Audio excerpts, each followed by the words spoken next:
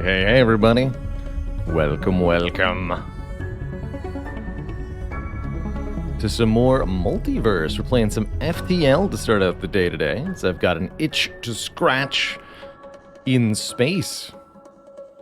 How's it going, Bruce Starlong? Thank you so much for 13, lucky number 13 months of support. Hey there, Faley, Inferior Donut. Hello and welcome, Jared, ONG. Hey there, Napalm Shimmer. Microchip, how's it going? And everybody else, it's a pleasure to have you all here. And I am very excited for what we're going to encounter here in the multiverse.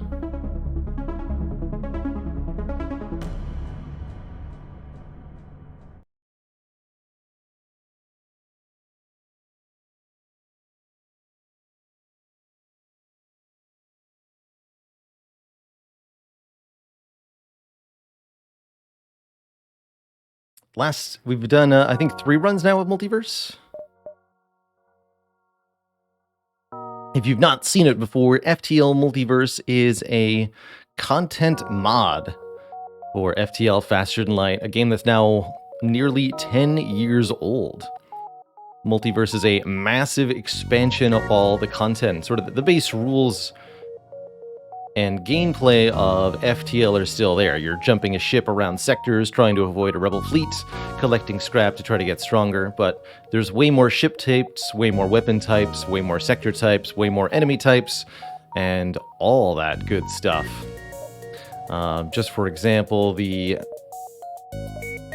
ship hangar has 16 pages of potential ships to unlock. There's over 100 different ship types for the player to play, whereas FTL with Advanced Edition has 28.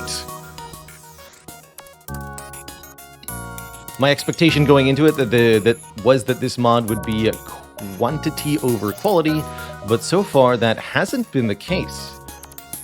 And everything that we've encountered has been both well written and even reasonably well balanced. It's been a very fun experience to play, and I'm excited to try more.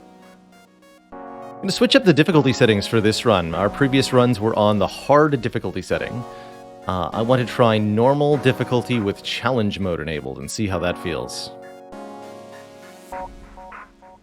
Is there better loadouts than Burst Laser 2 and Flak in this expansion? Yes! There are even what you could essentially call legendary weapons. Super overpowered weapons that you can only get one copy of on a run.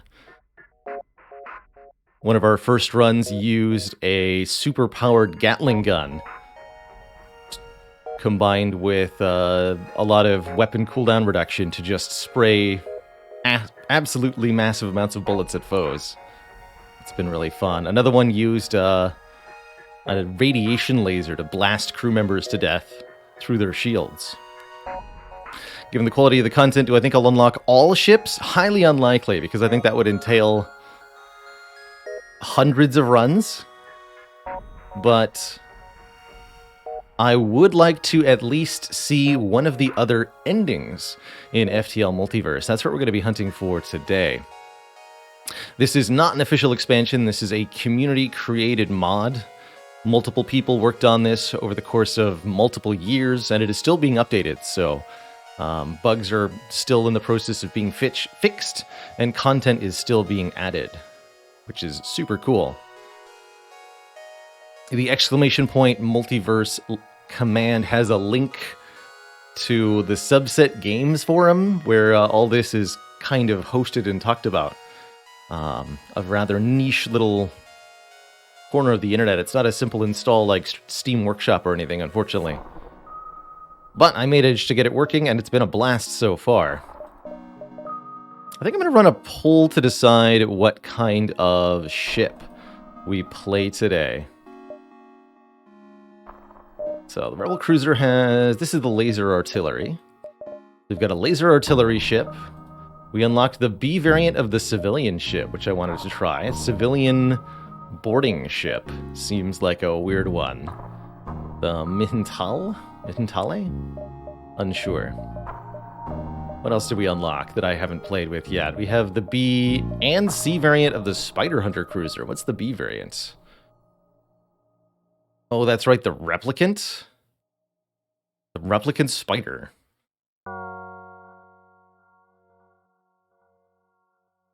Don't require oxygen. Very strange. And then the C variant has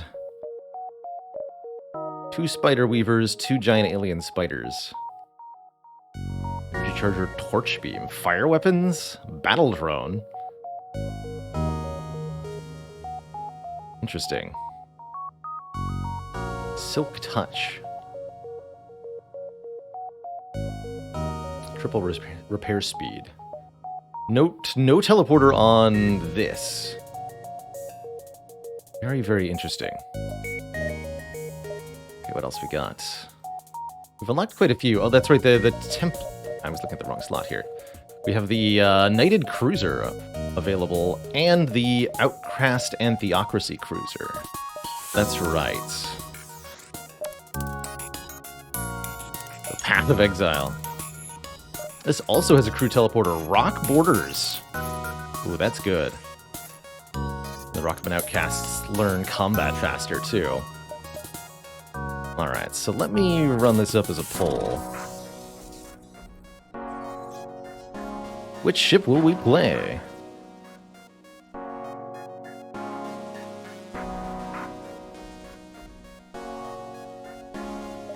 Our options are going to be the Outcast Rock Cruiser, the Knighted Stealth Cruiser, the Civilian Boarding Ship,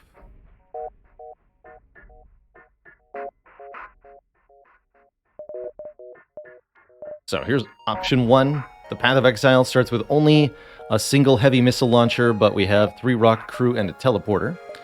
Option 2 is the Knighted Cruiser. The Black Raven starts with level 3 cloaking, highly leveled engines, and some decent weapons, along with stealth weapons. So it's all about striking first before the enemy can get to do anything.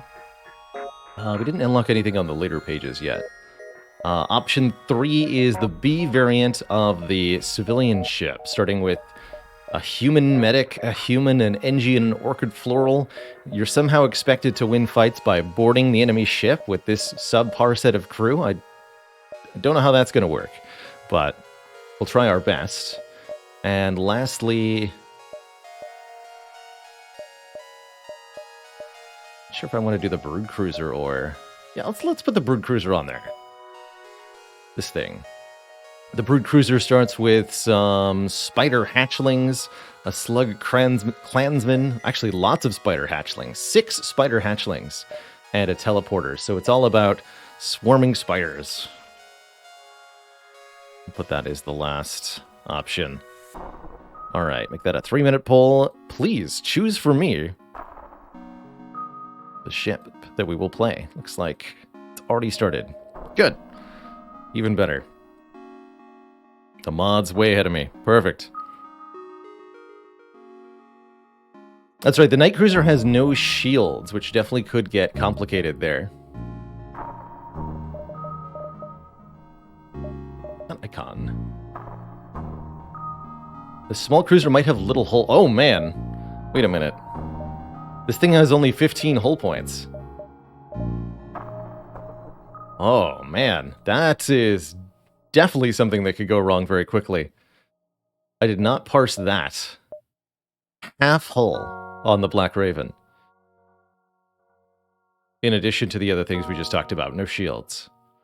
Very spooky.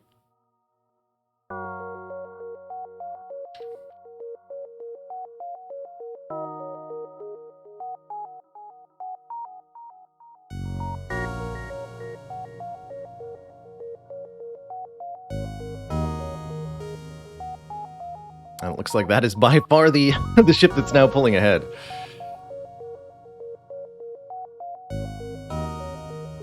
Is the crew of the Night Cruiser special? Yes. Yes. There are 3 slugs, but they're different variants. Each race has variant races now that are like special and elite variants. We start with the Knights of Night, I believe is what that abbreviation is short for. Yes, the Knights of Night. Yeah, members of Knight's personal circle are highly trained elite assassins with little regard for the lives of anybody who isn't one of their own. So 135 max health, does 1.5 times combat damage, immune to stun, immune to doors, and can deploy a stun bomb when below half health.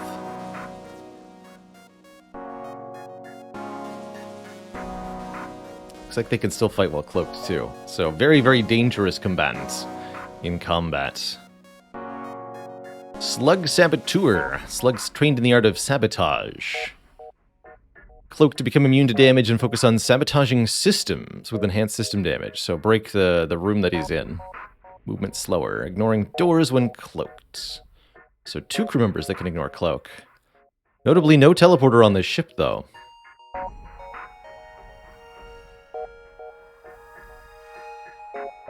Or magic, just a regular slug, whose name we will redo. I'm also going to open up the channel point naming here momentarily.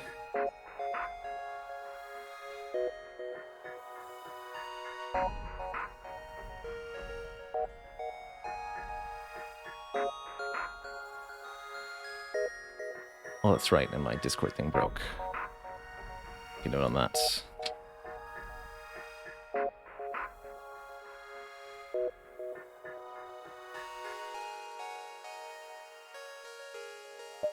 But looks like the Night Cruiser is far and above the winner here. So let's start. We're going to start on normal mode.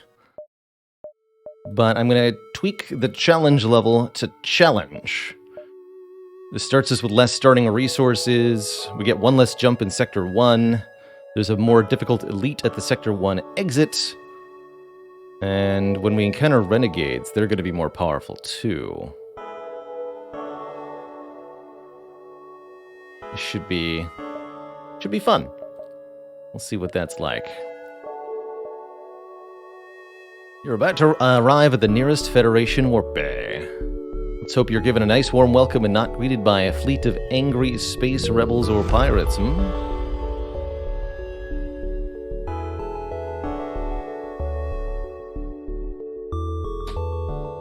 Ship is stocked up and prepped out to head into this foreign galaxy. We get a starting bonus of sorts. We can choose a weapon, a crew member, or some extra resources. I've been wondering what the extra resources actually starts you with, so let's choose that for this run. Okay, 2, 2, 1, and 7. That's pretty sad. Basically 1 combat reward worth of resource, but a little bit of head start on everything could be absolutely useful. We're also allowed to do perform a task, which I usually think is best to be a salvage mission before you make your first jump. We didn't get anything, though. Those are both things unique to the Multiverse mod here. So, we do in fact have 15 points of hull on this ship, a different overall health bar than other ships in FTL. This thing is awfully tiny looking. Very spooky. We started with 2 augments. Those are Slug Repair Gel, giving automatic repair to breaches, as well as resistance to crew who are in empty rooms, interestingly.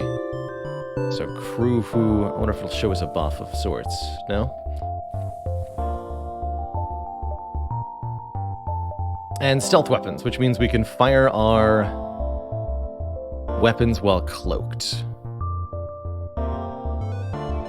And we can internalize that upgrade too. See if I'm allowed to do that right now. Cloaking.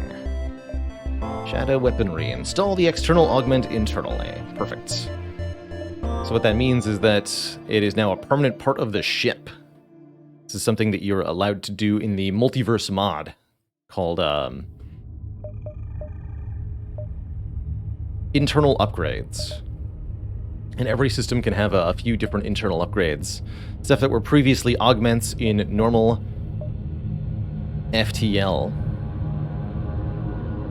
Like respirators, the fire suppressant system, Reconstructive teleport, Sultan shield bypass. These are all now internal upgrades instead.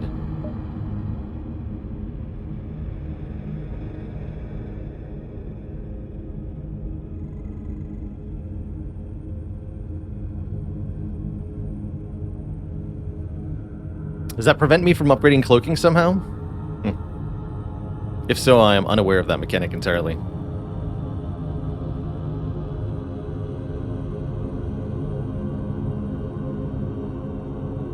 I suspect that there had to be some reason that it's not automatically installed at the start.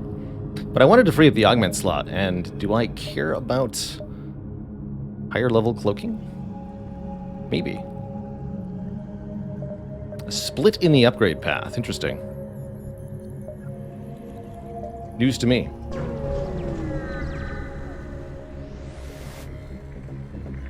I knew someone would fall for our dastardly trap. Because this distress beacon was nothing but a decoy for a pirate ambush.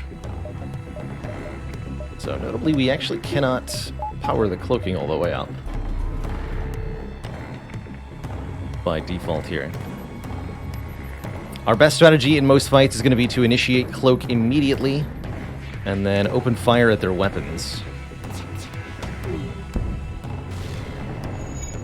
So that once our cloak wears off, their weapons are offline, and then by the time their weapons are back online again, the cloak is restored.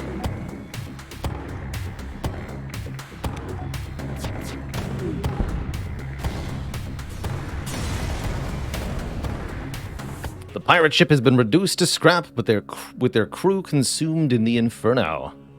Huzzah! We get some extra fuel also. Good stuff.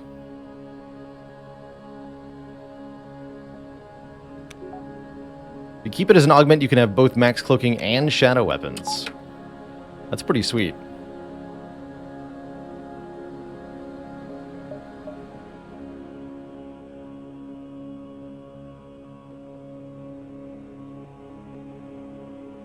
What did I change? Hello? Was there a hotkey for that? Or... Either way, I really, really like this. That we can now see the jump load connections between beacons.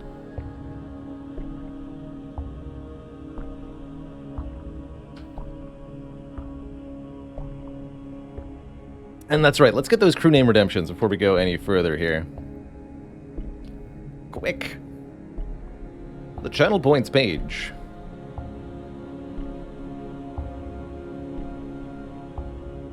Begin! Alright, so currently Kirkner is our pilot. I don't know if that's the correct choice. Oh well. Adonis, the knight. Mr. Oink has got to be the pink one.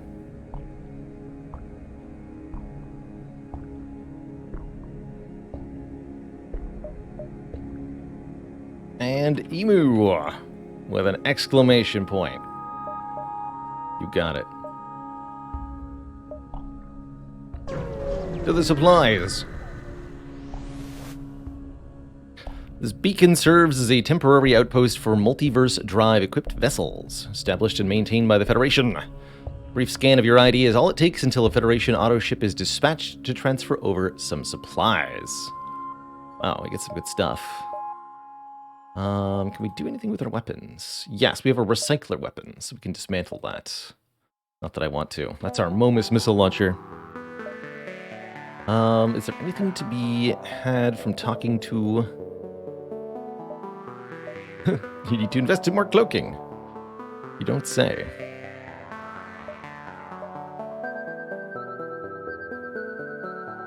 If I upgrade level 4 cloaking, is not compatible with shadow weaponry. Also very expensive. 80 scrap for level 4 cloaking? Whereas I can just install the shadow weaponry for 0 resource? It's a pretty tough sell.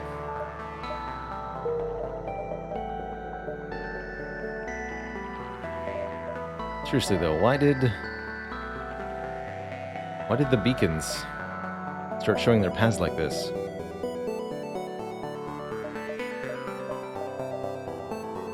Magnifying lens on the map. Oh, here. Oh. Advanced information. Provides additional information when hovering over crew or reading weapon stats. Interesting.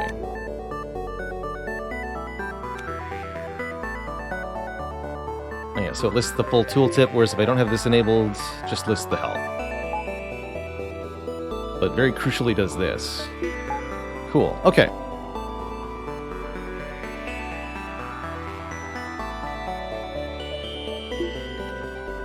Yeah, I can't imagine that a 25-second cooldown is pretty good, actually.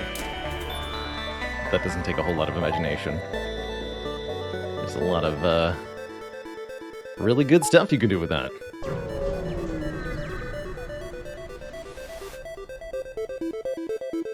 Federation automated supply drone nearby is on the fritz, sparking and occasionally sending garbled, meaningless messages. It must have received serious damage.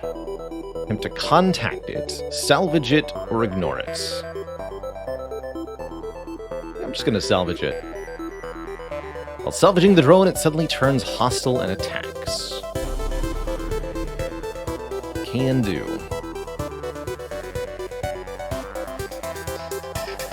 I like the red outline for the cloak.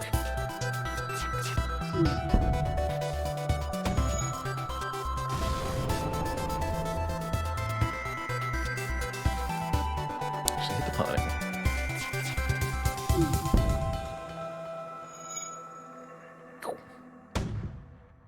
So again, this is a recycler missile launcher. It has a longer charge time, but doesn't cost us any missiles to fire.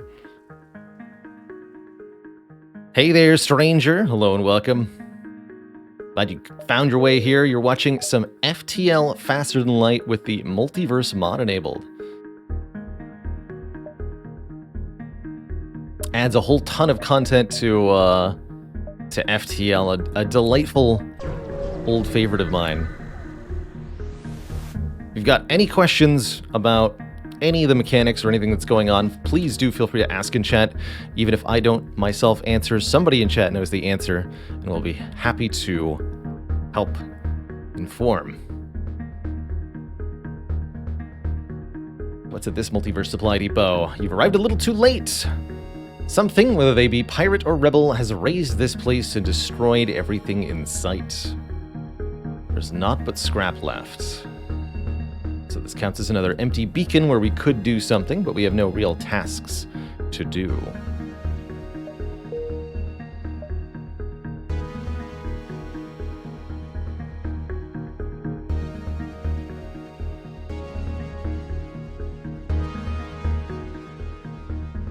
So we have 6 more jumps. I guess that really means 5.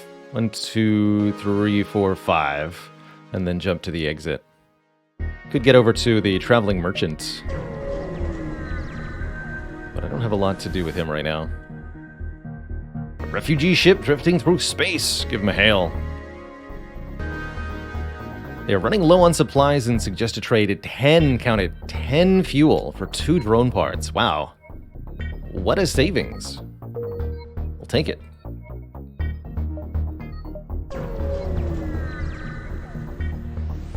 Have we scrap salvaged in the sector already? Yes, we have.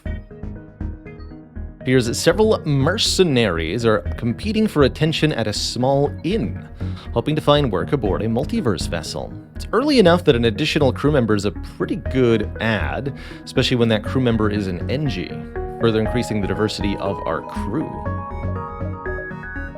And for only 25 scrap? Sure. Welcome aboard, Ben, the NG.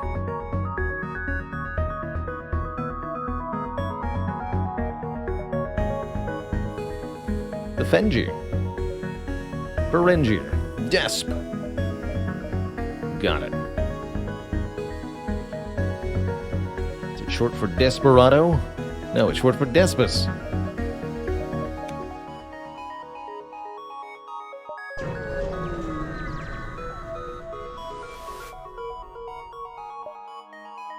Little remains of the supply depot other than a small helping of scrap. From the rubble descends a rebel. But they don't seem interested in fighting.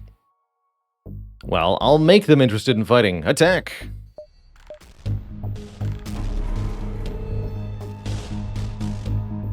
How dare they not be interested in fighting me?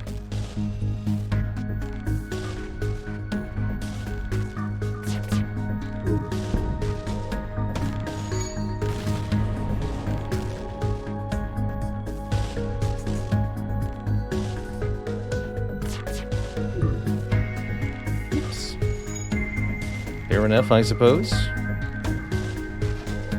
Uh-oh. There we go. Just want to keep those weapons down so that they can't fire back.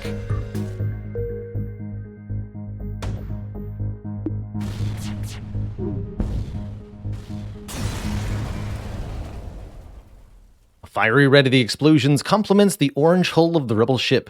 Satisfied with your handiwork, you scrap the ship.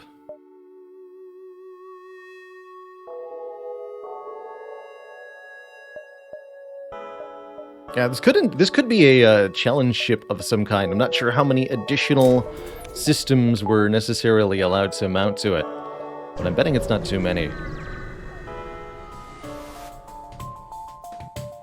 You can also see that we're lacking subsystems. We've got piloting indoors, but no sensors. I guess it's a slug ship. We don't need sensors, right? In fact, the ship is so small, I almost didn't even parse that we didn't have sensors. And the best part is, this will still be equally functional in any sort of nebula. This is the exact same ship as last time, basically.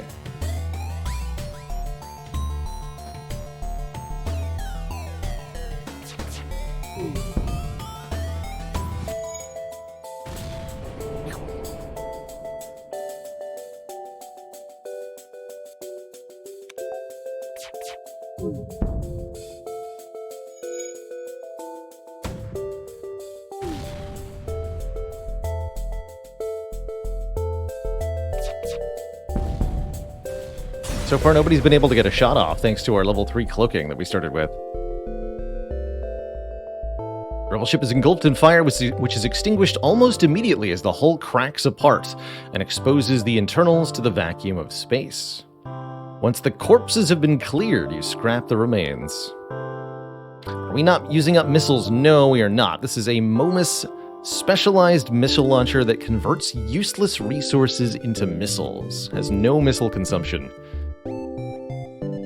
It's called a recycler technology.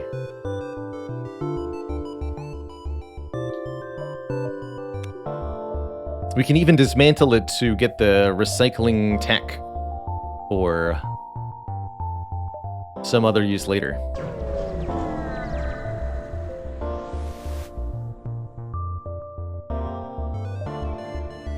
You've reached the end of the first step of your journey. However, it appears you aren't alone. The rebel fleet must have sent one of their fighters after you. Yeah, here's a proper elite.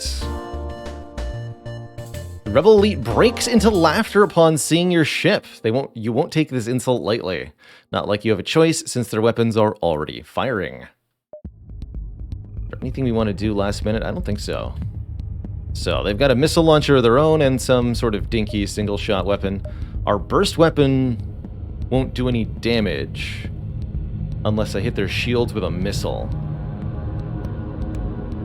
But then I'm exposed to their attacks. It's a bit of a problem here. I think I'm going to fire the Momus at the shields and then try to laser their weapons, but we'll see how this goes.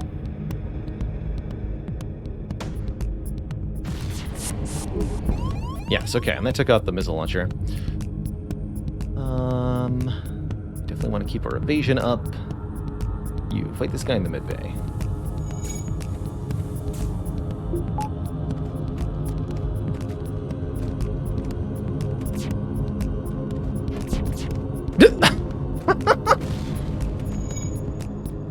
What? You kidding me? Man, FTL is crazy sometimes.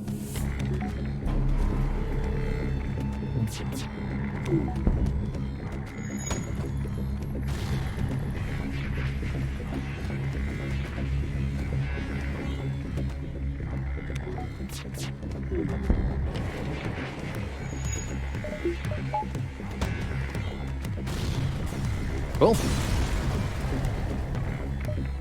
You've successfully defeated the elite ship. We get 17 scrap and a particle accelerator Mark 1. Just verify that we can't run a salvage mission. That's right. Alright, what is the particle accelerator Mark 1?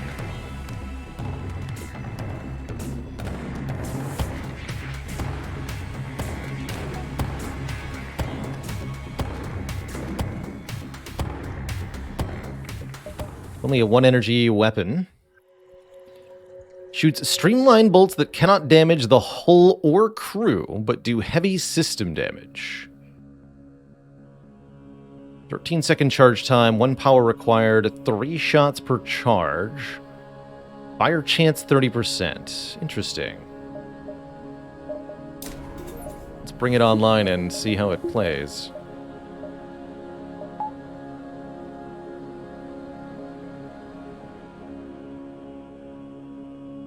This might help us with our dealing with hacking, although I don't know how they're going to interact with shields, if at all.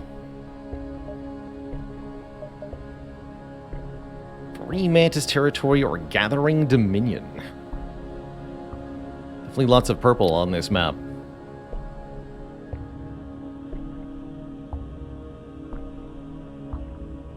Let's try the Gathering Dominion. Mantis sound tough.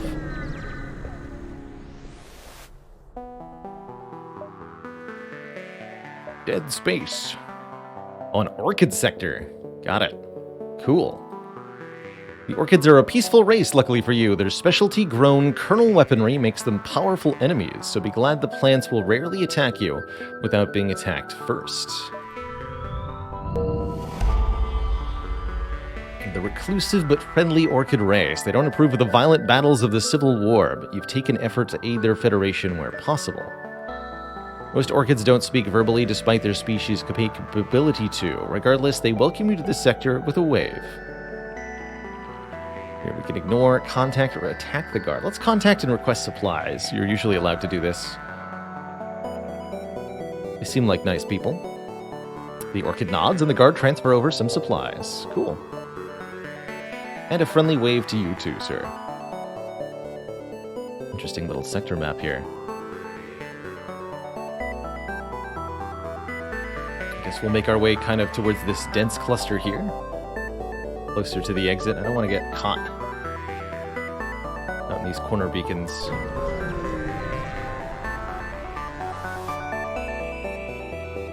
Greetings and welcome to our beacon. For a small fee, we'll let you continue on your way, they say. How about no? It's a mantis and a slug on board. Got a rather nasty looking weapon there. Okay, so particle accelerator is a pretty targeting. So I should be able to do this.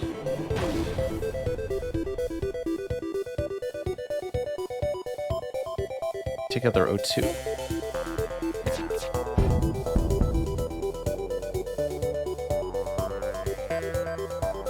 follow it up with another shot there, actually.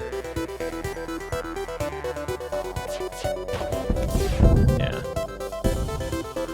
Ouch.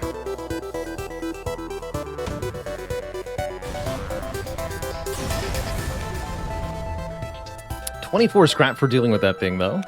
Well worth the small hull damage we took, and you're able to repair hull damage a lot more frequently in Multiverse, so I'm not as worried about the max hull.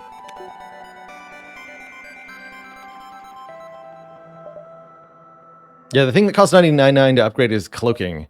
You're just prevented. It's actually $99.99. You're just hard prevented from upgrading it this way, as you're intended to do it differently. You have to be different. I don't think I'm going to this distress beacon.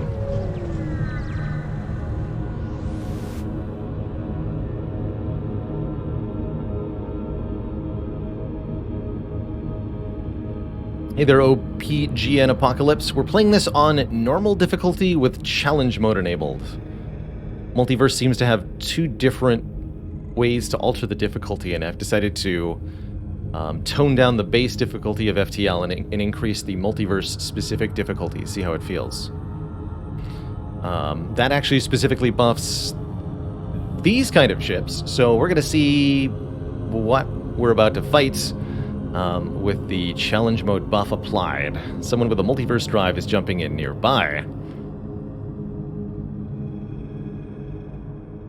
Seems you might find yourself in a fight unless you satisfy them with a tribute. That tribute requirement, 15 missiles. Looks like this thing has ion field Drone bay, hacking, and weapons. Pretty scary, but only one shield layer, so I think I can deal with it. Refuse! You aren't paying these guys anything. But I am going to pay 4 scrap to get one hull repaired right now. Hacking drone is going. We've got heavy laser. Spooky stuff. I don't think the hacking drone can attach until our cloak is over.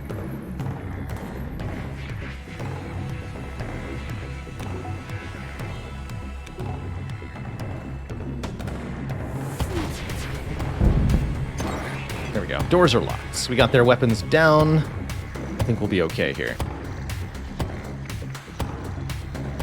Oh, hello. Oh, crap. The NG is locked in a room with this Battle Drone Mark II.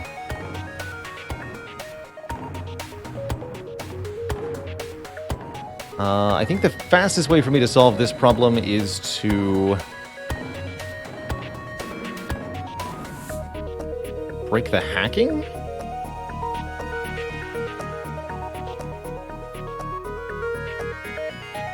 We could have Des try to leave the room. That might be an option. Just, like, move to an adjacent chamber.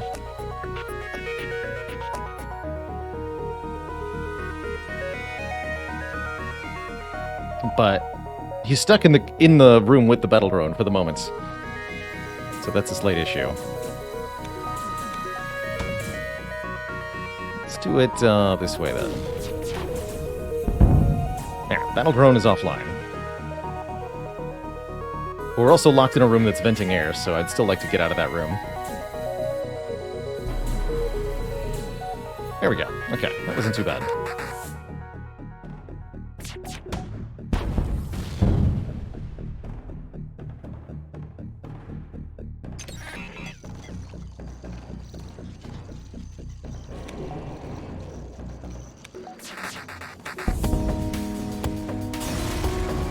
Oh yeah, and the slug gel fixed the breach. In the end, this ship wasn't much different from you. All the same, they're the dead ones, and we aren't. Get a very nice scrap reward, and all of the problems were solved. Good. That went pretty well.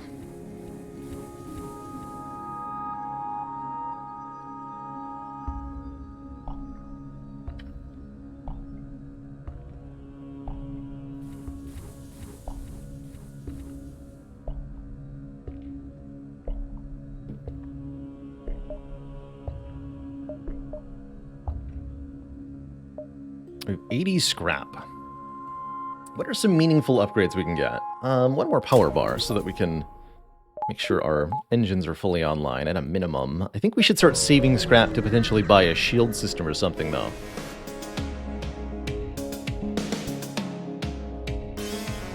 The damaged orchid panics when you jump in. So, you pirates have returned to destroy us. We will not go peacefully into the dark. Here, let's fix that other point of full damage.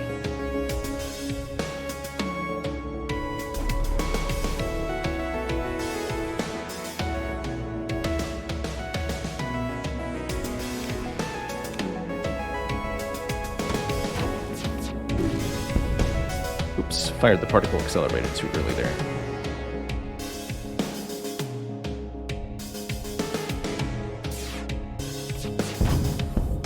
Did that to myself. We see now clearly you are not the pirate ship that attacked us. Please let us go. I mean, it only seems reasonable to let them live, even that they have apologized, acknowledged their mistake, and offered us a reward. But I do have to know what happens. They die, don't I? What if they drop something cool?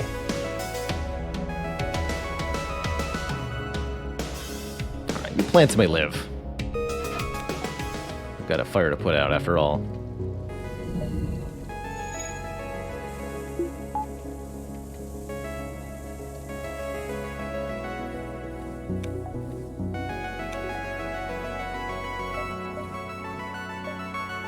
Might have lowered our reputation with the flower people, perhaps, if I'd killed them. I don't know. I guess next time we will, just to see what happens.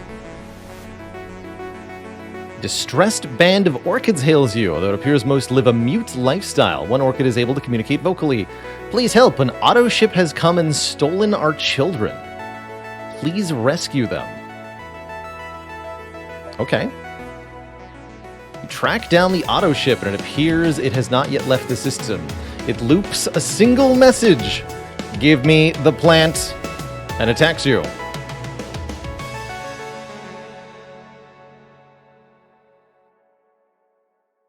Okay, then. How am I going to rescue them? Presumably by blowing this ship up.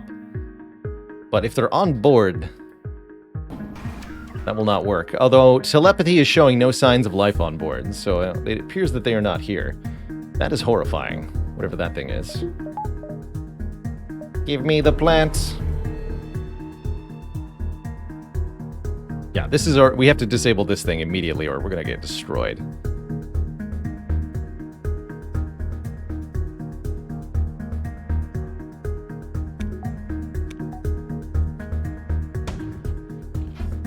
Oh, crap. Oh, no.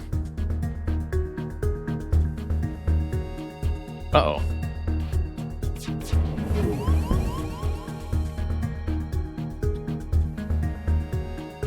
I might be dead.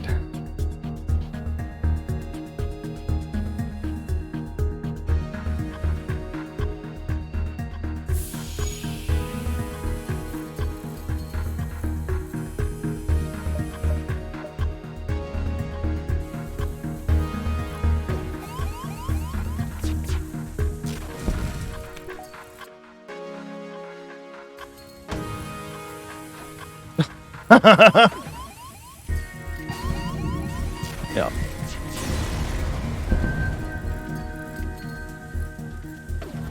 Well, that's the fate of a ship with 15 hull, I suppose. Should have given them the plant. Should have given them the plant.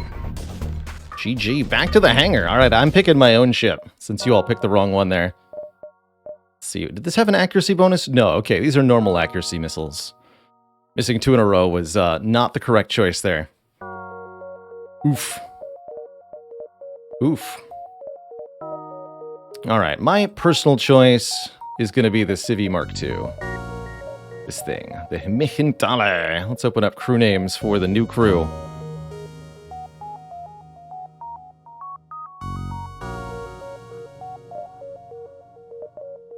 And we'll begin. We also forgot to name the ship last time. Maybe that was the part of the problem. The boarding chair. Begin. Our challenge level challenge. You got it.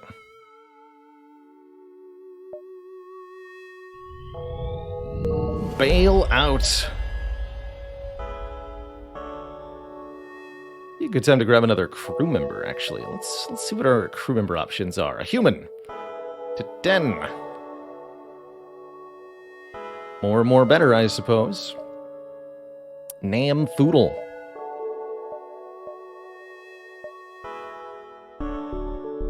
Your boarding drones have been abandoned here in the Abyss. You can break them down for parts easily, but if you scan them for the schematic, you might risk activating one. Disable the drones first. Get a battle drone anti-personnel. Sells for 25 scrap. That's a cool find from our initial salvage mission. Fluffy Mittens, thank you so much for the 25 months of support. Bail out the medic. Yay, the NG. Damn Foodle. The weed. Welcome aboard all the crew. So, what's our strategy here? We have the Breach Bomb Mark 1. 2 system damage, 30 crew damage, 100% breach chance. And our crew members... The medic has an active ability to heal crew in the room. 2 humans and 1 orchid. Takes more damage from fire. Refills oxygen. But doesn't work on ships that don't have O2. And friendly crew in the same room gain additional max health, repair speed, and heal speed.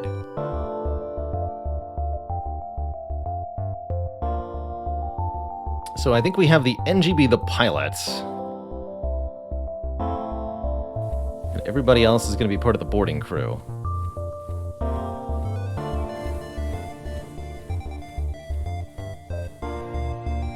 Let's try that. Kira's here. Okay, we need to give scrap to Kira. That I remember. I think it's 25 scrap. We'll actually give that an attempt here. What augments did we start with? Respirators. Crew take half damage from no oxygen, and a shield charge booster. Both of those are external things that we can install. Let's do at least one of that right now.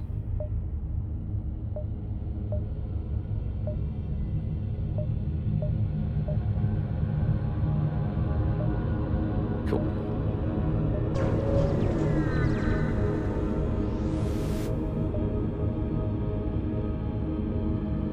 Here's a battle recently took place here, and the loser seems to have been a civilian ship. Rebels attacking, please send aid, is the message on loop. Let's go looking for the rebels. You're able to quickly track down the rebel. Let's hope he's easy to defeat in combat as he was to find. Got a combat drone. And we are just gonna instantly board, I guess, into the weapons. 4-on-1, that should work in our favor, I have to imagine. Up the evasion a little bit here.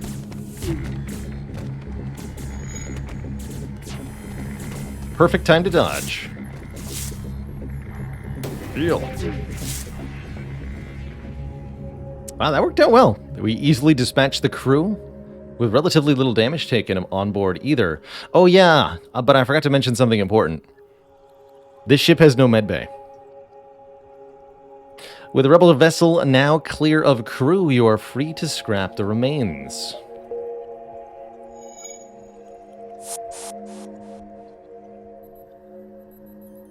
But our medic can heal. And that's the only way we can heal. But yeah, there's not a medbay on this ship. Good luck to us.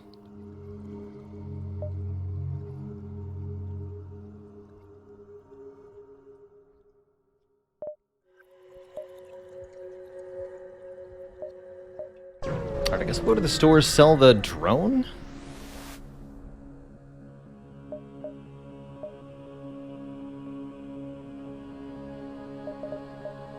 Got here, Rad Beam. Heavy crew damage and weakens enemy crew, charges faster with each shot. Vampweed.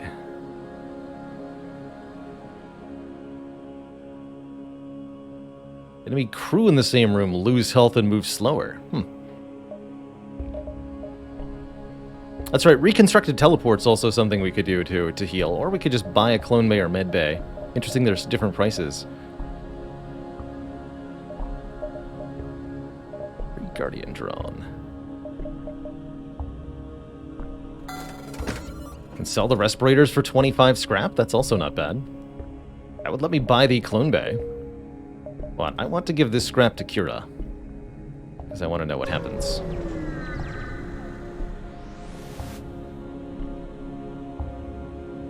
As soon as you arrive, you spot an unusually advanced auto ship waiting for you. Initializing scans, please wait. A bright white glow envelops the ship and your firewall crumbles almost immediately as the ship siphons all the data on your computers. From my findings, you are a renegade. I am certain of this fact. I am the custodial utilitarian robotic assistant, Kira for short. Assuage your fears. I am of malicious control no more. I offer you a proposition.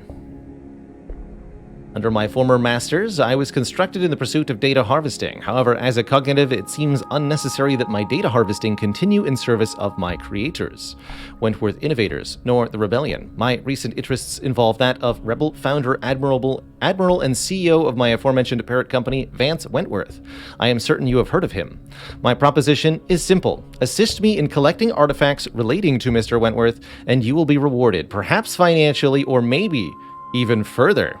However, to ensure that you're serious in this offer, I require an initial down payment. So we down payment Kira, and we get a job.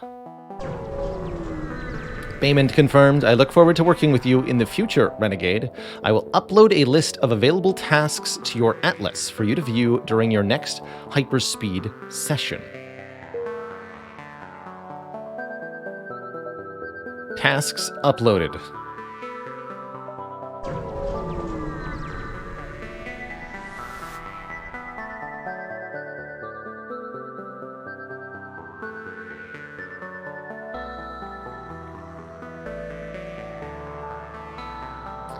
These civilians, man.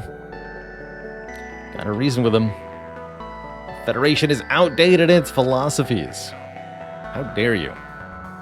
No choice but to kill them before they escape. Easy enough to do. Got no weapons after all. Get 'em.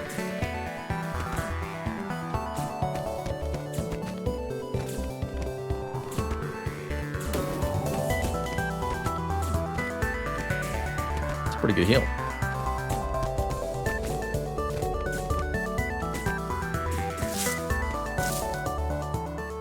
Civilians have been defeated, and you aren't exactly proud, but at least the rebels won't know our location.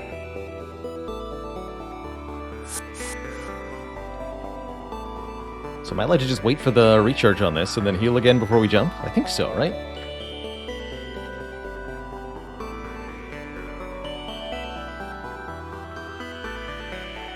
Also note that the medic himself slowly regenerates health if not in combat. And yes, we can just wait for that to come back. Cool, that's better than a medbay. Go figure.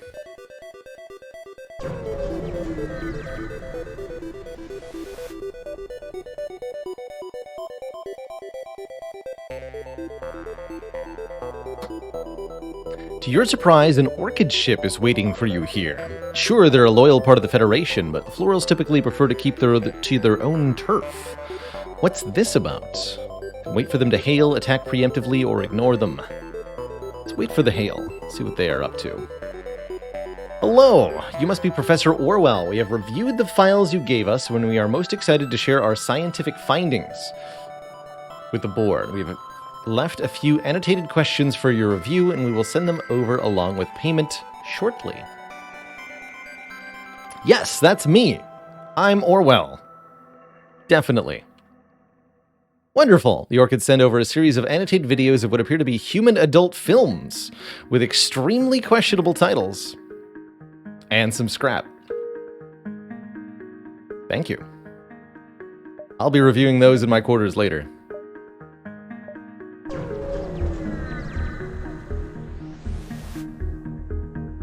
This beacon serves as a temporary outpost for Multiverse Drive vessels. After a brief scan, they give us the goods. Do something on board the ship. Review video footage. No? Alright, fine.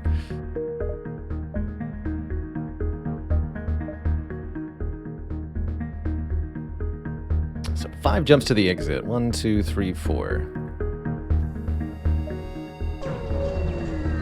Our next upgrade is going to be level 2 shields. Nearby are some Federation fortifications that have taken heavy damage.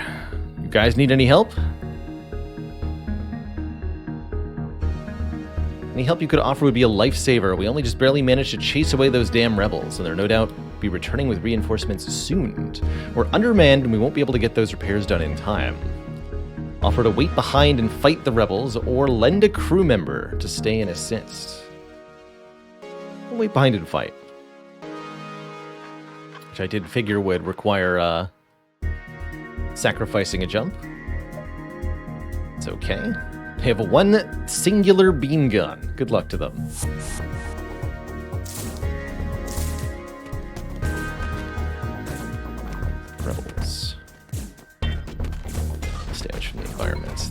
random tooltip stuff. It's more like it. 20 scrap and 3 fuel for beating that, and we get another payment from the Rebel Squadron. So, well worth paying the fleet pursuit jump for that, I think.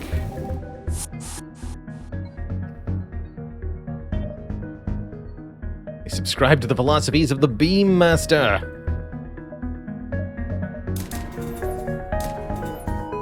There we go.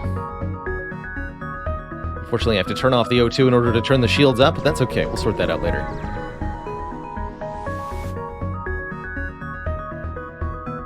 Got a rogue rebel ship harassing this system. Do you have time to find it?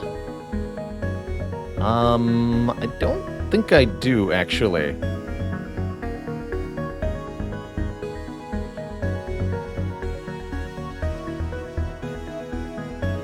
Gonna be really honest.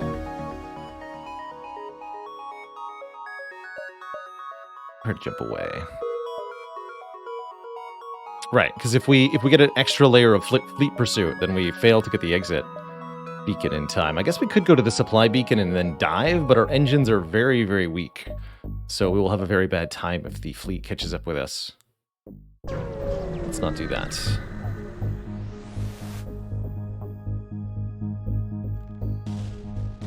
When did the rebels get so childish? Looks like a missile launcher. Better get in there quickly then. I mean, soldiers are much better at fighting. They might actually win this one-on-one with us. Do I arm the breach bomb? I don't think that's a good idea.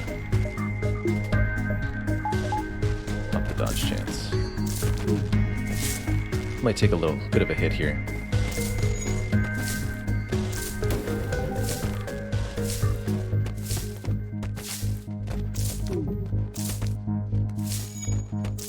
Okay, we've prevailed.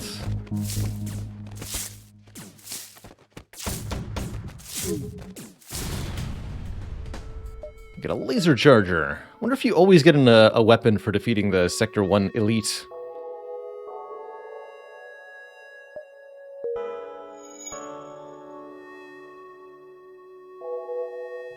And this is why we have an NG on board, to fix the teleporter. By the way, if you're wondering if all of your crew are aboard the enemy ship and your teleporter is destroyed, you'll be given an option after combat to take a shuttle back to your ship.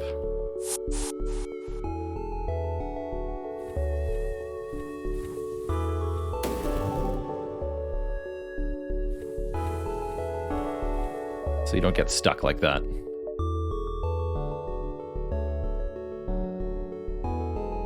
Liberated sector. Or outcast turf. Let's head to the liberated sector.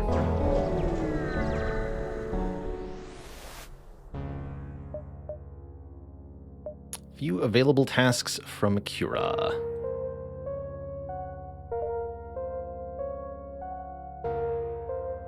Available tasks are randomized each time you select an option. Okay, what are my intermediate tasks?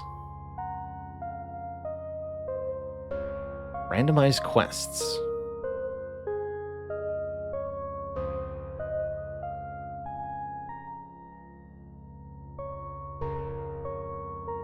I have been in contact with one Prophet Pete who claims he have photographs of Mr. Wentworth which he's willing to give away. As Mr. Pete quite literally has no backbone, stolen by what he claims were tripedal spaghetti monsters, he should give in to your demands easily, or you could humor him. Please just get the photo. Either prepare to threaten Pete or listen to his crazy stories. Get high scrap and resources. I accept your weird job.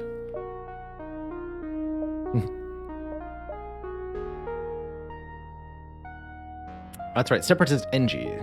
Separatists aren't huge friends to the Federation after they were refused support against the oppressive Harmony. However, they usually like to keep to themselves and hopefully won't be of too much issue to you.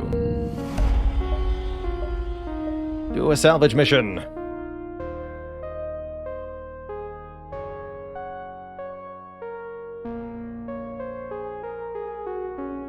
Crew stumble upon an abandoned minefield. Certainly dubious, but also a potential source of a large amount of ammo and scrap. Sounds like we could lose crew, though.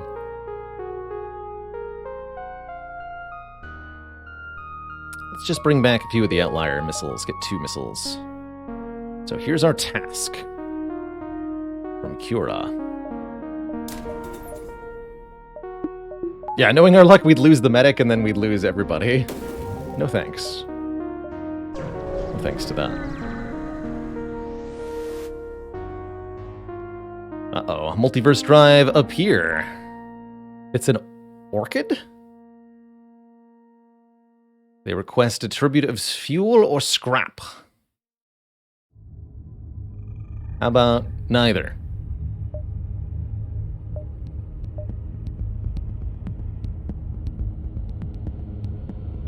Got big guns and a clone bay. Good for them.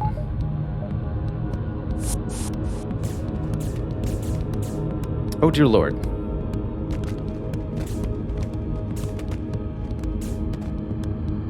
And the doors are locked. Uh-oh. Let's see, there's a way to switch crew positions, right? Oh, we're just gonna win. Okay. That's close.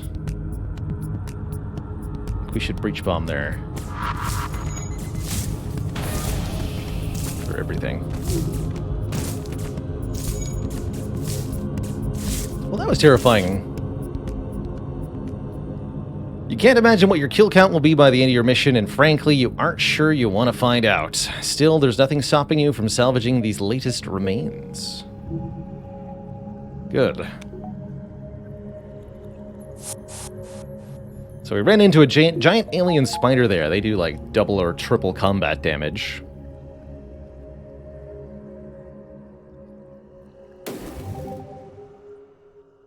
So basic tactic to switch the positions of 2 crew that are in a room.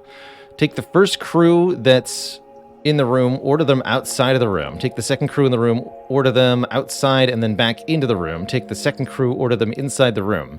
And they swap. Well, the first crew in order back inside the room. So first position has to have a move order to leave.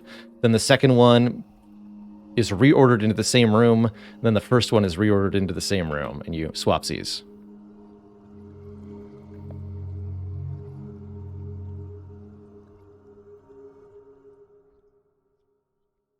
Finding any kind of damaging crew member would be a really good thing here. I would very much like that. First in, last out. Basically.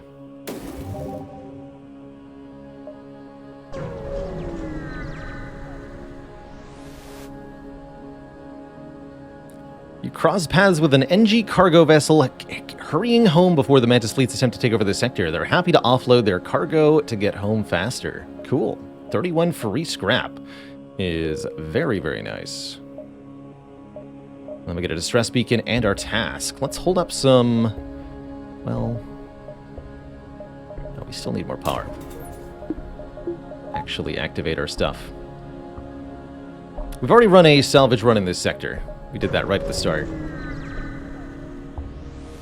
We don't have any other use for empty beacons at the moment.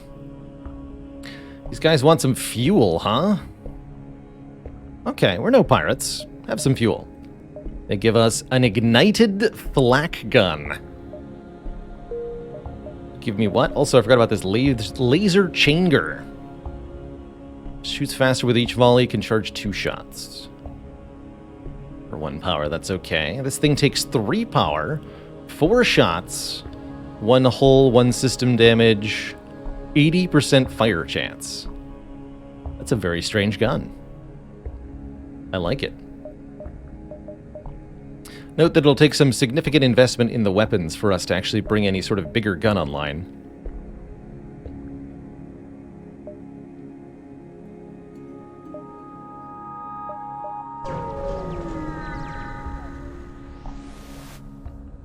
%80 fire chance per hit, that's right. You pilot closer to what seems to be an old Union carry ship, repainted and scribbled over a giant blood-red warning, emboldened with the words, "Beware." On the vid screen appears a strange man, held upright by a long pole to which he's been tied. His torso looks unusually flabby, and his limbs flap violently as he talks. "Who are you? Why are you here?" "We're here for those photographs." Oh, those old things. Yeah, I'll go get 'em, but I'm only gonna give 'em to you if you listen to me story. Them's noodle monsters real, I tells ya. Realer than, well, something that's real, I suppose. And they stole my spine. If you want to see what's on these pictures, you're gonna understand what you're dealing with. How many times do I have to teach you this lesson, old man? Rather intrigued by his story. Potentially terrified at how long it might take, but we have some time.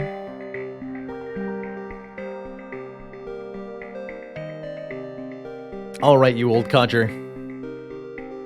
Hit me with it.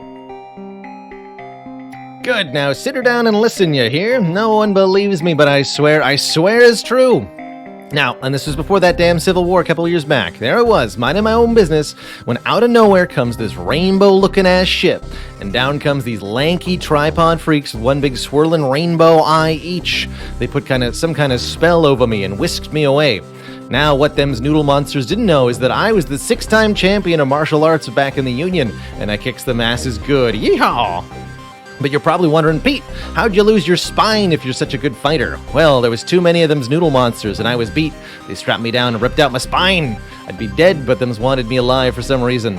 But that was their final mistake, because not only am I the 6-time champion of martial arts, but I'm the 8-time champion of spineless martial arts. Ha ha ha! Don't know what hit them. Stole them's ship and flew back home, and then fashioned this old rig for myself. Sounds highly implausible, sir. Oh, shut up. If you keep mouthing off, I'll show you just what I mean by spineless martial arts, you gits. Now, I thought that I was the end of it, but when my little backwater part of space suddenly gets a visit from none other than Vance Wentworth himself, I don't know how he found out, but he asks to see them corpses, and I happily oblige. Soon enough, there's a whole team of scientists prodding around on that wreck I stole, and I'm scribbling my name on some kind of non-disclosure agreement. Wait, is this disclosure? Whatever, he ain't gonna find out. Now, about a month goes by and the scientists suddenly all pull away and they take the ship with them. Next day, there's Vance all over the news claiming he's found the source of these disappearances, but he says it's the slugs! The slugs, I'm thinking, where's this dumbass mouthing off about? Well, not too long after the Federation decides to banish the kleptocracy entirely, and I can't reach Wentworth to tell him he's a lying son of a bitch, so I took it upon myself to spread the word! The noodle monsters are real, and I got the pictures to prove it. Now let me get you them pictures. Once the galaxy sees these, finally people will believe me. The galaxy will finally know I ain't a liar, and them's noodles monsters Pete is suddenly cut off by an explosion, throwing your ship back and destroying his. You have no idea what just happened, but it seemed Pete is dead. Hopefully Kira isn't upset. Pete is dead. How unfortunate. Such a strange accident, isn't it, Renegade? I suppose we may never know the cause. Never matter, it's unlikely those photographs would have provided much in my pursuit of data. Don't trouble yourself over it. For your efforts, I will compensate you regardless. This is Kira talking now. I am an AI of my ever-scrupulous word, for now at least. Do ensure you do not disappoint me in the future. There's no shortage of ways I can dispose of you if you disappoint me, Renegade. Well, that's not ominous at all. That's so far only paid back the scrap that we paid Kira. Also note that didn't actually cost any additional fleet pursuit, thankfully. Let's see, I could sell the fire flak. Sells for 47 scrap? Holy moly. That's very tempting. The only cost was our real-world time, which is, thankfully, infinite. Smiley face.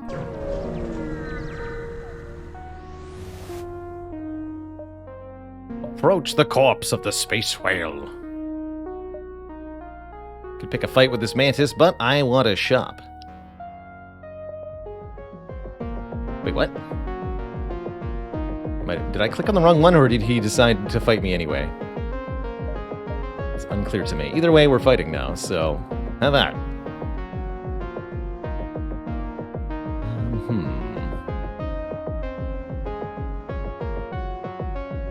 Decided to fight me anyway. Got it.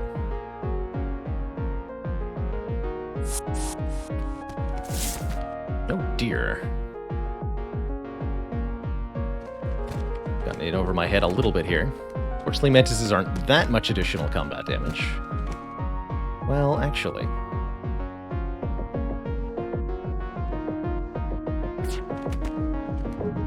I really need to turn this off. First and foremost.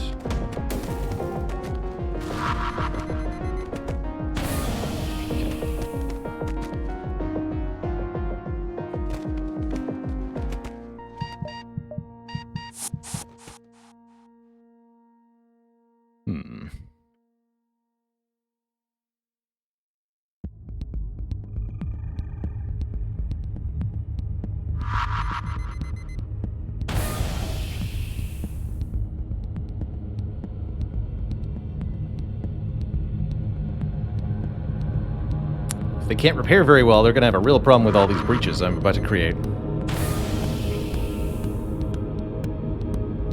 Good luck to them.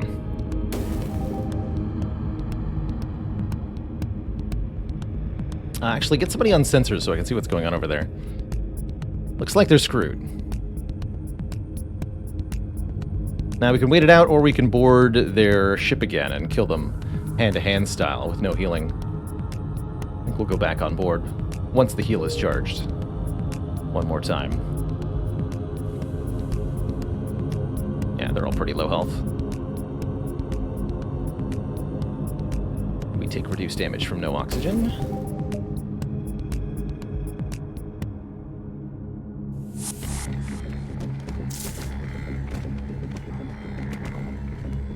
This will get us some combat XP.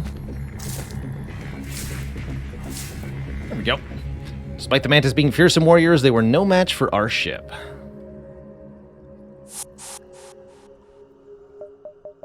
Cool. So we were not able to sell the flak gun there. That's technically fine.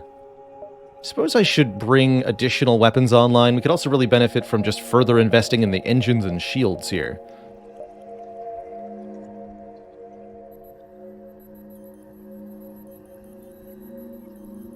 But it'd be really nice to have a clone bay, you know?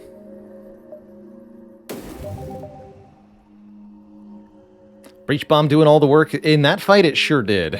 Breach Bomb is a very, very good weapon. It's got only one power consume, but it has a 30% accuracy bonus, so it's almost guaranteed to hit, doing 2 system damage and guaranteed inflicting a breach. Exceedingly powerful. The guaranteed breach is what really sells it. You make a hole in the ship and then enemies either suffocate or can't repair the system or what have you. Very good. I am going to upgrade the... Actually, the teleporter upgrade is pretty reasonable. Sensor upgrade is a very good idea, so I can see what's going on in the enemy ship. Let's start with that.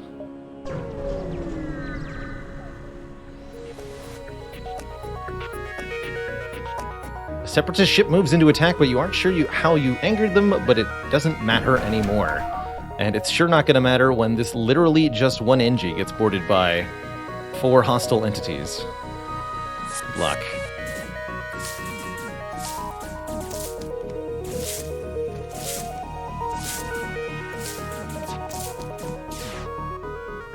Killing the crew of a Separatist ship almost feels like cheating. But you aren't complaining. Definitely feels like cheating.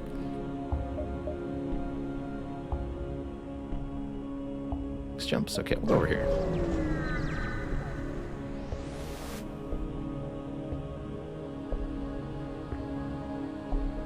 An NG ship hails you. Well, their camera has been turned off. Federation, we request aid in search for traitors. We require supplies. They make an absurd request of many, many valuable supplies. Let's have the NG contact them. I see that blue option. Your NG requests to communicate with them. The NG ship doesn't respond, and after continuous hails, their weapons go online. They've decided to pick a fight with us, and they will easily fall to our boarding tactics. Oh, they've got cloaking, and is that an ion drone? Spooky. Very slow moving.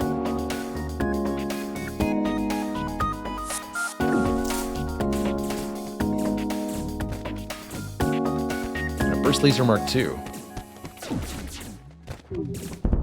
Ouch.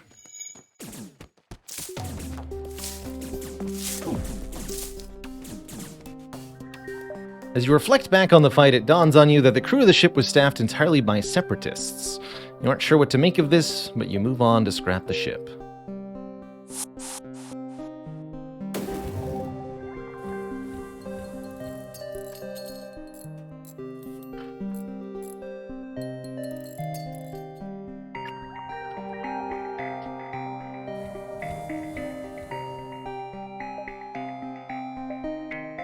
Ah, a store that we can actually visit. Let's go there.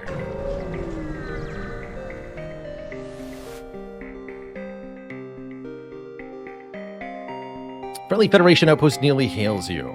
Good! Friendly face! Took some damage from a rebel attack. Nothing major, but we need scrap for repairs. Would you like to trade? I remember the early scrap arm this time? I did not. That'll be what we buy if I don't get anything here that I want. Corsac beam. Chain beam. Conservative ion.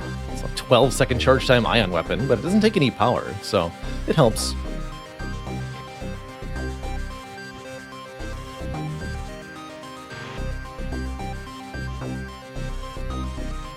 Hello and welcome to Skellery. If you like Slay the Spire, you're in the right place. We certainly do a lot of Spire here on the channel, as well as other fun roguelites. Currently playing some FTL Multiverse Edition, which has been a fun time. Yeah, the manager drone. It's a drone that's a crew. Probably gonna buy the Clone Bay.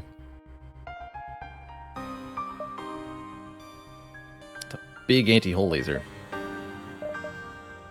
And I think I'll sell the Firefly, because good as it is, 47 scrap is probably better.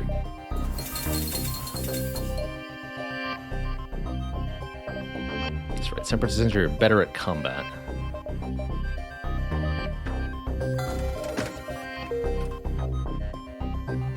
Beautiful. Alright, let's get the onboard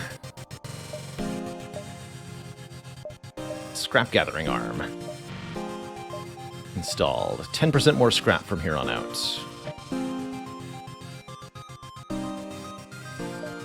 I think I'll just upfront pay for... Oh, I need level 2 Clone Bay. Okay. Let's upfront pay for level 2 Clone Bay then. Beautiful.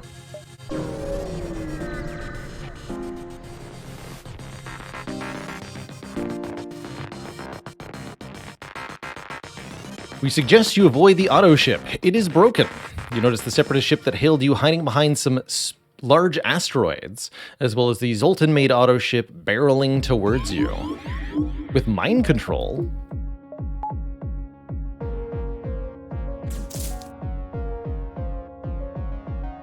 Don't want to kill Baylor.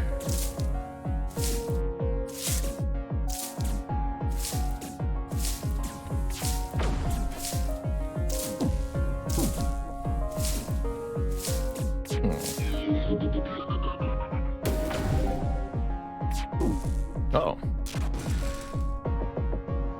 Oh dear. One of these weapons does hull damage, so we're going to start taking hull damage as it hits us. Shields will be back online momentarily, though. Nice dodge. It's going to get reset.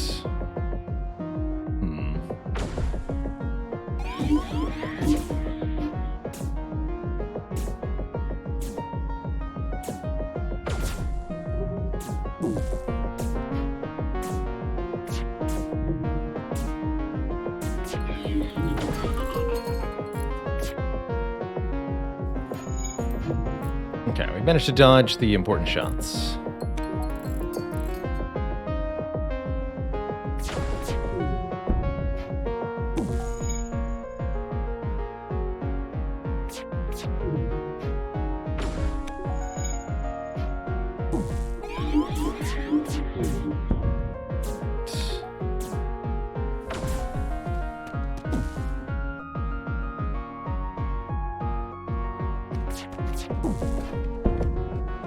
There we go.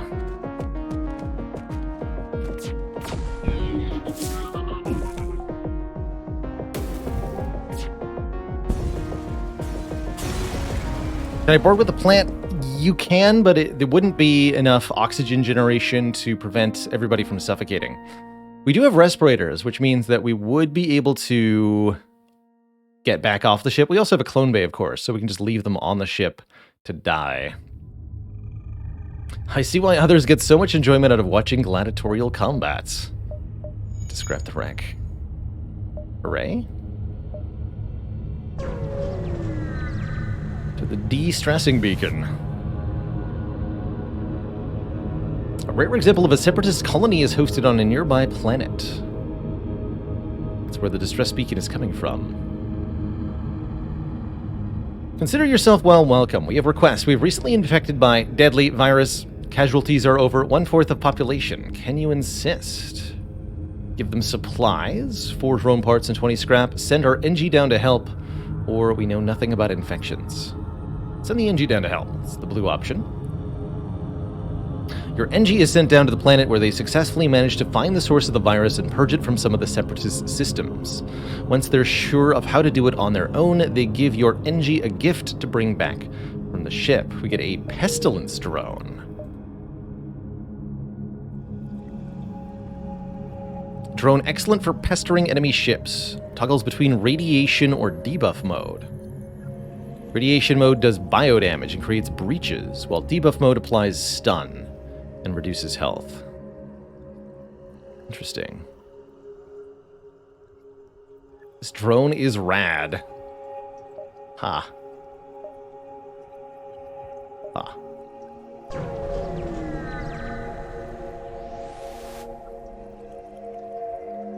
Explore. Colonized moon. Detect an abandoned space station near the beacon. Move in to examine it. 13 free scrap. I'll take it. There's a pirate store hiding in the corner, but we're on our way here. Either go to an automated sector or a wrecked sector. What's the difference? Deeply unclear to me.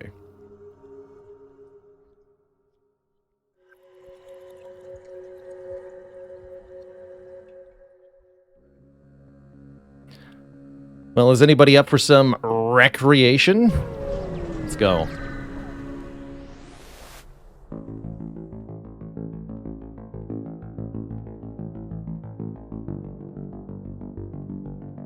Got a new task from Kira.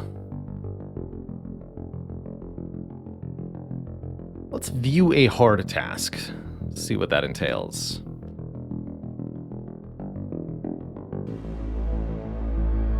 Mr. Wentworth used to fly his own personal Hephaestus cruiser, given to him by current Hephaestus CEO Hideo Tanaka's father as a gift between families. Now, with bigger ships to fly in Universe 1, the cruiser's wreck remains abandoned in an old, dilapidated Hephaestus shipyard nearby, infested with ghosts. I cannot approach to scan the ship myself just yet. Please clear out the vagabond infestation. Clear out the shipyard. No, there will be no blueprints for you. Be prepared to kill many ghosts. High scrap and resources, and a lightweight emancipation grid. This seems like something that's pretty manageable with a clone bay, right? We can throw bodies at them, whatever they are. I think we'll have a ghost of a chance here. And after we win, the crew will be in high spirits.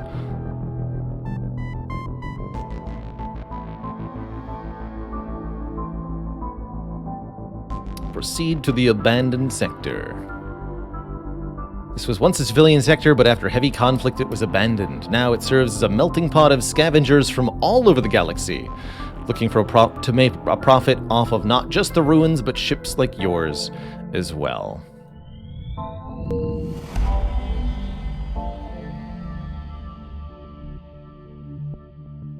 Rebel forces drove out most of the civilian populace, leaving way for new visitors, many unwelcome. Run a salvage mission. Yes. Okay, our task is way late in the sector. That's good.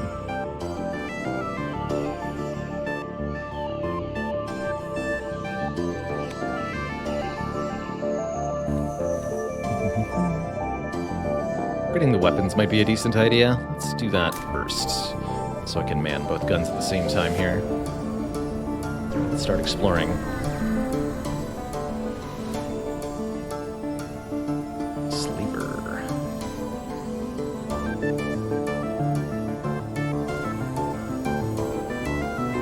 With the slaver. Slavers are the scum of the galaxy. After all. So they're coming to me. That's good.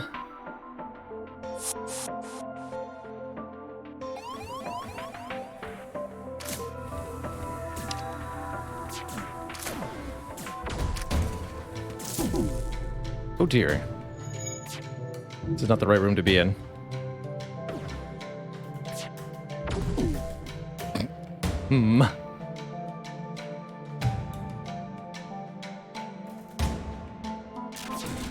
That's doing whole damage. Fire's pretty fast. Yeah, get out of the room. All of you. Now. They can stun themselves in the shield room if they want to. Okay.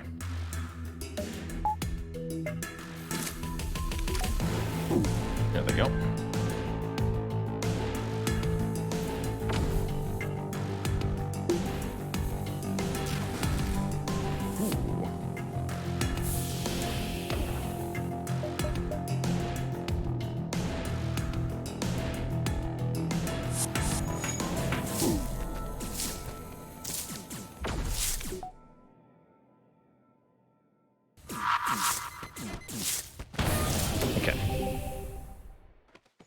Sorted that problem out, finally. Guns are offline and should stay offline for a little while we beat up their crew.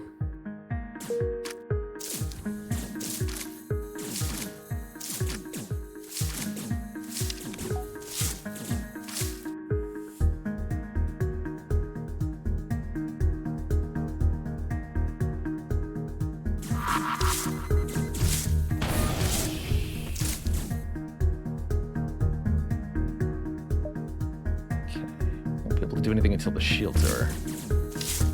There they go. O2 is working fine. We're just intentionally venting the ship at the moment. Okay, teleporter's down. That means these guys are trapped on my ship, which is not going to go well for them.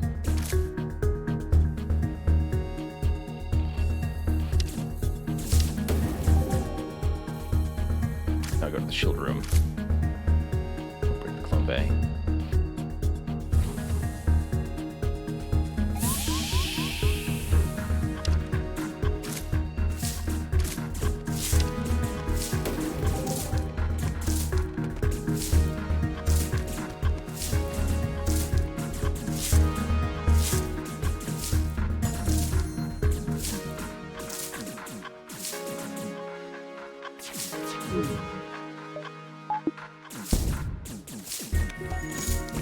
I love the scrapey scrape of the leech repairing.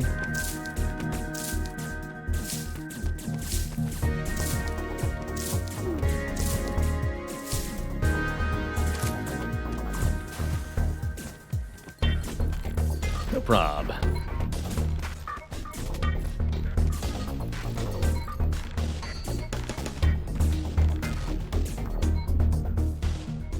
Find a number of slaves in the cargo hold. They look at you questioningly, and one asks if they're to be released. You could use more crew, but it won't reflect positively on you for taking slaves like this. That said, I think that having a mantis join the crew is well worth the political consequences, as that bonus melee damage is going to be very, very helpful for our boarding crew here. Welcome aboard, Emma the Mantis.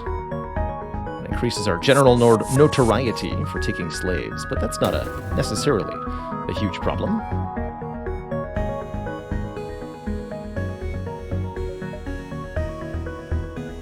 Medic is pretty strong. Something to note about the medic, though, is that the medic deals only half as much damage in combat as their downside for the healing power.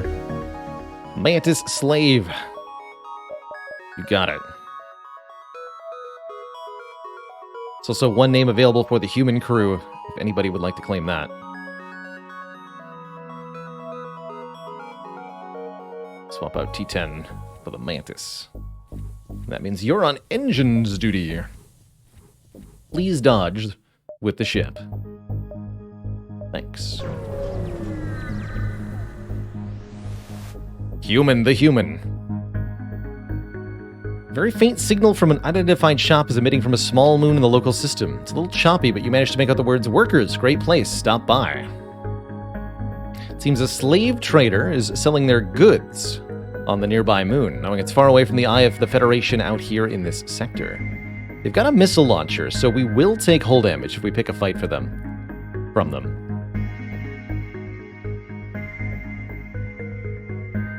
Humans.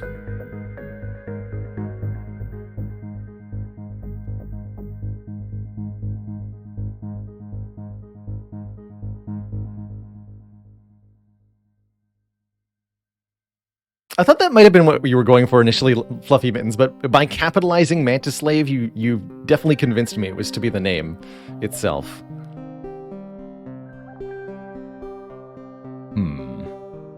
Laser Chingur doesn't take that. They got mind control too. This will be a annoying fight. Oh well.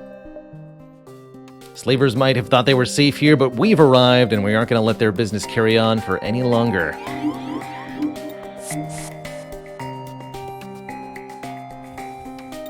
Not like this. Oh, somebody needs to man the weapons for 10% more. Blowing up their shield's speed. Please don't break my shields. Okay, just the 1 damage missile, not a problem. Yet.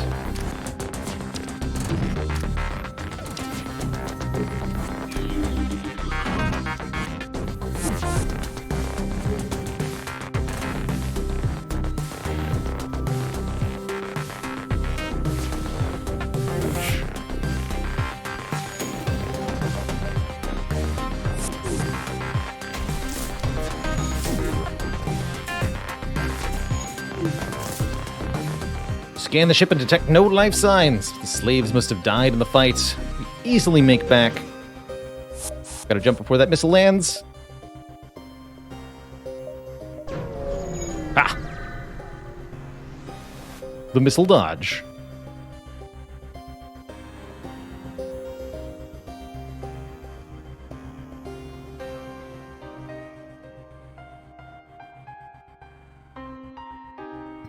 Hey there, Optimus Prime. This is modded, heavily modded FTL using what's called the Multiverse mod. Adds a ton of content. Federation construction vessel is under attack by a clan of ghost vagabonds. Help! These ghosts have come for our ship. Please do something. We can dock with their ship, or we can exterminate the ghosts using the breach bomb, which is what I'm going to do. We got plenty of missiles. Let's spend 3 here for a good outcome. We get 2 of the missiles back instantly, 1 drone part and 14 scrap. Easy.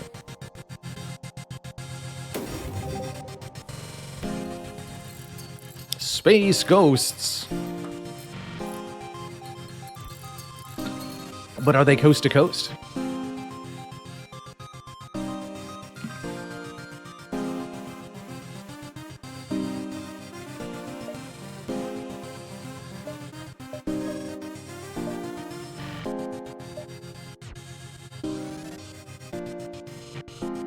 So 9 jumps until here. We don't want to come to the exit until the end. I guess we could jump kind of around. Let's do that. Yeah, Zorak the Mantis.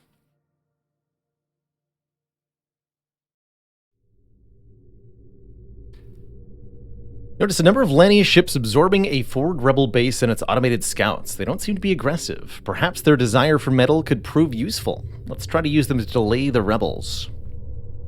You try your best to convey the notion that the approaching rebel fleet has countless automated ships scouting for them. They thank you for the tip and prepare to jump in the direction you came. That will hopefully delay the fleet. We get 24 scrap, 3 fuel, and 1 jump delay. Very good.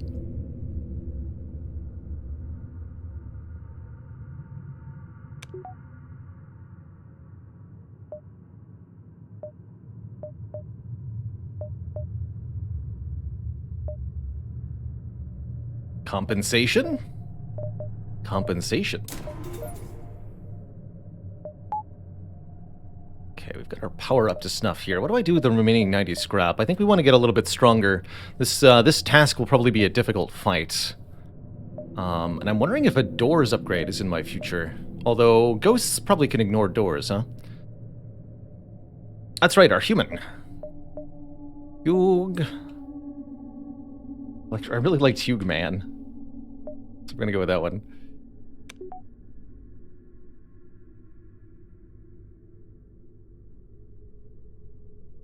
Not a full year of Spire slayed and rebel ships destroyed. Hello and welcome, Just Zool and your rating party of 10. Welcome to our run of FTL Multiverse Edition. A classic game from 2012 enhanced with the Multiverse mod, which dramatically increases the amount of content. Do you need to have 30 scrap for the task? That would make sense. The crew kill the ghosts. I guess engine upgrades and shield upgrades are both reasonable. Fluffy Mittens, thank you so much for the incredibly generous 5 gifted subs. Welcome to the Cozy Sub Club, new friends. How y'all doing today? An unwashed slaver. Reporting the fact his workers will do anything you tell them, satisfaction guaranteed, or your money back.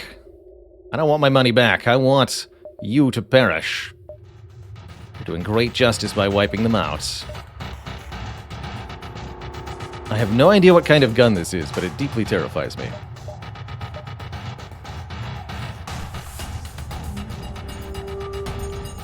I'm not going to board into their med bay. Let's board into the weapons room for now. Oh wait, that wasn't everybody. Oh shoot. This is what the clone bay is for. And what the breach bomb is for. Yeah, that thing's charging up big time. Figured as much.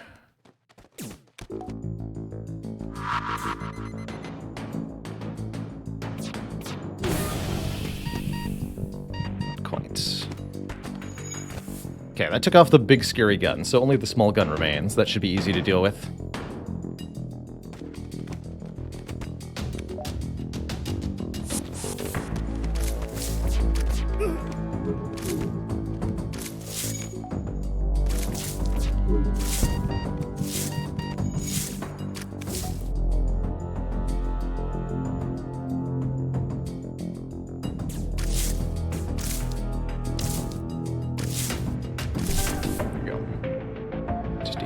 Damage that a little bit.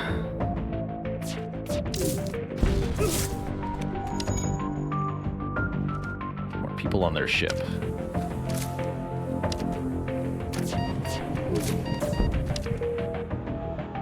No repairing the med bay.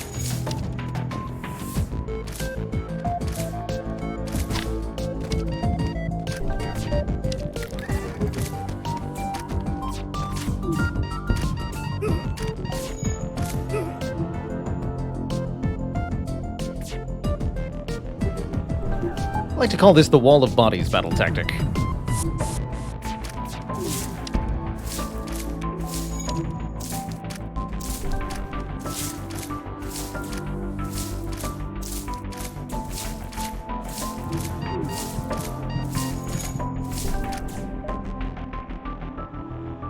We can get a second Mantis here. Double Mantis boarding crew. That's more like it. Dog Barker, thank you so much for 20 months of support.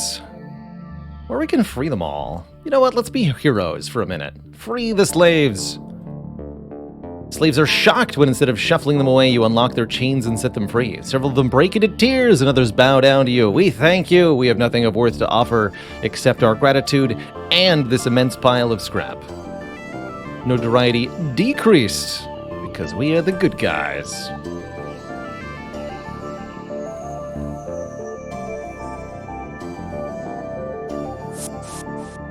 Oh yeah.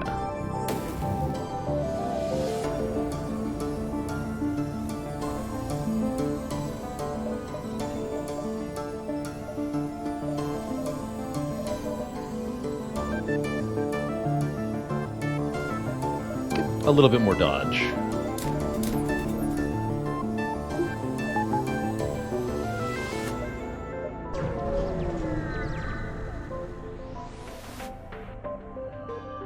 Ghosts love getting their hands on new ships, and usually they go for easier pickings. Despite this, the Vagabond ship here seems ready to migrate, and they've chosen your ship as their target. So can I get detailed info on ghosts? Open a breach in the current room. The type of ghost. All 3 mayor ghosts. Standard ghost immunities. Whatever that means. We still want to get the DNA bank upgrade? Yeah, pretty soon. This looks like a dangerous ship to board. Find out. Yeah, suffocation and fire for sure.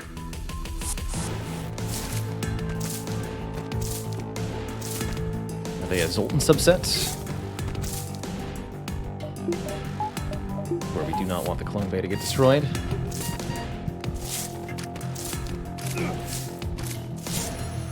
There we go. It dawns on you that twice now the entire crew of this ship has been exterminated. The thought chills you as you scrap it. 4 fuel, 1 drone port, 29 scrap, and the advanced ventilation augment, which says life support prioritizes the crew refilling oxygen faster in rooms that they're in. Interesting.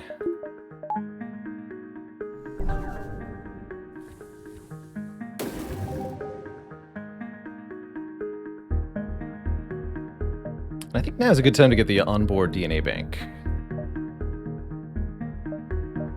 45 scrap and 3 fuel. That way, even if the clone bay is destroyed or disabled, we will not lose crew permanently. They will be stored in backup until they can be rejuvenated. So we shouldn't have any way, really, to lose crew permanently. We do have the scrap arm installed. Next thing might be to install the...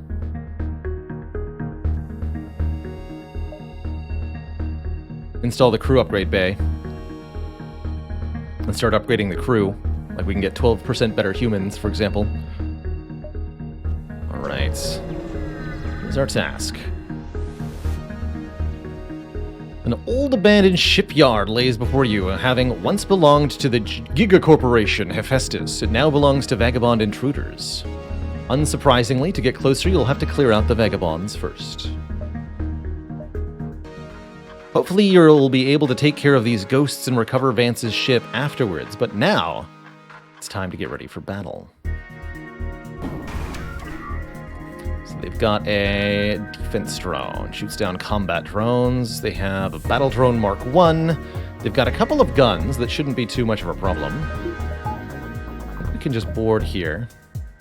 We'll want to use a breach bomb to take out their med bay. But otherwise I think I'm boarding into weapons here. Let's let one of them board us first.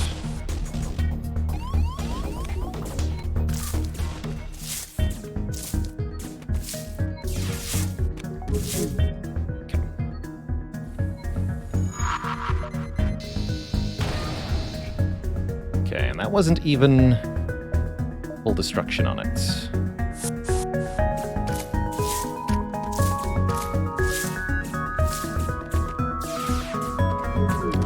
Time.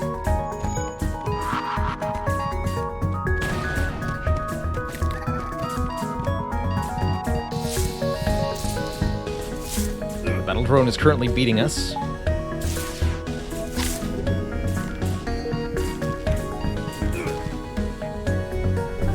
Somehow there's a fire in their med bay. I'm really not sure how that happens.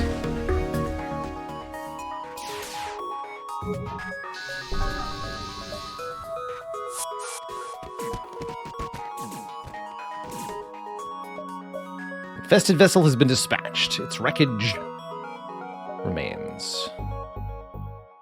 Can't get the tooltip off the text here.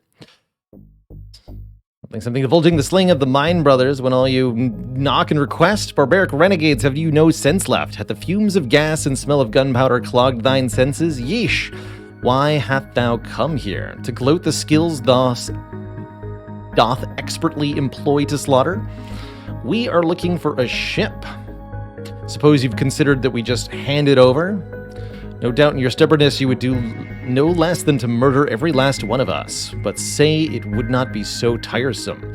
With your gruesome display today, I should hardly consider tribute. Your brutish actions are no way the means of persuasion. Hark!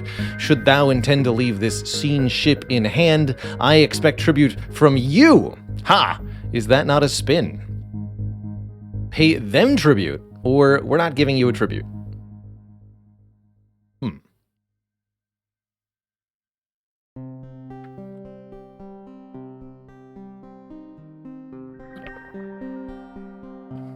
I mean, I can afford it.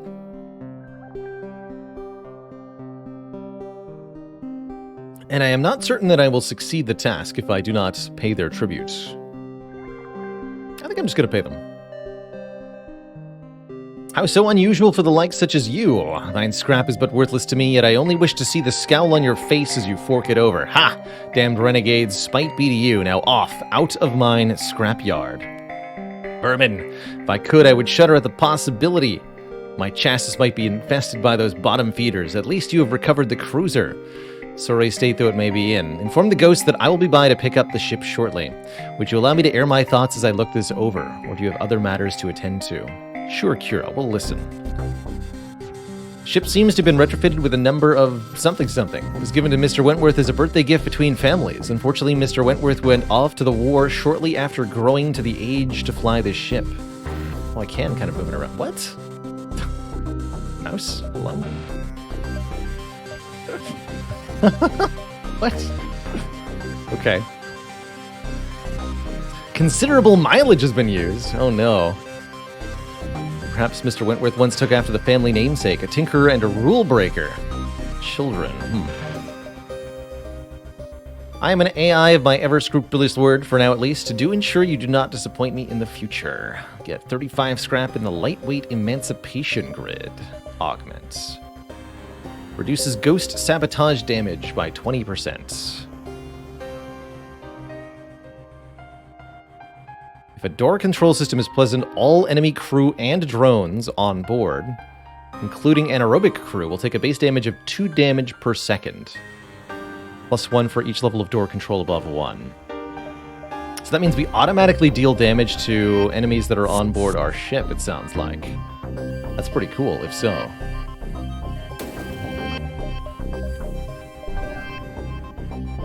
Let's internalize our respirators here.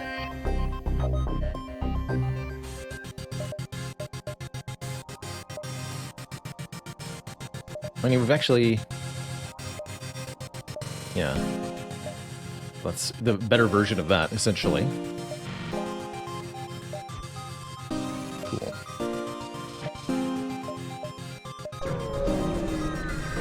Neat little task. Seems a ghost ship has come to the asteroid field looking for a new ship to acquire. Seems they're willing to settle with yours, despite the hazard here. You're a shieldless ship in a asteroid field. Do not believe this is going to end well for you.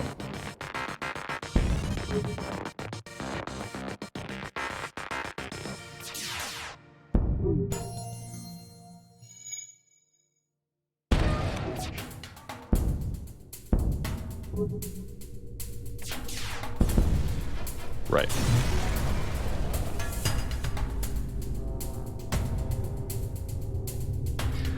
It's hard to draw the line between the original damage and the destruction you've caused. You add to the damage even further by scrapping the ship.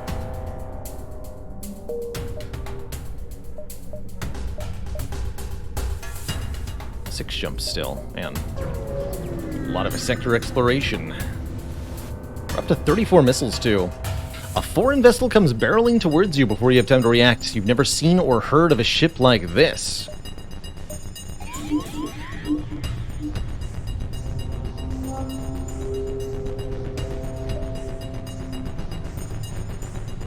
Oh, that's right, they have the time acceleration room.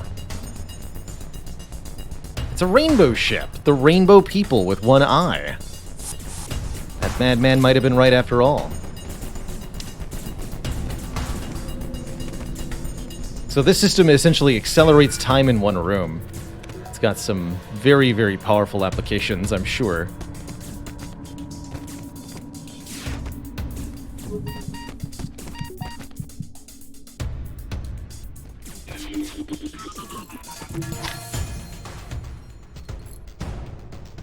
The crew of the mysterious vessel is dead. You scrap its smooth white hull, while the rainbow lights continue to flicker in and out of life. To your surprise, you find another person stuffed into the storage of the alien ship. They appear to be under some strange trance that has begun to slowly wear off. Once they're safe, they agree to join the crew. Welcome aboard, Brian. Your talent is shields, so that is now your new assignment. Shields.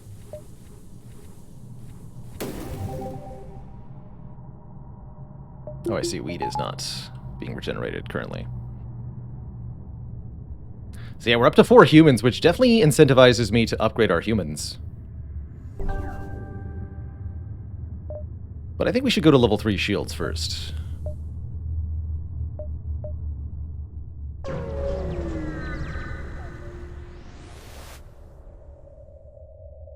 Flip on your computer shows a new hail from a ship you cannot see. Respond or run while you still can. As soon as you open up the communications interface, you spot a pirate ship slinking out of the shadows of a nearby planet. Hey, Fetty boy, over here, I got a job offer for you. Me and my gang was heading to this rather fine-looking colony hoping to find a large score of supplies when a bunch of spiky metal dudes came busted out of nowhere. Nowhere, I tell you. Why don't you do us one big favor and clear that place out of the Lanius ships? We got to pay if that's what you're looking for. Agree to kill the Lanius or decline their offer. That sounds like a lucrative deal, sir. I agree. Quest marker to the next sector. Okay.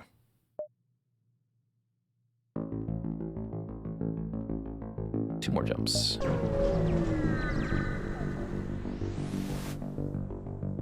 A crystal ship skitters between various burnt-out wrecks and the withered skeletons of long-forgotten stations. Hello, friends. I didn't see you. We thought we were just part of the scenery. What a fine sector this is. Such interesting design choices for the ships. Whoever lives here has excellent taste. Explain that the sector's actually been abandoned or ask if they have anything that can help. Can you help me? Oh, certainly. I've been collecting relics from these fascinating structures. I hope the owners don't mind, but no one was ever home to argue. Maybe you'll find some use in them. Get 15 scrap and decoy boys. Deploy boys during jump speed. Can give 1 fleet delay for free or deploy additional boys using drone parts. So that's going to get us extra jumps each sector. Very, very helpful. Unleash the boys.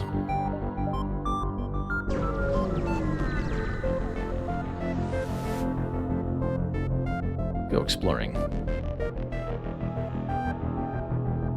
What first seems to be a simple nebula is actually filled with a good amount of debris from a brutal exchange between several ships. Give him a scan with the upgraded sensors. Some free stuff. And prepare to jump. Another liberated sector. Or a quarry district. I want more options for peaceful sectors going forward, so I'm going to go to the quarry district here.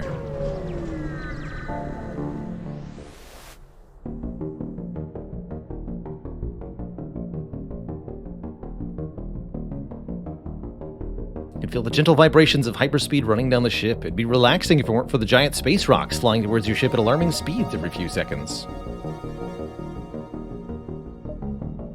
Let's deploy the boys.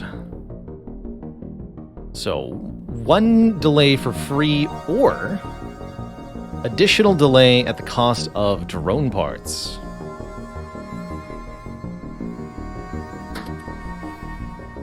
Four drone parts per delay. Just gonna take the free delay for now. As we get later into the run, each jump is worth more. So I'll probably start increasing the delay.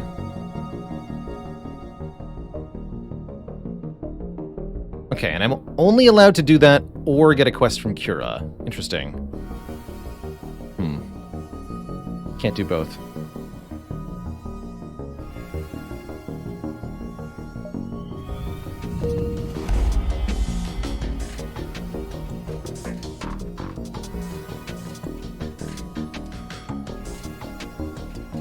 Are these cure quests working towards anything, anyway? What is the point of all this? Seems the Republic has stationed vessels to protect the sector. The free excavation treaty does allow for you to travel here freely, but you suspect even if you weren't allowed in, the leeches wouldn't care much to interfere.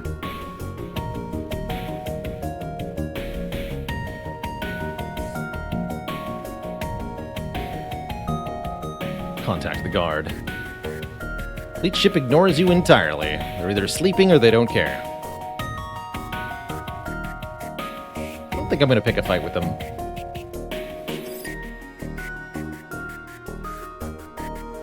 With all dangerous quests cleared, but they're randomly generated. What are you talking about?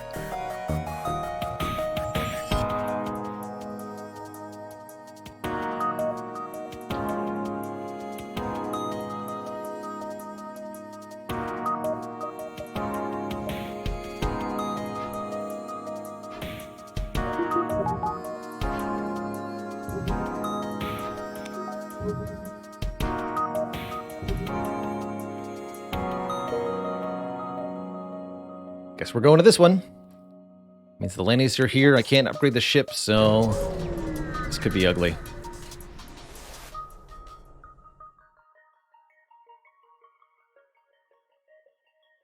You've arrived at the abandoned colony. It seems that it's much better protected than you thought, with a group of Lania ships, albeit small, in the dozens laying dormant nearby.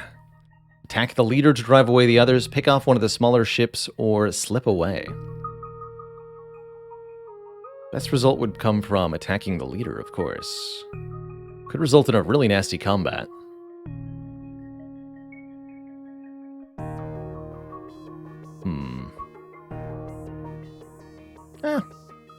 Screw it. Attack the leader! 3 shields, heavy weapons, mind control, and cloaking. That sounds about right. And hacking. Single out the strongest of the ships, a dangerous elite Lanius. If you can kill it, the other smaller ships won't be interested in sticking around.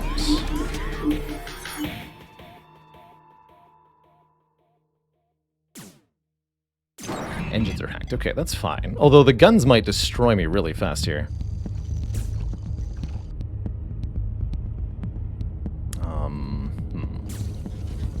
Need to not break the shields. At least not yet.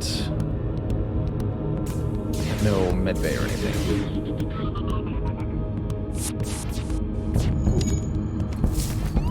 Okay, that's not too bad. Those are only 1 damage guns. I thought they'd be a bit worse.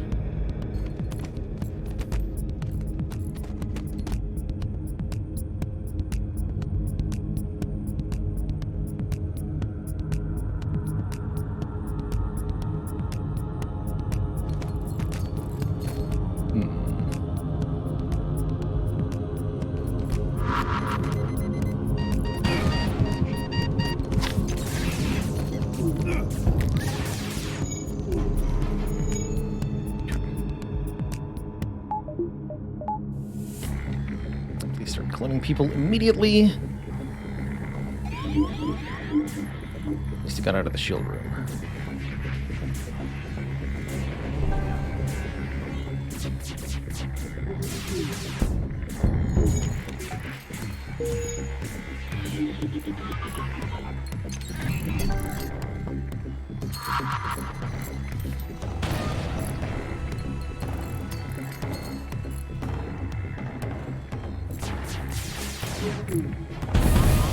Oh boy. There we go. They're cloaked. Great.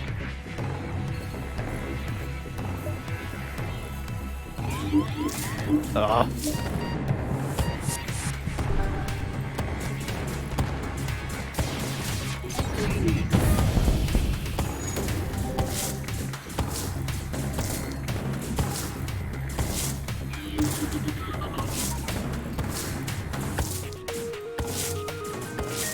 Okay. That was not a great fight for us. You salvage the remains of the elite Lania ship. The rest of the Lania ships scattered, leaving the colony abandoned once again. Now that the colony is no longer protected by the Lanius, we have a choice to make. Contact the pirates and tell them the colony is free, Or forget the pirates and scrap the colony myself for another immediate 40 scrap.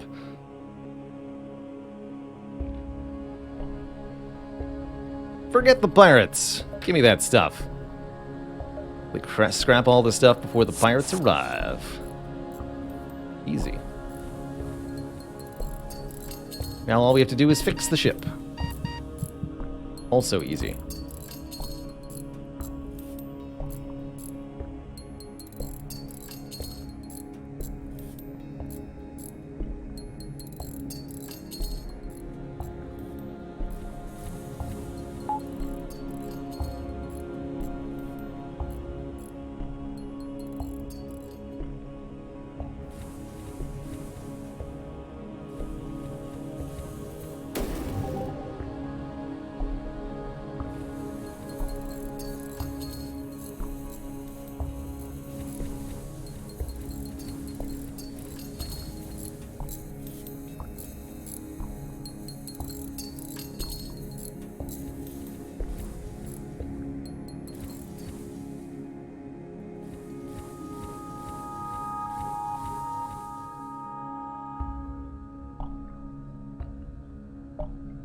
Shop anywhere nearby, unfortunately.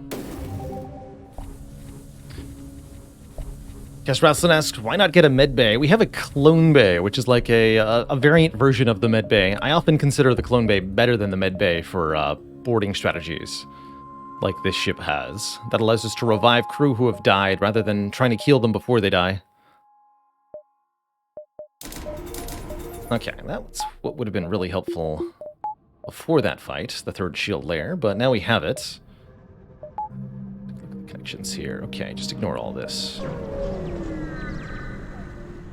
That's right, and the clone bay and med bay are mutually exclusive. You have one or the other, but not both. That's a missile launcher.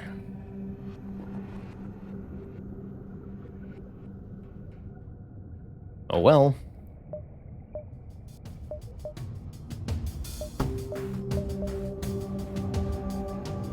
Success. Time for battle.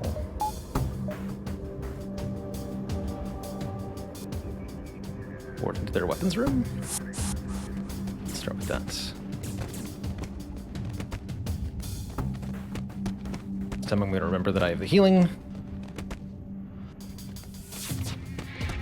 It's going to work out okay.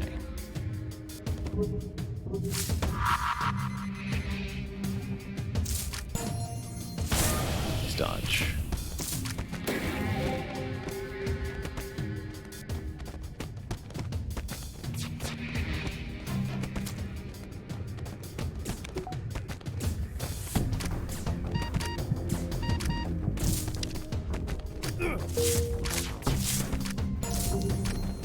No luck for Baylor.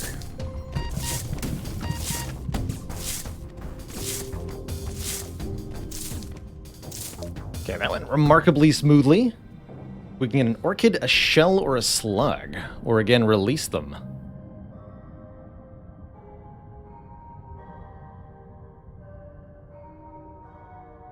Don't remember what Shell crew do. Let's find out. Shell doesn't seem to mind their new assignment, likely because your ship is a lot safer than the Slavers. Let's open up new names for the crew as well.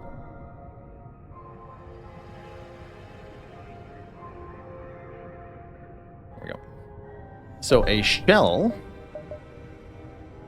Distant cousins to the slugs, the shells possess unique explosive characteristics, but are reliant on oxygen. Active ability, combust violently, taking heavy self-damage and damaging nearby enemy crew and systems. Slowly regenerates health afterwards. Takes double damage from asphyxiation and reduced damage from combat. It's a living bomb, so that'll be part of our boarding crew, I think. Especially if it... Take 50 damage, deal 15 damage to enemy crew and 1 damage to enemy systems. And then we can heal it with a medic. Yeah, I like it.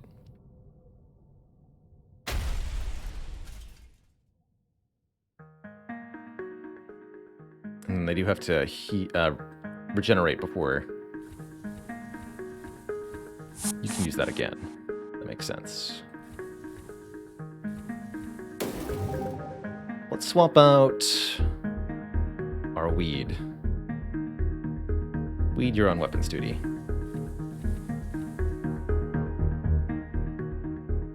Bear and Ghost.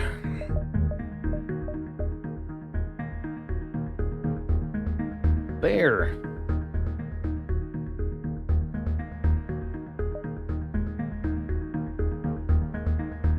Dang it.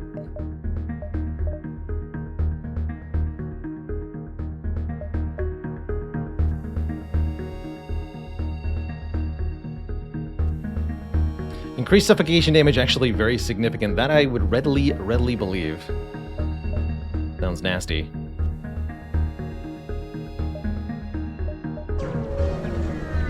Ghost in the shell. I get it. Leeches might be depressive and unmotivated, but not even that can get in the way of their arrogance. Some high and mighty leech soldier apparently thinks he can take you on and attacks.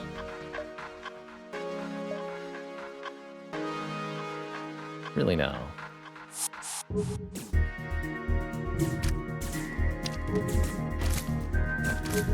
Take off one of their guns by combusting in there. That's so helpful. Just do 1 point of system damage.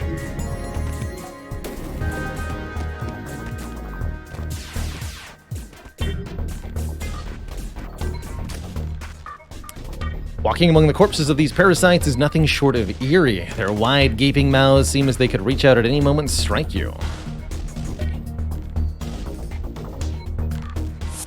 Yes, we should have somebody on shields. It is Ghost's job. There we go.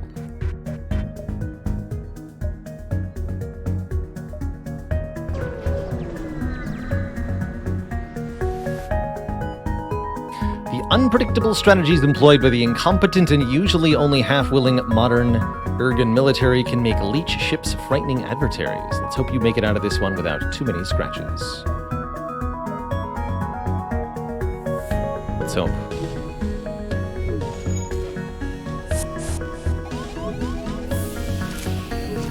Have fun suffocating.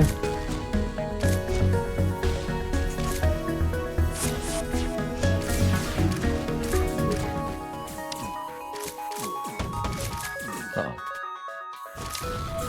Ow.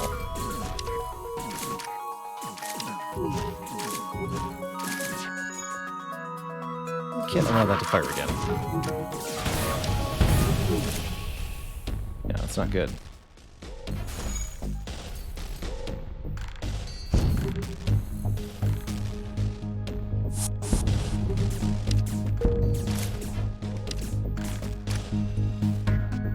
Apparently, shortly after death, the corpse of a leech will drain itself slowly of all the built-up electricity it has stored over its life. With this many bodies, it could be catastrophic in close quarters. You make sure to hurry and scrap the ship before you can get caught in a minefield of electrified bodies. You also get a halberd beam, which is very exciting.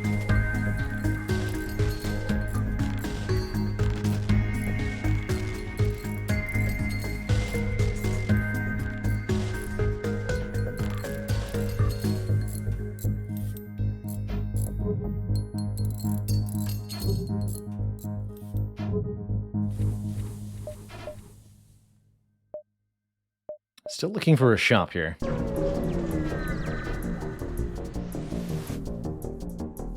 Civilian vessel desperately attempts to hail you before it is destroyed before your very eyes and replaced by a ravenous vampweed vessel already on the hunt.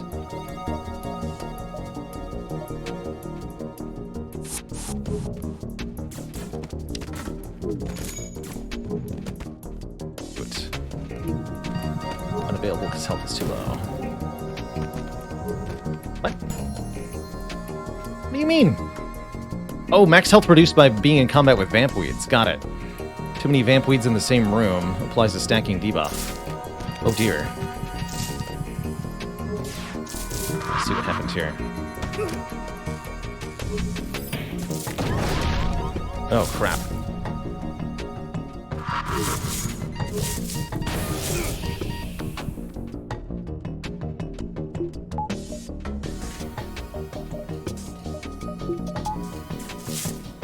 Get more people on there now.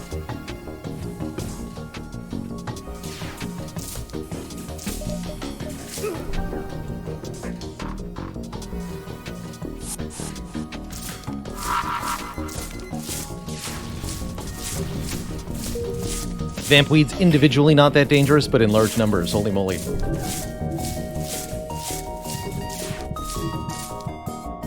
All the crew dead, we're able to take the fuel out of storage, as well as a lot of scrap. Goodness. Spooky.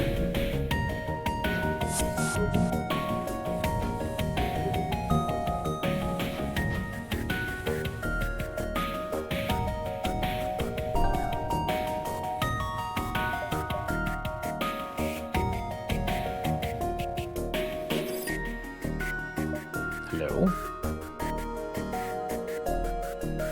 Are there any stores in this sector? Any at all?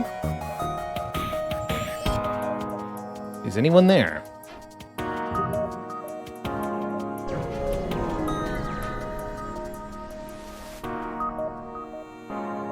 Oh no.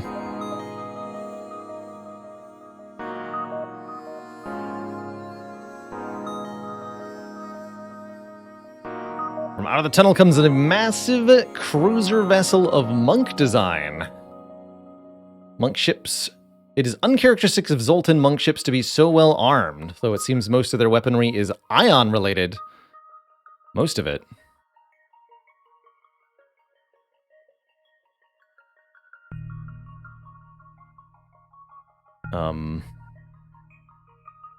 Draw straws and send a crew over as tribute is an option. We break the shield on this thing, I think that it is going to destroy us very quickly. If we pick a fight with this thing. Through my oath of non-violence, myself might be a burden upon my pirate lifestyle. I hope you'll understand I'm only doing what I must to survive in this harsh multiverse. Though I may not kill you, my men can. Well, I guess I am fighting them. Give me one repair, please. Oh, they have drones, too. Oh, dear God. We have to evacuate immediately.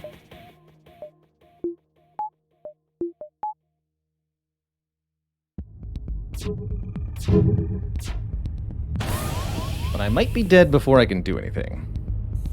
Current hope is to just flee. Fleeing with the thingy.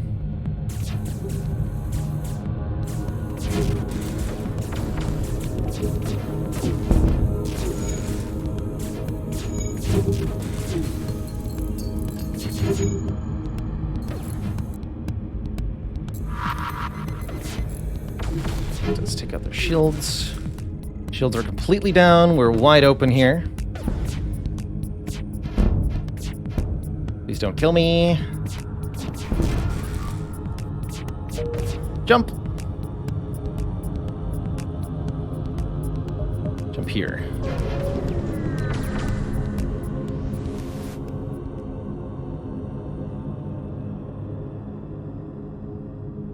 So we learned that the pinpoint weapon isn't very good, but we can cut the ship out with the halberd beam. That'll work. Cut the ship out. You use your beam to make a few precision cuts in the asteroid. The ship gives a quick burst of thrust, and the rock crumbles away. Still no stores. This definitely complicates matters.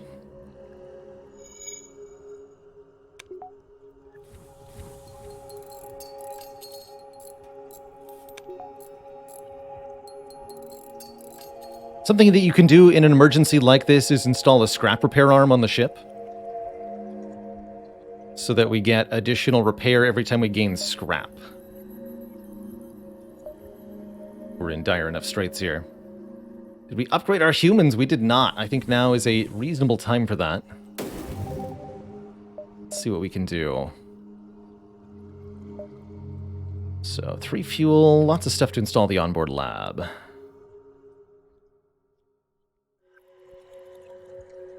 We could also, yes, repair at an empty beacon that we've left. So we can actually just go back here.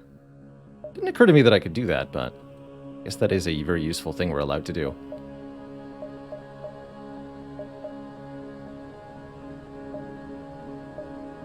What other internal upgrades can we get? 110 for the defense scrambler. That's pretty ridiculous. Energy shield bypass would be a good one to install here. That would have helped us against the Zoltan thing that we ran into, because we could have teleported on board and tried to fight it, which we couldn't do before. Shield's got a performance upgrade. Let's get that too. Constructive teleport. That's already installed. Follow lab. What are our options here? Selective killing. More damage in melee, but less range damage. Interesting. Thorns. More range damage. Replenish oxygen slower, but are resistant to fire. But I think we want the, what, diversification? 12% buff to everything? What are the other options? Humans gain a stacking buff in the same room as other humans. Or new human crew are always maxed out. Now we want diversification. Okay, and we want to keep the rest of this scrap to repair with. So let's head back to a beacon we've already visited momentarily. Scrap that usefully. So we will intentionally go here.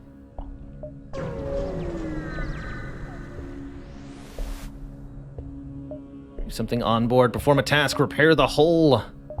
55 scrap for 15 repair, or we can do 7 drone parts for 7 repair. Let's use 55 scrap. It's far from efficient, but if it'll carry you until the next sector or store, it's all worth it. Dang right. Okay. Back out on the battle path. Another rebel checkpoint is monitoring this location. A number of civilian ships are awaiting inspection. Any of them could be Federation loyalists. The rebels have not noticed us yet. Can pick a fight here, or bribe the rebels to release the civilians. I actually don't remember what that does. So I'm going to find out what happens when we bribe the rebels. Everyone is free to go. Civilians are grateful, however, none of them seem to be eager to be mistaken as Federation loyalists. Well, that was definitely not worth. Just skip the fight by paying scrap. Nearby moon-sized chunk of rock supports a small Federation mining colony in orbit, which doesn't respond to any hails. Scan the caves. A massive worm-like creature has burrowed itself inside the asteroid, large enough to swallow a ship. This could pose a threat to the colonists. Well, let's warn them. Is something wrong with Lenny? Please say it ain't so. Lenny, the worm, he's the most cherishable one. We bring him gifts in return for our eternal youth. He is our savior. The colonists fall to their knees in prayer, chanting, "Praise be, Lenny the worm, praise be." You are unworthy. You have brought us false news of Lenny's misfortune, and now we shall feed you to him. Great, now we have to deal with wacko cultists. Good. Do so by teleporting. Praise Lenny.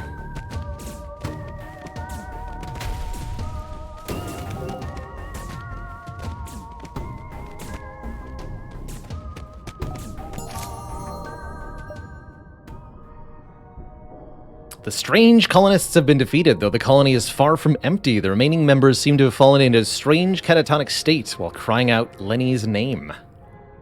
Our medical crew can try to treat them. You step aboard the colony cautiously and convince the colonists to listen to you. Some examining reveals most of them are suffering psychologically, likely caused by prolonged isolation due to nobody else wanting to come mess with Lenny. You aren't sure there's much you can do to help them, but one colonist pulls you aside. It seems they aren't fully insane yet, and they were only pretending so as not to draw the others' ire. They beg you to take them with you. We get PDTM, the Rockman. The door specialist.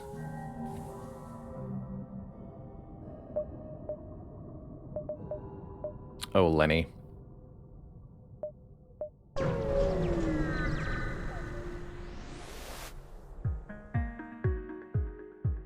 Seems another ship is exploring the beacon through the dense asteroid field.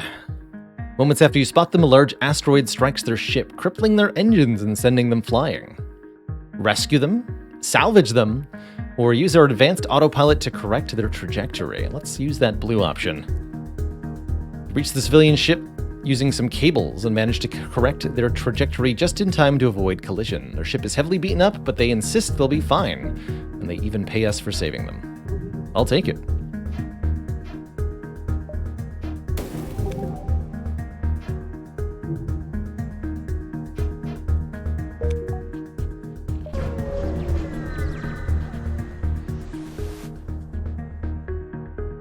Explore. This is an automated merchant. Refill this vessel with fuel, and it will supply you with drones. Supply me with scrap.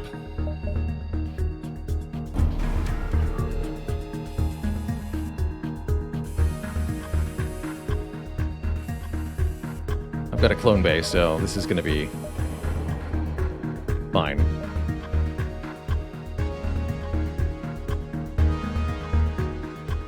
It has no weapons, just the beam drone? Interesting. Okay. That's right, you take bonus suffocation damage. Bear, no!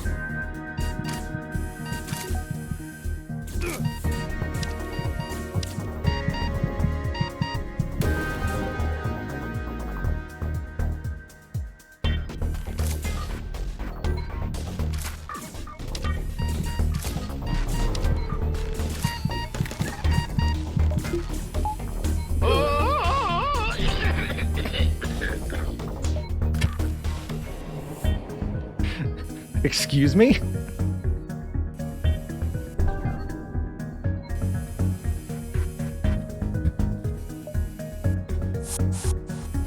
What was that?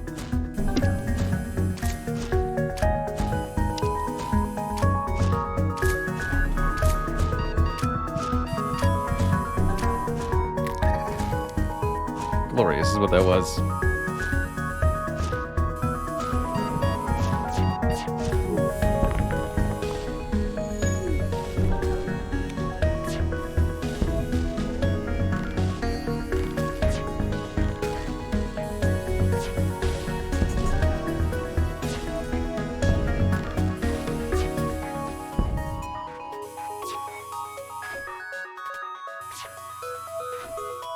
Hello?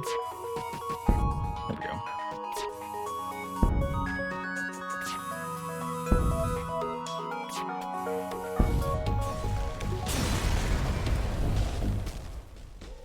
Hard to make out the shape of what once was the auto ship from the remains of its destruction. I like it better this way. Free Mantis space or Free Mantis domain?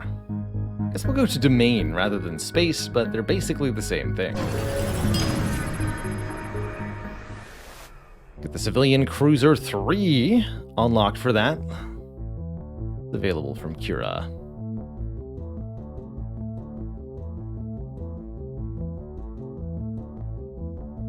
So it's again easy, intermediate, or hard. Do another intermediate task. I've tracked down the location of one of the Federation Mantis War veterans who survived capture and interrogation within a camp run by Mr. Wentworth. Though he is missing his right claw, Tarkapet may prove a valuable source of information. Please find and interview him. Interview Tarkapet about Mr. Wentworth. Do not kill him. Be sure you know what questions to ask him. Prepare to force compliance.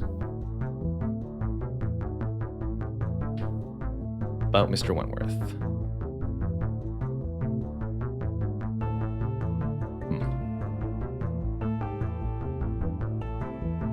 The Free Mantis have captured this sector from the Zoltan. Although their addiction to pheromones may degrade their intelligence, the Free Mantis are exceedingly loyal to the Federation.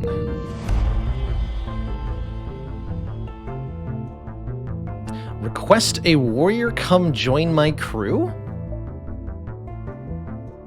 This hive mantis, not one of us! You are traitor! We will kill. Oh yeah, because it's not a free mantis. Well, fair enough. Did that to myself. And they mind-controlled my pilots.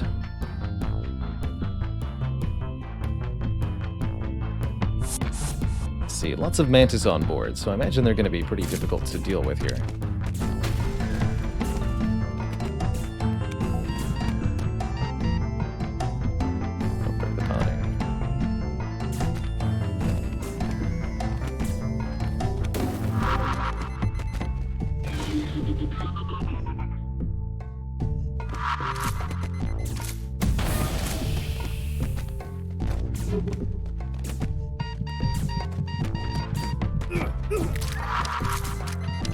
Alright, Mantis have prevailed in combat, as you'd expect, though just barely. Quickly get the second wave in before they're prepared to fight back.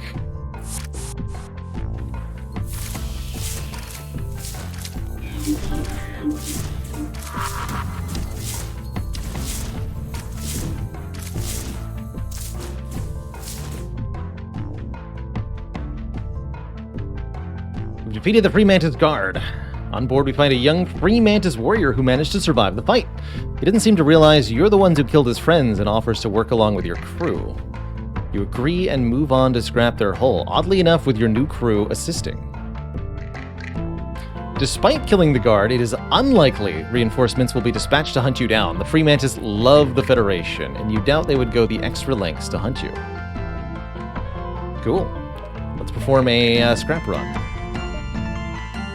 For fuel, good. So our new crew is Plague Karis, the Free Mantis. Moves at regular speed and does 1.2x damage. Has an active ability to temporarily greatly increase both of those things. So we'll make our new crew for boarding. Medic, Mantis, Mantis. Bear.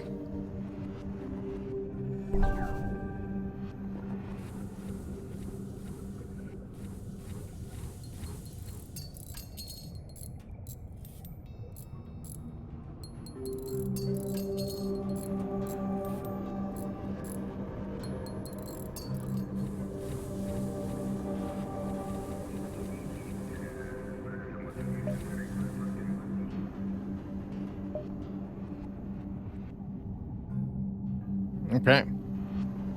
So now we could upgrade the Mantids.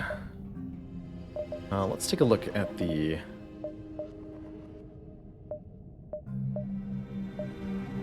this one. Medics lose the ability to fight, but give a protective aura to allied crew, giving 95% hazard resistance. Pretty good. Build training for NGs.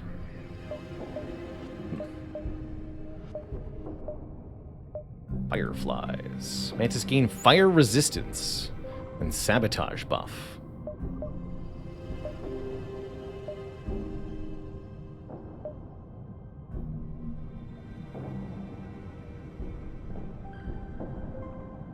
Claw slash. Standard Mantis only. Okay. And then this one is... Mantis do an extra 60% damage in melee combat, but lose half their range damage, so they'll be much better when in direct fighting with enemy crew. Is suffocation a hazard? Yes, suffocation and fire are both hazards. That'd be good for boarding auto ships, maybe. Yeah, we'll get selective killing. I think that's going to be pretty useful here. And before I go further into this sector, I am going to take our first break of the day here, about 2.5 hours into the broadcast. I would like a quick snack, a refill of the water, and all that jazz. When I return, our FTL adventures will continue, and we'll see if we cannot get Kira's task finished, amongst other things. Be right back, folks. We'll be back in just a few.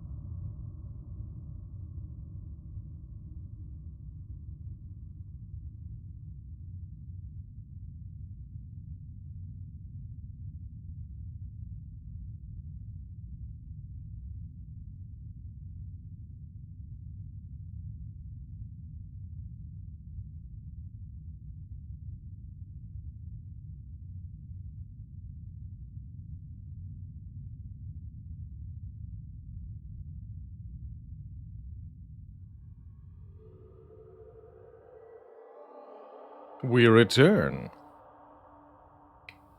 Thanks for the patience there. I know that one was a little long. But we're back.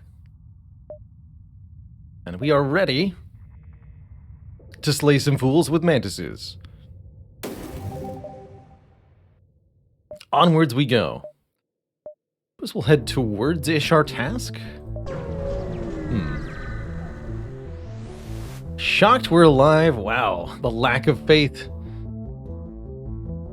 Two wrecks, both formerly rebel ships, drift nearby. A free mantis ship hails you, its weapons raised boastfully in pride at its latest kill. We hope to make proud. Have you seen latest kill? You, Federation, you have protected us, given us home when we had nowhere to go. You save us. We are forever grateful. We offer you a slave from this pitiful rebel ships that we kill for you. A free slave? Welcome. Two free mantis guards come aboard and throw the rebel officer onto the ground in front of you. They wave happily with their sharpened claws and bid you farewell. What a nice offering. Welcome, new human. Here, let me make clear how this ship operates.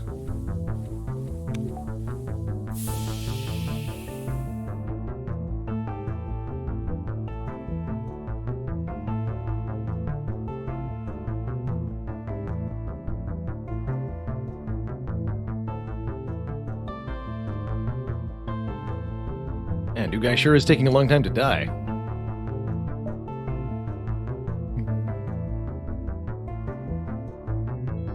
Piloting experienced. Wait, what are you trained in? Yeah, just basic piloting up. That's no max piloting. Why are we doing this? To make sure he understands.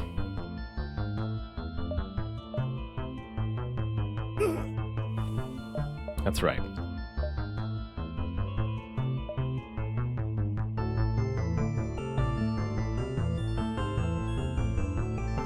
Welcome back. Now that we've made things clear, you're gonna stay in the shields room as sort of a secondary repair person there. At last, I thought our detour into this forsaken sector would be the death of us, but now that you're here, things are starting to look up. I don't think this is gonna work out how you want it to work out, Rebel crew.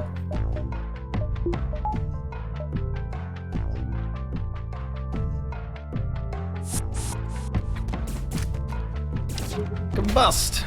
Love taking a weapon offline. Feels good.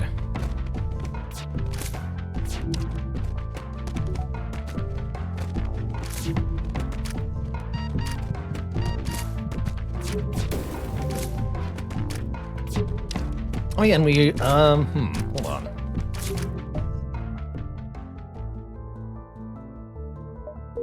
Am I allowed to reposition?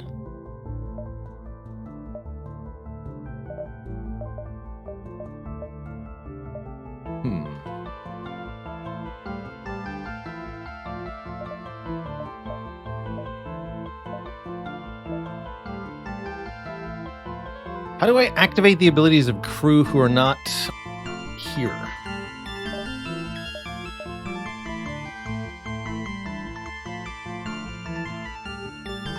Italy Karis, the Free Mantis, has the temporary improved speed and damage ability, but there's no button because we're on the extra crew from the mod.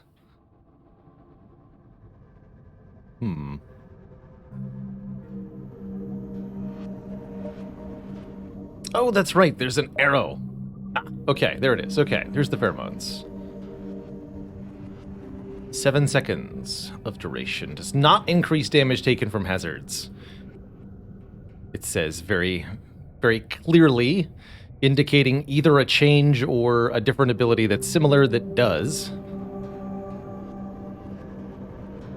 But I like the clear communication. That's good.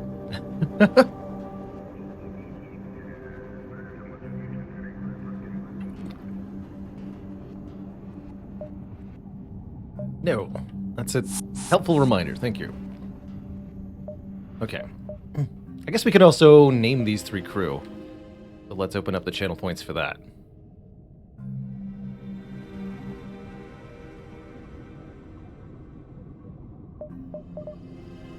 Oh, we can also use the mouse wheel for that. Thank you. Much easier.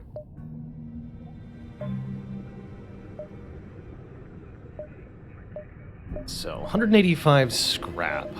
What are further investments going to be good at right now? I guess we'll take one more point of reactor, excuse me, so that we can have everything turned on. Scans reveal a large asteroid field nearby.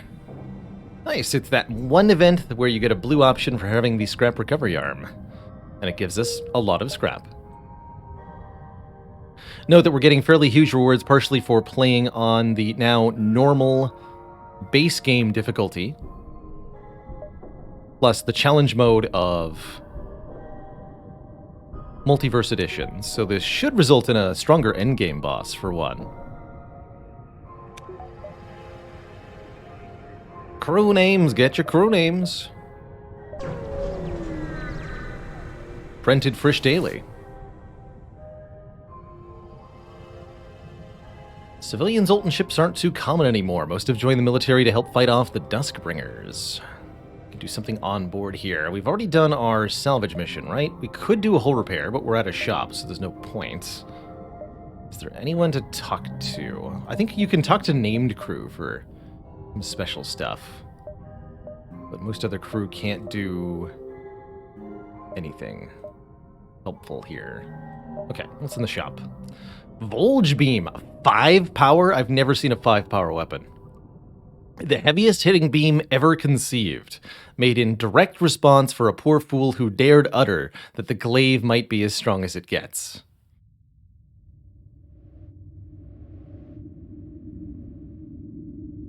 Beam length 100. How does that compare to a halberd beam? Longer than a halberd beam, same speed as a halberd beam, does 4 freaking damage with a 50% breach chance, so it just tears giant holes and everything. Charge time, 30 seconds. What a ridiculous weapon.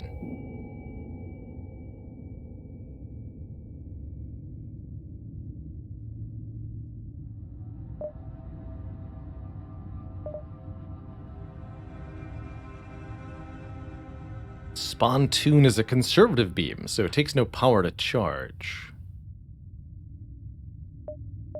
What else we got here? Mind control, backup battery. Hacking would be a really good addition to this ship.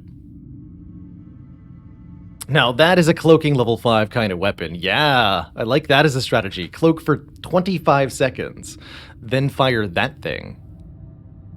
And yes, there is a weapon pre-igniter that exists that you could use on that. I mean, we've got plenty of drone parts stored up. Hacking seems exceedingly good here. I'm just going to click the repair all button, too. What's this pestilence drone sell for? 22? Would also consider selling advanced ventilation, because it's really not that helpful, considering everything else that we have going on oxygen-wise, and I want to free up a augmentation slot. So we'll sell that, and we'll sell this. Since there's no drone system available here. And yeah, we'll buy hacking. And level that up a bit.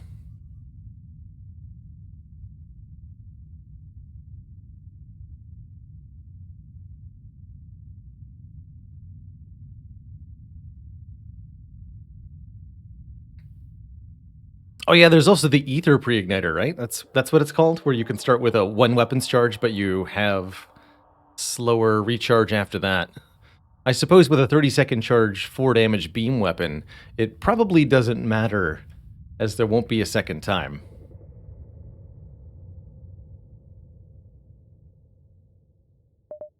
Wait, did I not?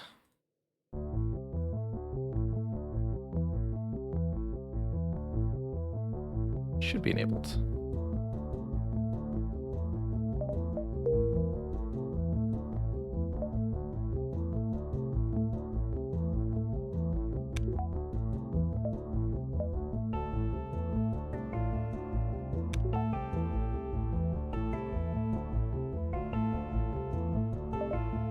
So we should also upgrade the hacking to at least level 2. Probably a decent time to upgrade maybe the crew teleporter as well. Hacking is one of the most powerful systems in FTL, definitely in the default and advanced edition.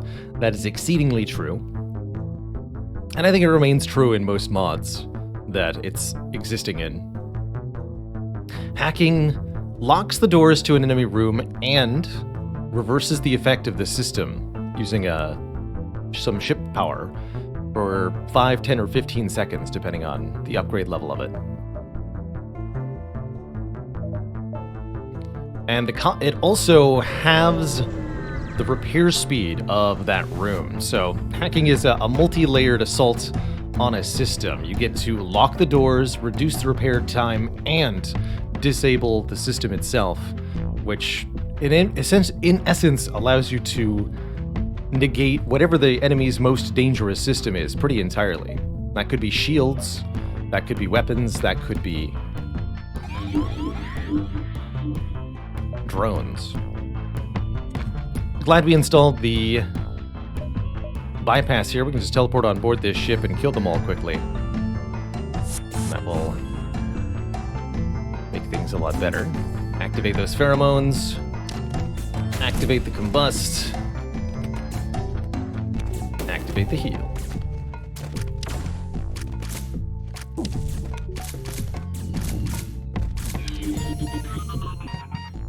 Killing Zoltans is risky business, but you made good work of this ship. The fruits of your labor are the excess of scrap material for you to take.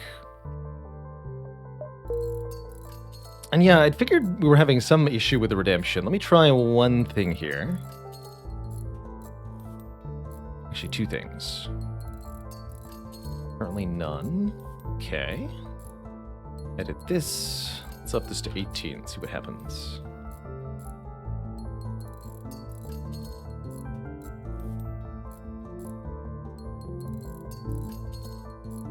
Turn off the limit.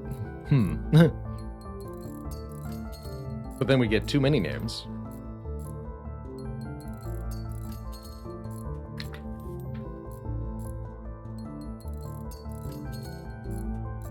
Can anyone redeem a name now? See if that fixed it.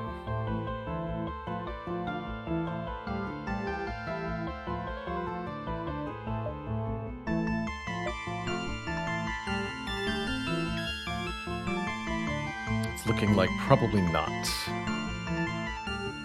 So, one more thing to try.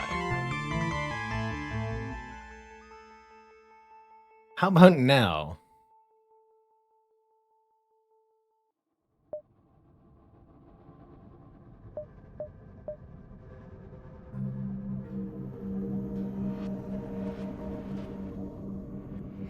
I've removed the restriction entirely, so it should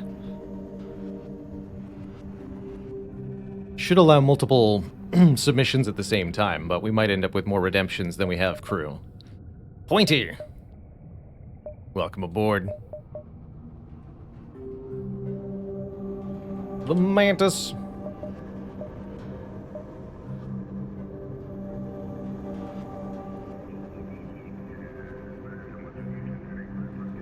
Romeo, the full gang's here.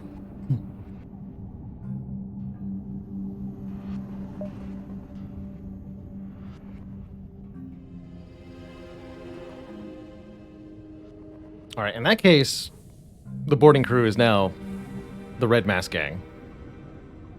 And me. Mantis Slave will man the doors.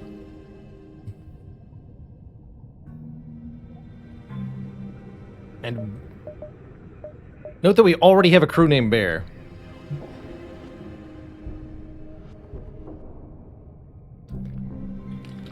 But we can have two bears if we want. Ain't nothing wrong with that.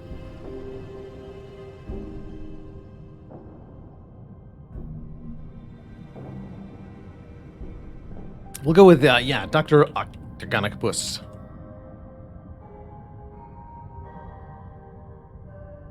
Sweet. And I'll actually just disable the reward entirely now. We've gotten the crew named. I don't want anybody to waste their points. Good. Okay, so we're at full hull. We are sitting on quite a lot of scrap, and that's only going to get more so. I think we're going to end up with a maxed out ship by the end of this run, the way things are currently headed. We should swing by our task. Nothing worth even firing from a flak cannon.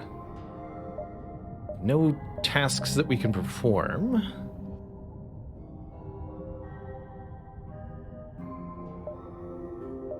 Well, let's get the maxed out performance upgrade on the shields, too. That way we'll have very, very resilient shields under heavy fire.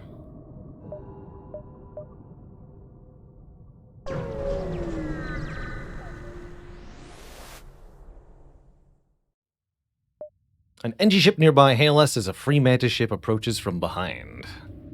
Danger imminent. Free Mantis in hot pursuit. Request. Contact Free Mantis. Ask for intent. Sure. I agree and contact the Free Mantis ship. The Free Mantis captain seems happy to see you and welcomes you to the sector. You waste no time and ask for his intent with the NG. Harm them? No, this war very troubling. Alliances are crucial and best way is through mutually beneficial agreements such as trade. But the NG run, we suspect they are afraid. I promise, we wish them no harm.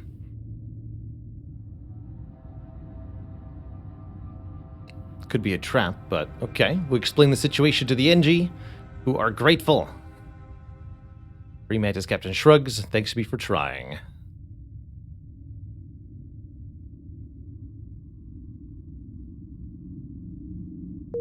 Well, thanks for the money, I guess.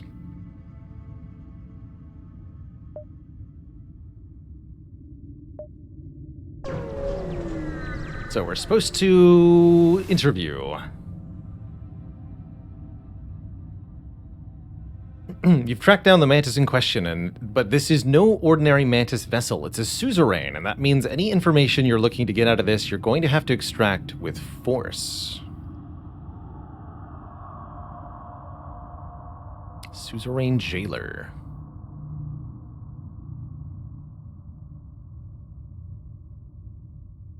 So do I need to crew kill it, or hull damage it? Renegade thinking they are challenged, Jarkabit? You are foolish being. Prepare to dying. So, they have Clone Bay, Teleporter, hacking. Got a lot going on. Reduce the crew to 2 or the hull points to 3. Okay, cool. I can definitely do one of those two things.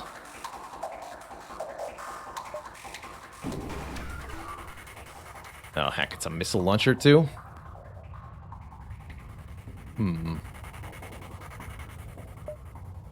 Well, that's what boarding into the weapons is for.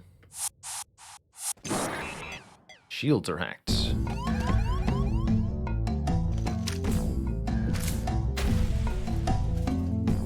Well, we're getting destroyed.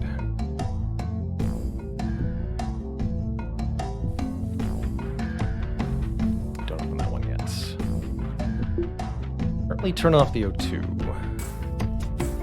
Just looking to control the Mantis on the ship at the moment. I'm going to be using the breach bomb shortly. I don't think I need the laser chamber on currently.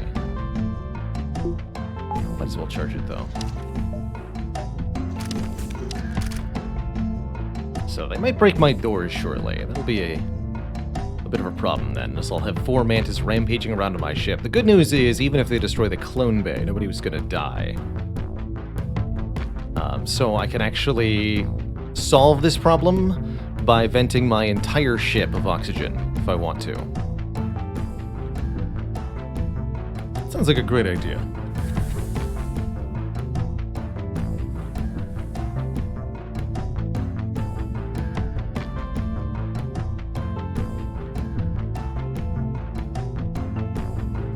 Guess I actually can't... Yeah, there's no point in venting the back, because these doors are actually forcibly closed.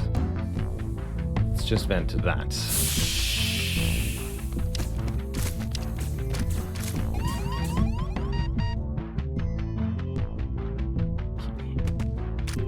Good luck, nerds. breach bomb in here, too. Actually, no. Breach bomb on the clone bay. Although I don't want to kill all their crew. It's not at the same time. Okay, that took it out.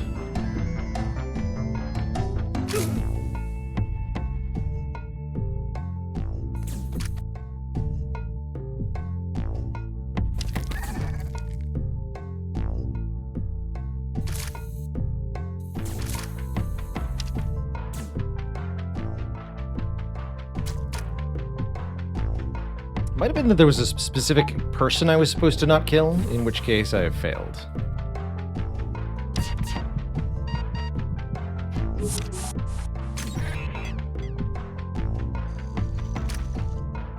Oh, there we go. Okay, maybe Renegade not so foolish being. You are winning. Tarkapet surrender. What are you desire? Tarkapet giant wealth? Tarkapet daughter claw in marriage?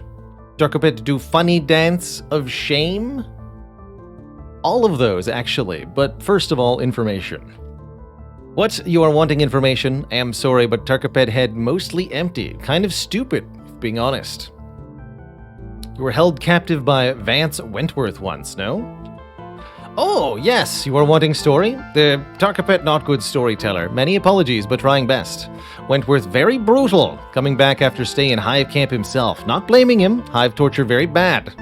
Wentworth rounding up dozens of prisoners, interrogating them himself. At time, just lowly soldier under great suzerain Kirokitet, not giving any information, and Wentworth cutting off my claw.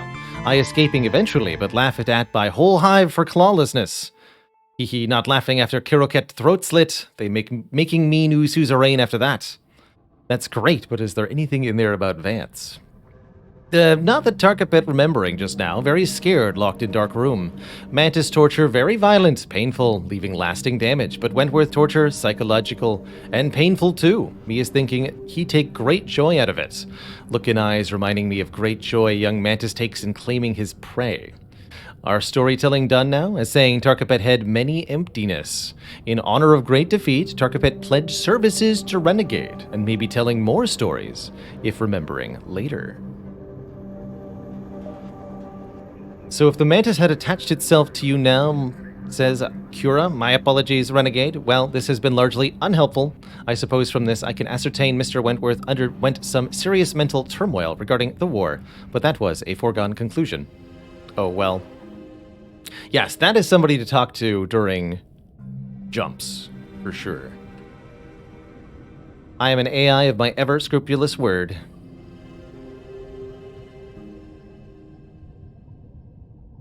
So, Tarkapet. Mantis Suzerain. Elite Mantis crew. Faster and stronger than the lesser working class. Active ability, temporarily increase combat damage capabilities, but increase environmental damage taken. Inflicts double combat damage, but has a abysmal repair speed. And takes reduced combat damage himself. Beautiful.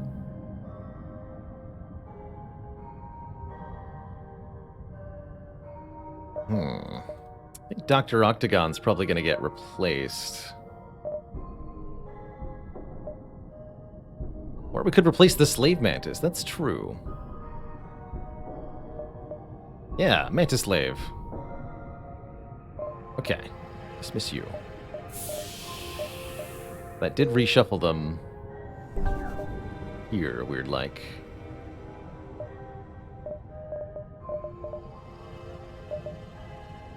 Oh, I can swap them here. Ah, beautiful. Okay, so we can put him on the first page. The humans on the third page here. I have to do this with a mouse wheel, as far as I can tell. To drag and drop like that. So we can have Romeo, Pointy, and Bear in order. There's Tarkapet.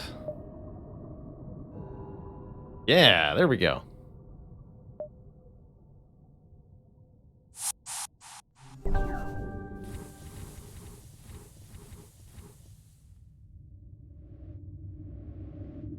Alright, Romeo's gonna sit back. We're gonna let Pointy and Bear handle this.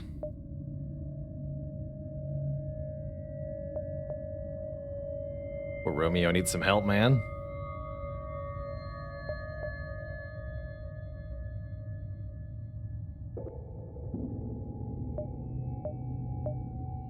Can explore all 3 of these beacons. Good. You want Tarkabit on the guns? No, he's going to be boarding for surezies and absolutely slaughtering people. Triple crew damage. And he's a Mantis, so he's getting the bonus Mantis research damage, too. Hey there, Aqua Potato. FTL Multiverse has its own difficulty settings that you're allowed to configure independently of the base difficulty. We're trying this run on normal FTL difficulty with challenge mode enabled. That caused us to start with less starting resources, and it means that most boss enemies are tougher. It's been interesting so far. We're definitely drowning in scrap because of the normal modifier, but that's not a bad thing. There's a lot more things to spend scrap on in Multiverse.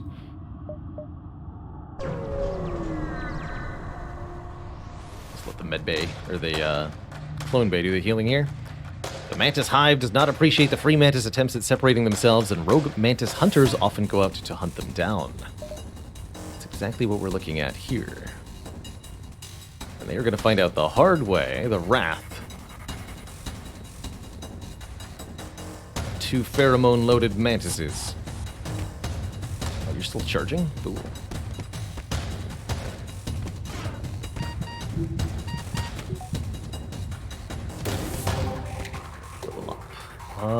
What about this missile, though? Suppose it's just gonna happen. Nice dodge. That's right, the Mantises do reduce combat damage from range. The Mantis threat aboard the ship has been exterminated! Success. Gotta jump before... I was gonna say before the missile hits us. Not quite. Not quite. Will there be some Spire later today after the FTL? That is my intention, yes. Once we finish up this run, which could be another hour or so, still. We'll switch over to some Spire. See if we can't get a silent win.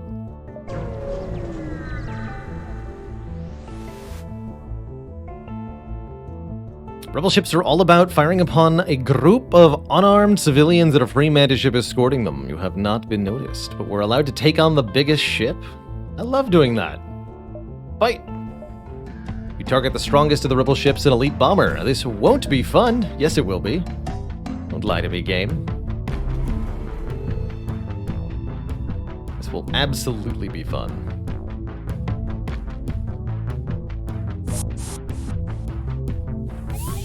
Especially if it involves airlocking nerds.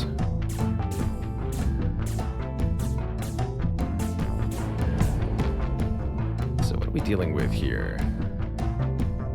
Is there any reason to hack this ship? Not really. I think simply boarding them will be more than sufficient here. Although let's go ahead and use our bust ability to take one weapon offline. Both soldiers die before they get to do anything of merit there. Poor guys.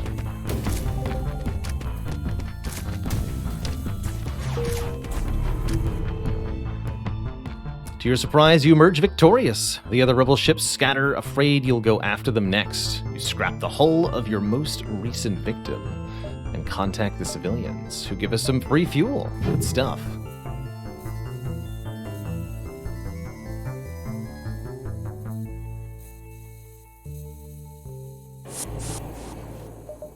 We are loaded with scrap now.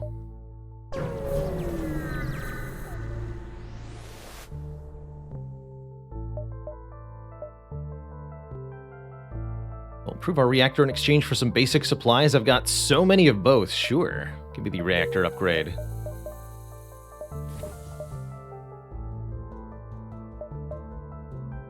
Spectral Wastelands. Or Militia Encampment. Both of these are unique. That's what the exclamation point indicates.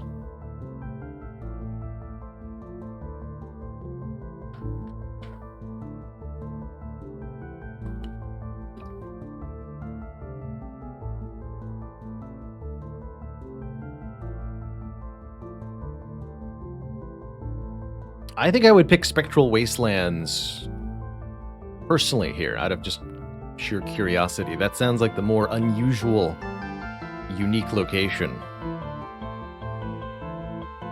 And this run is pretty strong, so I'm feeling like we're capable of handling whatever it is that we encounter here.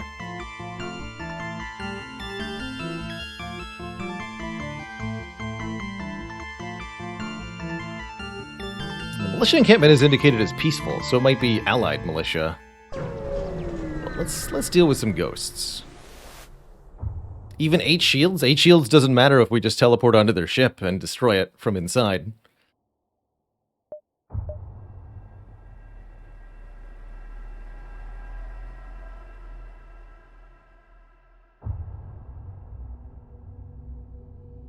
Maybe I'll do this Cura thing on a different run.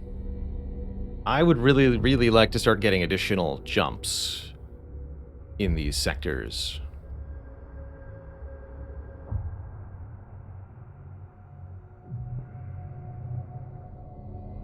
Oh yeah, we also want to talk to our mantis, right? Although that'll be at an empty beacon. I should have done that before we jumped.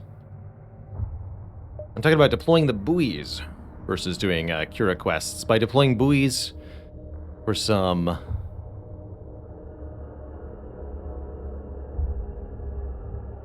extra jumps here in the Ghost Wastelands, that'd be very nice. We can get 3 additional jumps, which is a big deal. I've currently done 3 Cura quests, 1 difficult, 2 intermediate. I'm not sure how many more we have to do.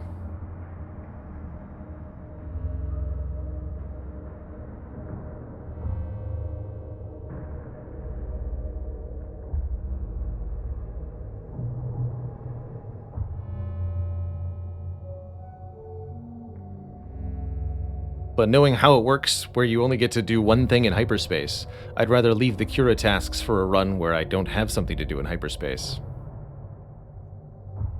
Deploy the boys. I want 3 more jumps in the Wastelands. That might give us a higher chance of finding the quest that's unique to here, for example. The stories of this sector still fascinate you to this day. Long, long before the Federation, this was once ruled by the Spectral Dynasty, but from nowhere, some mysterious force wiped practically every ghost in this sector from existence. You wish you could ask the ghosts themselves what went down, but you know that'll never happen. Looks like the Dynasty still has guard lying around, probably to keep scavengers or vagabonds out of their stuff. Your translator struggles to pick up their static vocals for a moment, but eventually pulls through, "This sector is not for visitation. Go somewhere else, breather. The Dynasty needs not the Federation intervention you seek to provide." So we can try to bribe them or prepare for a fight. We came here to fight. Let's fight.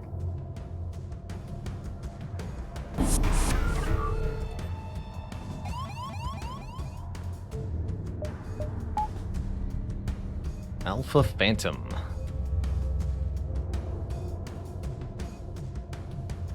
Divide. Just completely ignored my doors, thank you.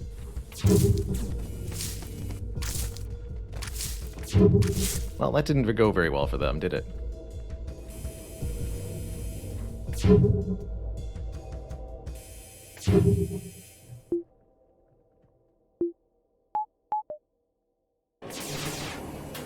Okay, guns are firing. What do we got here? Quite a few. These are all Alpha Phantoms. Completely elite crew. We'll hack the medbay. I think that's going to be the easiest choice.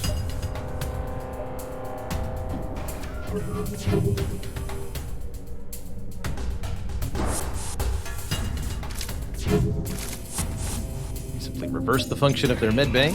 Oh yeah, they can't get locked into it though. That's right.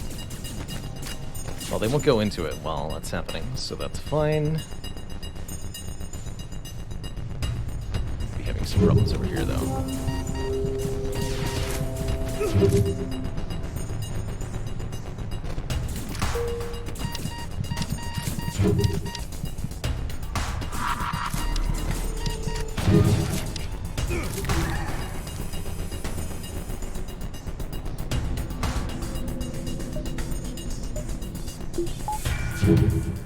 Drop the O2, run to the teleporter. Second wave needs to arrive. Go! Prevent them from repairing it.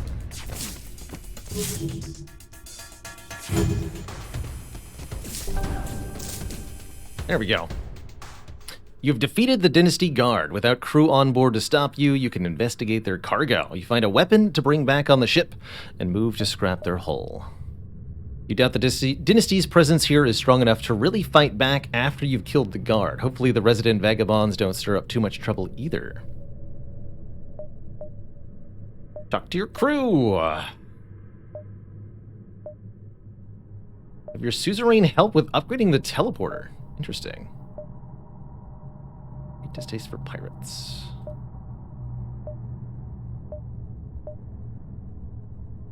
Your suzerain has used teleporters for many years and knows just about everything about how to manage one. They can upgrade the system for cheaper than normal. Cool.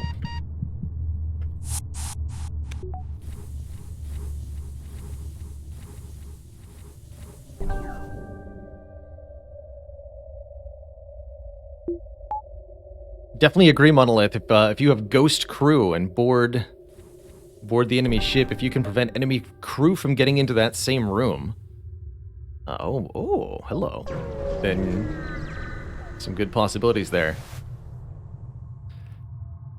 Seems the store beacon is broadcasting from within a nebula. You press on further inside the clouds. Looks like you're receiving a transmission from a nearby crystal ship, but what comes out is heavily garbled. You don't have a clue as to what they're saying. Let's try and understand. You try for a while to decipher his message, but during the silence, the crystal pops back on, now speaking perfectly normal. Apologies, I'm still accustomed to not having to use my translator. I'm a merchant vessel. Would you care to trade? I talked to the suzerain again. Yeah. Level 3 teleporter. 50 scrap. Not now, actually. Particle beam, particle beam.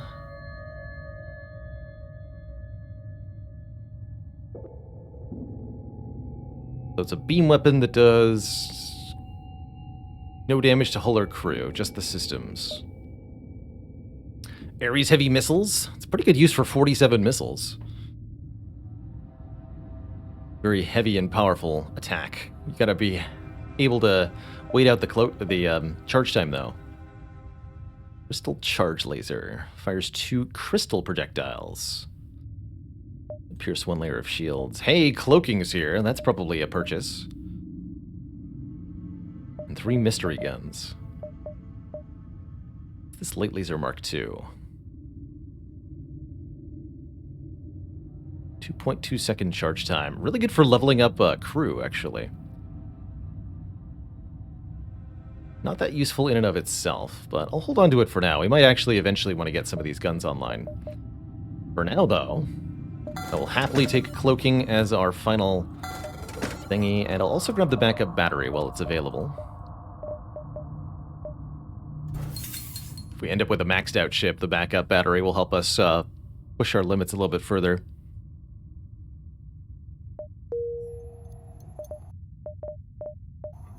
But very, very happy just having cloaking. Cloaking, one of the best defensive systems in the game. Has been appropriately priced in Multiverse. Oh yeah, and fuel. Thank you for the reminder. I definitely want to buy all the fuel here. Because we did not have very much left. Good catch.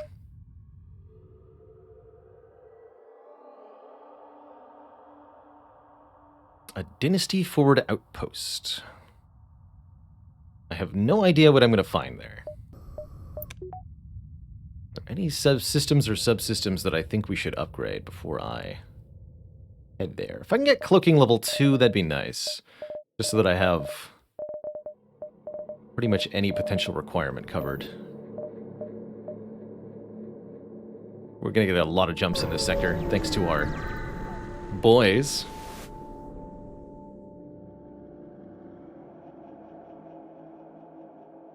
Seeing a Federation ship here is quite the shock. Even weirder, their weapons are powered and hull shows minor damage. They must have just been in combat. The vessel's captain looks up. Huh? Oh, well, look who it is. I thought we were all alone in these clouds, save for the ghosts, that is. Was trying to clear out a camp with them not too far from here. Bastards are stranded. I can just keep taking trips back and forth as much as I like. But why? Why not? Easy scrap, and it makes the nebulas just a little less crowded. Once the rebellion is out of the way, the Federation will probably move a bit further out. Might as well get started clearing out the riffraff. Either help them clear out the ghosts, or attack the feds. I mean, we came here to clear out the ghosts ourselves. Or tackle the ghosts, I suppose. So we'll help them clear out. And we get to choose our own target. I choose an NG wreck.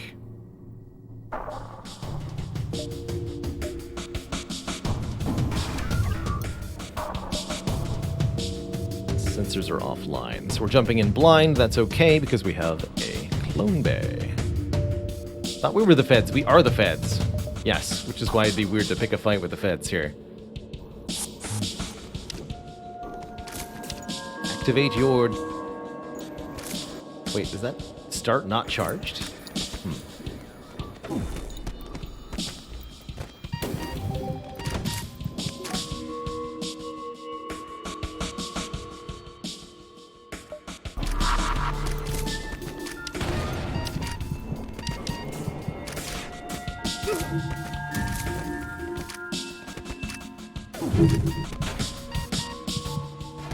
We actually took a hit. I'm slightly ashamed.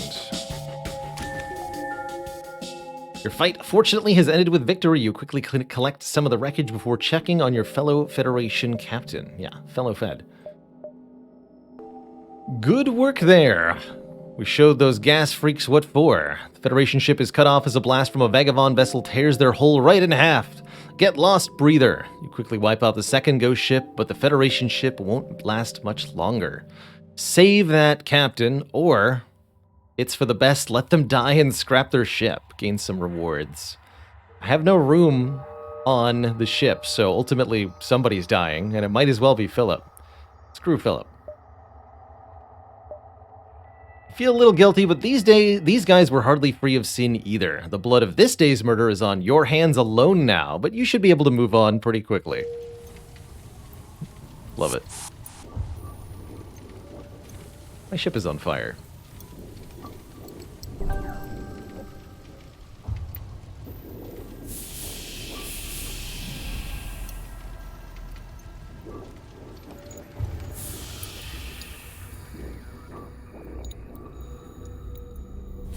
Ship is no longer on fire.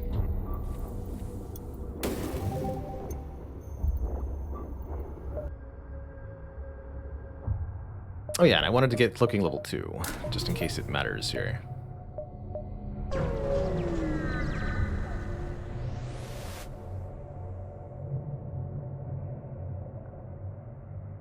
For what reason is this beacon marked as important? As soon as you jump in, it's clear. A dynasty outpost has been established here, and the beacon marker was a warning for ships to stay away. Somehow, they haven't spotted you, yet.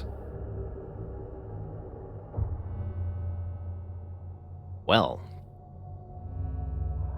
As long as we're here, we might as well pick a fight. If the dynasty is watching this sector, chances are they've already collected a ton of data. And data is in any form is valuable to you.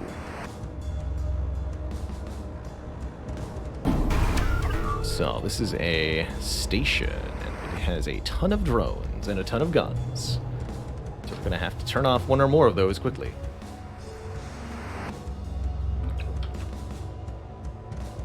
Fortunately, we now have our own cloaking and hacking to counteract their shenaniganry, so I'm not too worried here.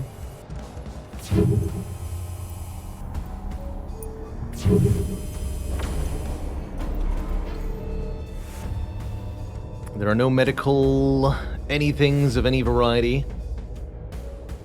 I think I'll just hack the guns.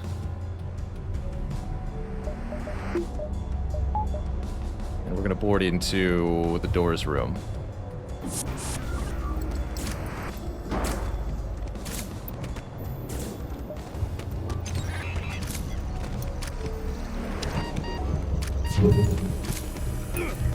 A second wave shortly. I should have charged that teleporter to level 2. I want to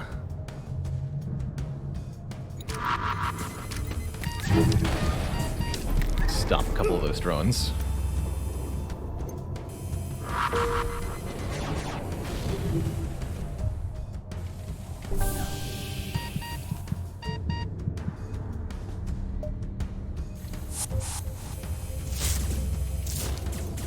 Take a full damage here.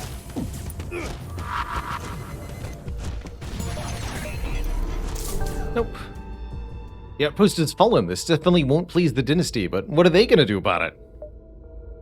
Looks like one of the station's terminals survived, a black box of sorts. It contains a heavily detailed map data for this sector and predictions of Rebel fleet progress. This will help greatly. The fleet has been delayed, and we have a sector map.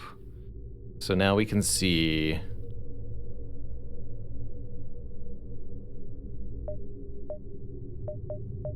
stuff. No other really important locations here, just the locations of possible ships and such.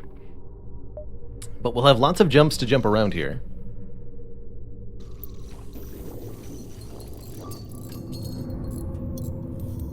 What are they gonna do about it?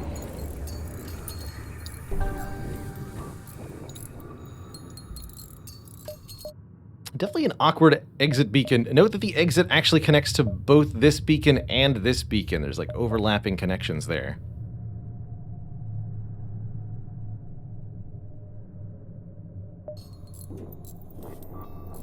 So not quite as bad as it looks initially.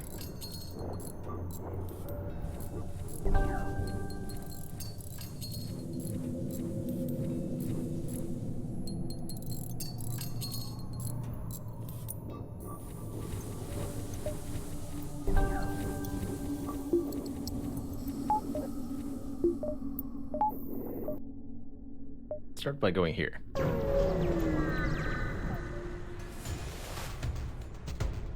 A blood-chilling scream fills your speakers, followed by unsettling static. Any captain with lesser nerves might have fainted on the spot, but you know better. This isn't some demon, it's a much more real threat. The Dynasty. These non-connected doors. You've even got a crew teleporter. Interesting.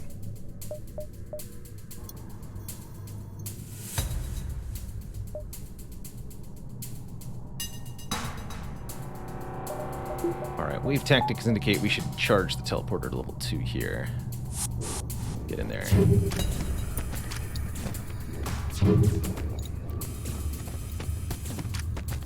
we'll make for the med bay. That's going to be our target.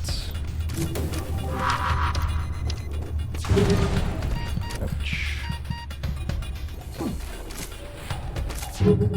Our shields go down. We have cloaking available. Second wave should go in now.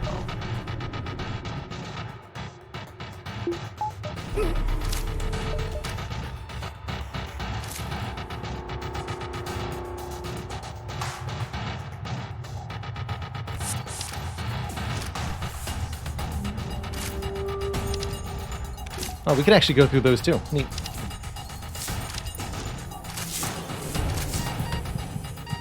You wonder if ghosts feel pain before they die. After what just happened here, you sincerely hope they don't.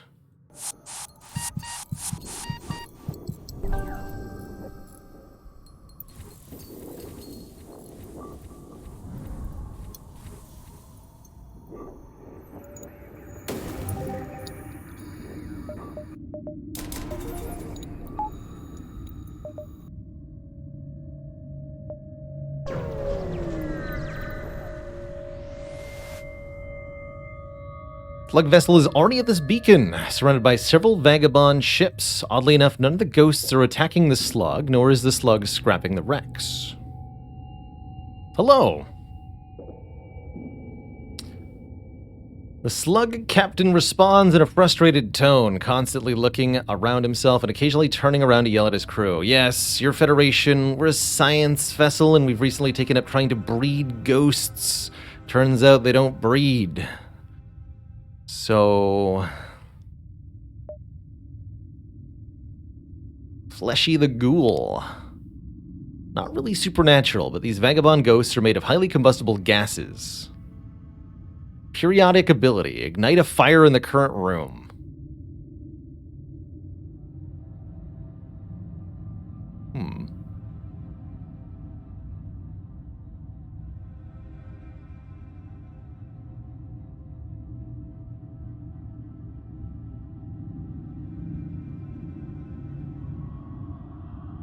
I don't want that. You doubt the scientist cares.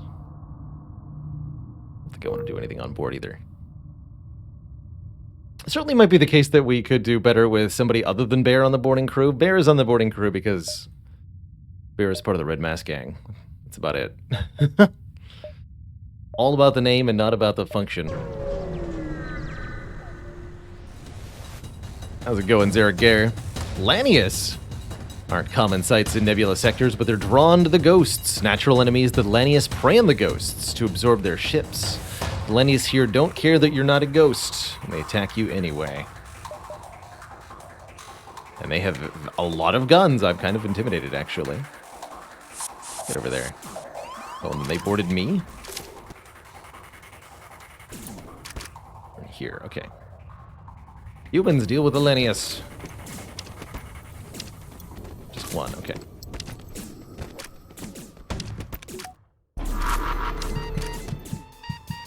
The crew of the Lania ship dead, nothing prevents you from tearing apart the hull of their ship. Not even morals.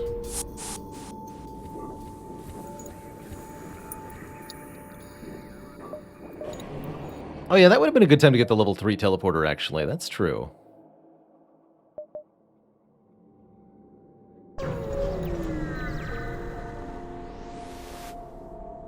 Ghosts are part of the modded race, not part of default FTL. A humongous cubical megastructure lies in your wake, transmitting short but undecipherable message. Surely if this thing has enough power to send a message, maybe it has something worth taking? Appears a dynasty vessel is scanning the wreckage. You aren't sure why they're curious about it, but you want whatever's inside. You'll have to take them out first. Attack! Whatever's in these ruins, you need them. To attack the ghosts. Spooky, spooky ghosts.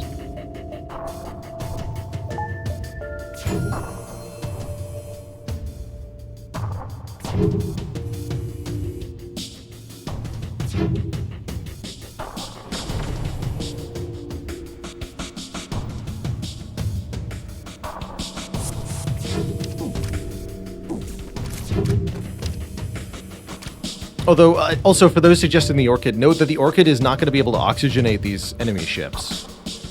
Even though Orchids produce oxygen, they cannot do so on board enemy ships that don't have an O2 system. Something about the coding. But they do increase the max health of crew in the same room as them, so they'd buy us some time against the suffocation.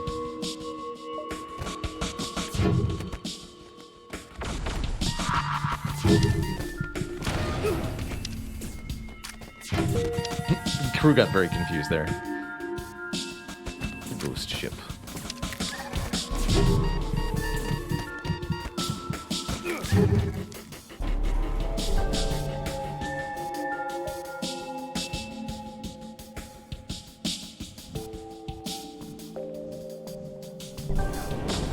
Rude. So, for example, here, if the Orchid boards, like so, still gonna suffocate.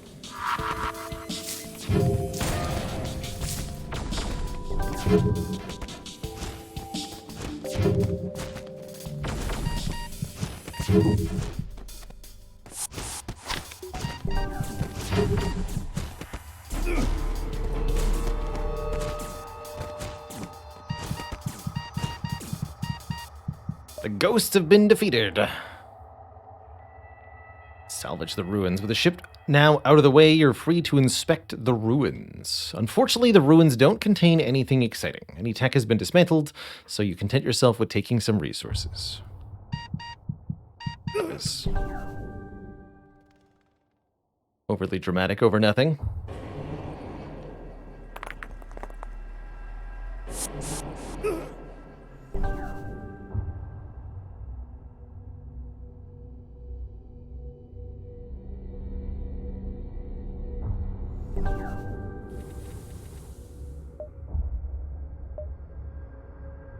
I still have so many jumps left in this sector.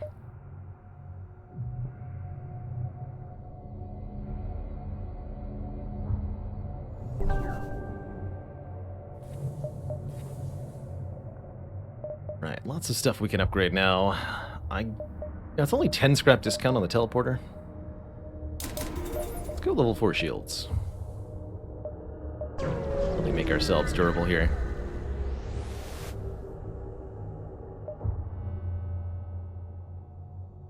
Beacon appears empty, but you reconsider as footsteps echo through your halls. You rush to the engine room to see 3 ghosts bent over examining the FTL drive.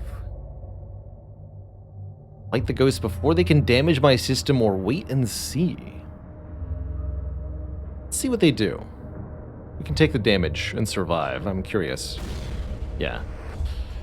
You wait and watch the ghosts as they look over every inch of your system. Suddenly, in a violent motion, one of the ghosts tears off a metal covering on the multiverse drive casing, resulting in a violent explosion. You don't wait any longer and order the crew to attack. Hostile intent successfully detected. That's why we've been wiping out your bases. In the cloaking room. Oh, these are the fire ghosts.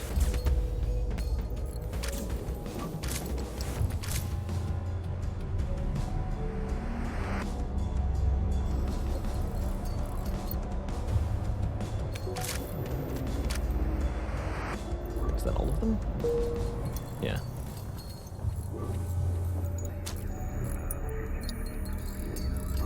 Well, it says, why is it 999 scrap to upgrade the cloaking further? You're meant to upgrade cloaking through the storage dialogue. Like this, because the level 3 cloaking upgrade has additional costs, requiring drone part and fuel. So it's not done through the regular upgrade interface.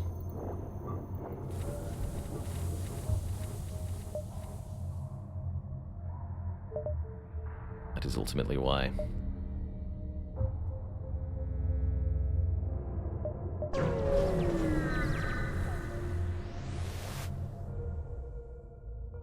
You've jumped into the aftermath of what seems to have been a brutal exchange between several ships. Scan the wreckage. Free stuff. Good.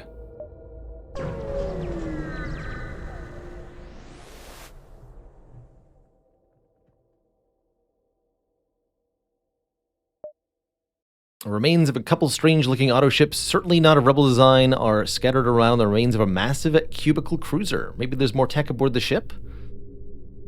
A clansman here has already discovered the ruins. If you want a trophy of your own, you'll have to fight the clansman, which we will happily do.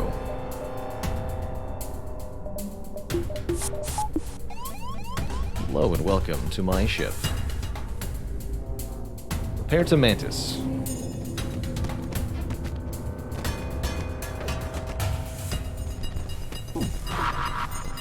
Well, that certainly didn't end well for them.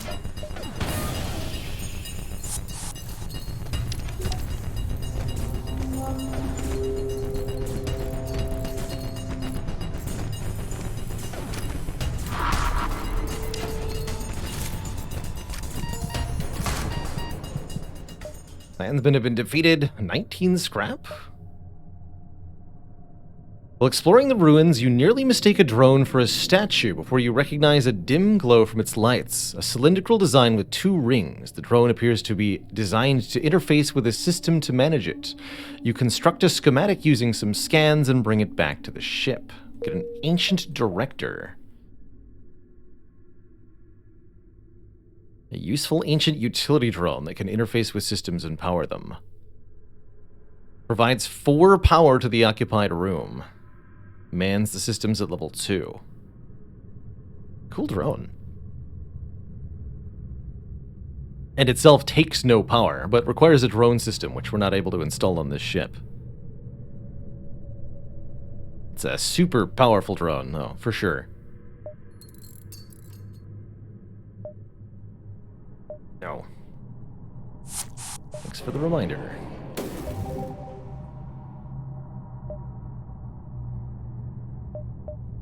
Did it say required power 2? Oh yes, required power 2. Yeah, sorry. Takes 2 power and then provides 4, so plus 2 net power. Which is good, but not as good as I thought it was.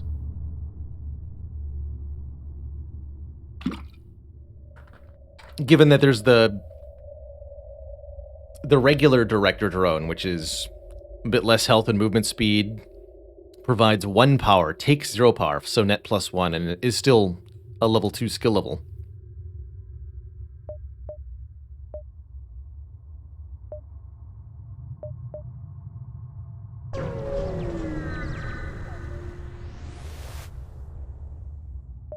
Someone with a multiverse drive is jumping in nearby.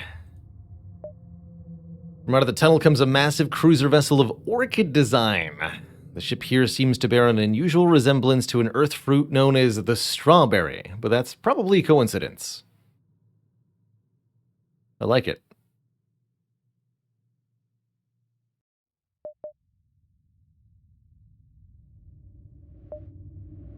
Oh, and because that's ancient tech, we can do ancient upgrades? Oh, beautiful.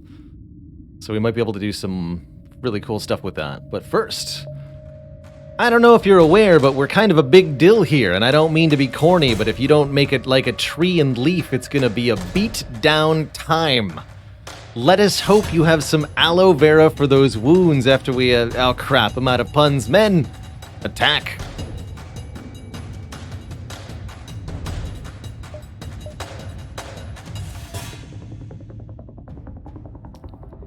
First rule of improvisation, stick to your roots.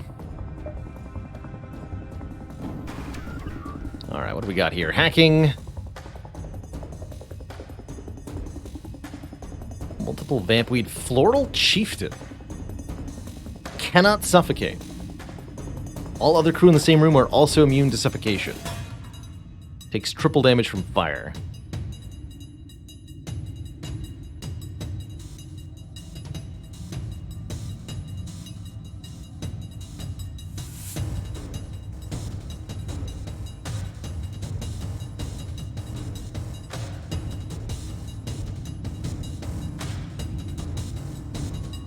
That's right, if you can't stick to your roots, you'll have to branch out. But then you're going to be going out on a limb. So you should really just stick to what you know.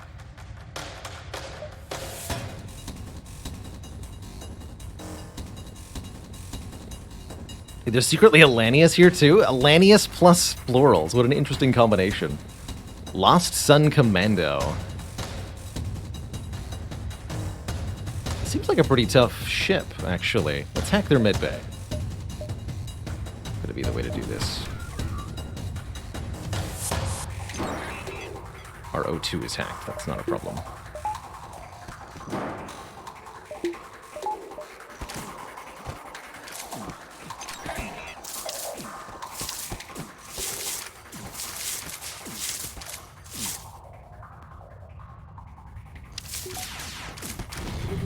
Whew.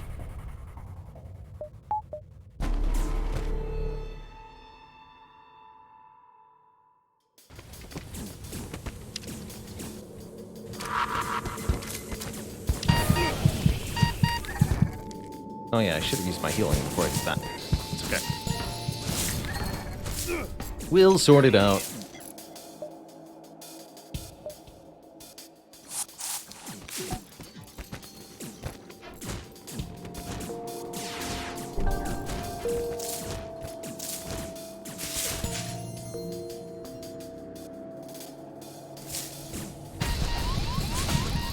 Ouch.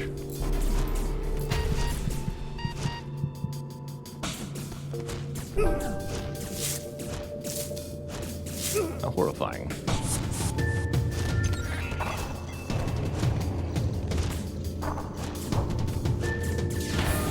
There we go. The mighty vessel has been vanquished. Within the now cleared cruiser, plenty of scrap and supplies remain for the taking. You're also surprised to find a special weapon amongst the wreckage. You've never seen a weapon like this before, so you assume it's a custom model made by the Renegades themselves. Every single one of these Renegades has a different, unique weapon. If you kill them by blowing up their hull, it's a 50% drop chance, otherwise you get it 100% of the time, if you're able to take out their crew. That was a little painful, but a well-fought victory for sure. Let's see what this strawberry gun does. As it says on the tin, missile weapon. 65% chance to not consume a missile, though. 2 damage. 100% breach chance. And stun. That's pretty good. Well, actually, the charge time being 21 seconds makes it not that good. Wait, 3 shots per charge? Holy crap. I did not... Oh. Oh my.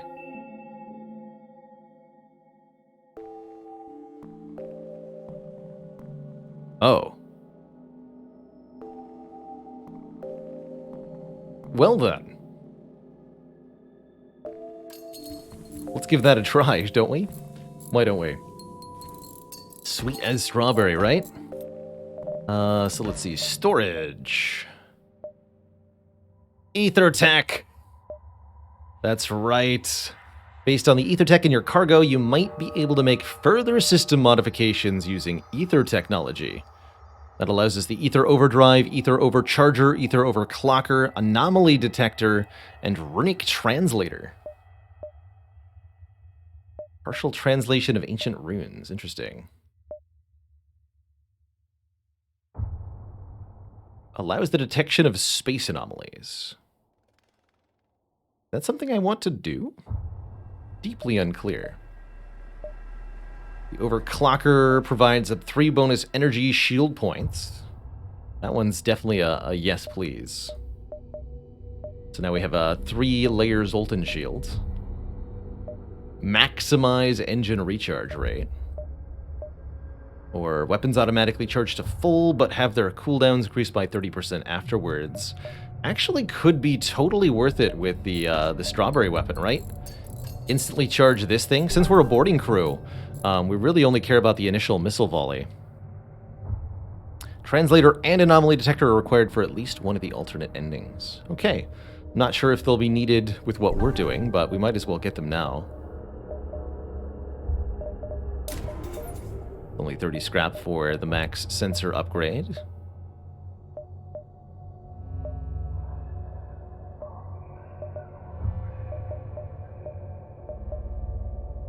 Cool. And yes, this will stack with pre-existing Zoltan shields, giving us 8 if we had a proper Zoltan shield.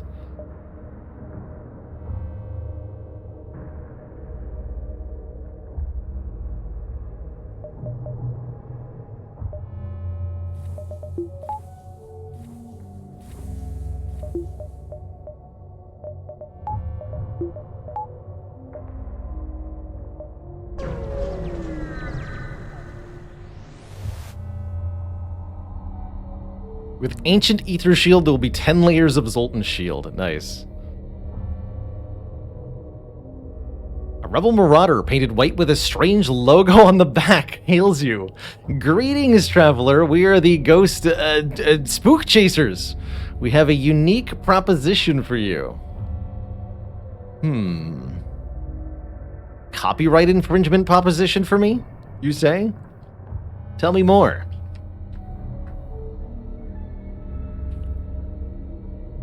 You see, when there's something strange in the neighborhood, who gonna call? Spectral Chasers. Maybe you've heard of the Diddy's scuffle with the rebellion. Well, it all went down when they took out one of the rebels' first flagship prototypes. Imagine this is Bill Murray saying this, by the way.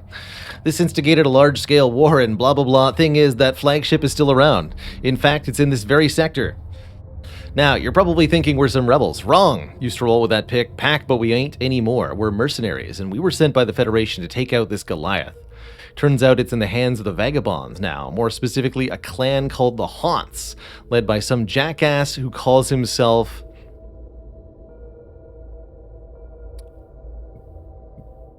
Goziodian? Help us take out those sons of bitches and we'll split the bounty half and half. Deal? Deal. Let's chase some spooks.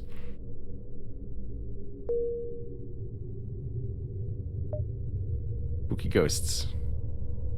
Bounty. Am I going to be able to get back in time? Doesn't matter.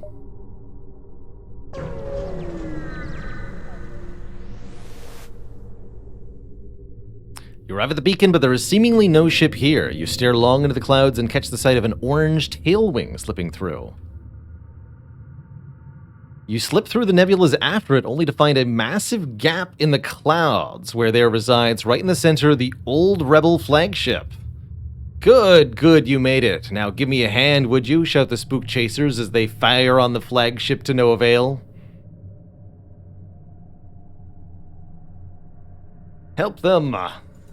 You're no coward. If you want out to have any hope of defeating a real multiverse-traveling flagship at the end of this mission, you should be able to take out this one as well.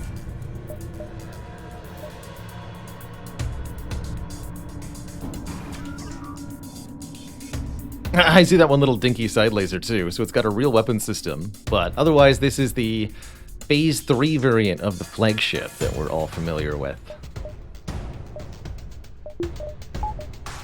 Teleport into the drone bay? Oh yeah, there's one dinky drone here.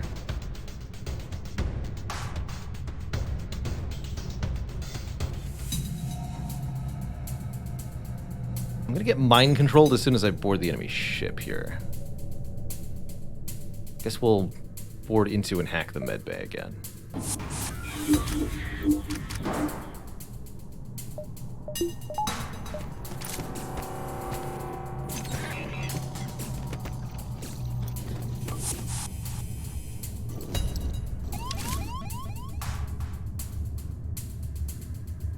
It's also a G-oxygenated flagship.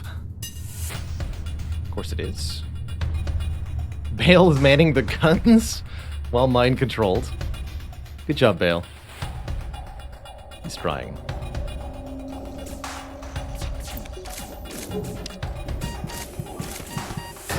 Don't fight me. Heck.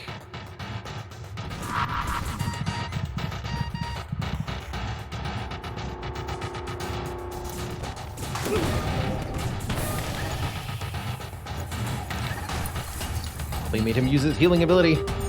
How dare they? Alright, second wave, get ready to board.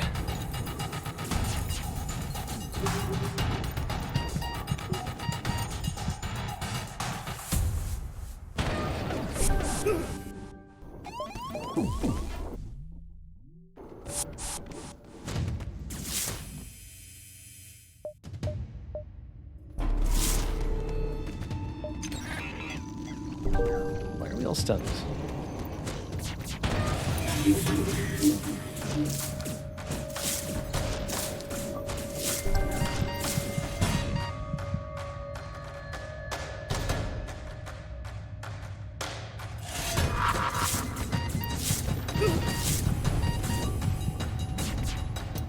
Some kind of stun bomb.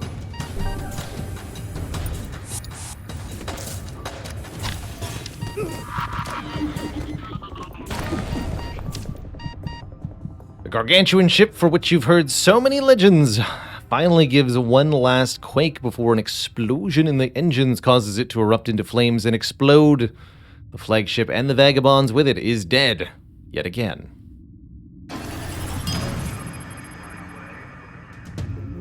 The Ghost Hunter hails you. That was legendary. Do you know how rich we're gonna be? Wait, yes, your payment. Considering the bounty from this will be enough to buy an entire moon, maybe even a small planet, I suppose it doesn't hurt to give you something extra special.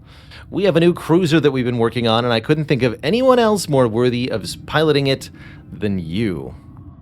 We get the largest reward I've ever seen in FTL. Like 10 of every resource and 86 scrap. And a new ship unlock. The Spook Chaser Cruiser. And one last thing, with this, we'll never have to work another day in our lives. It does me no harm to pass this on to you now. More members of the Haunt still roam this galaxy, and you're as good a choice as any to take the rest of them out. Get a Proton Pack. Allows you to track down ghost vessels from a long-running database and fight them for scrap. Interesting. So I can summon enemies? Is that what you're telling me?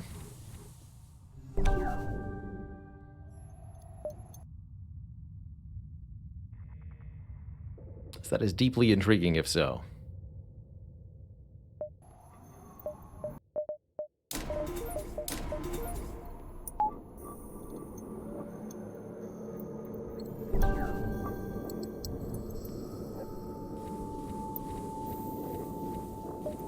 Yeah, the Spook Chaser Cruiser needs to have that, I agree.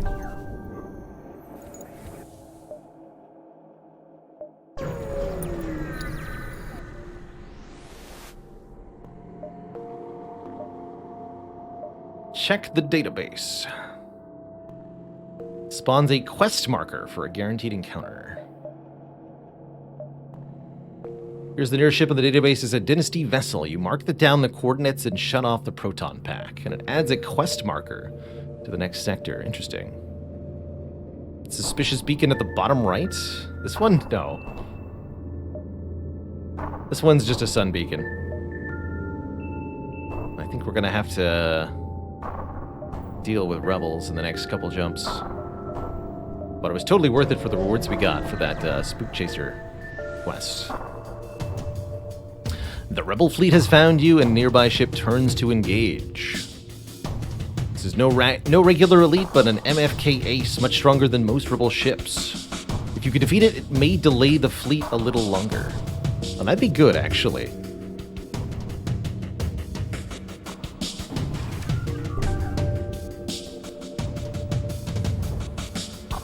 Yes, there is an anti-ship battery here.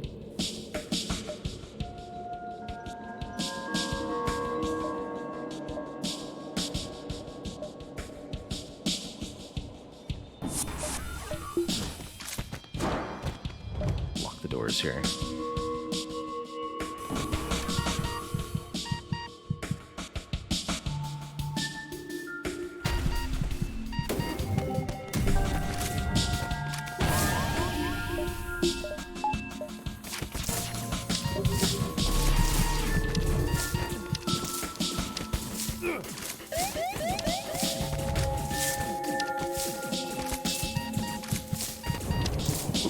Time to cloak a little bit wrong there. Ouch.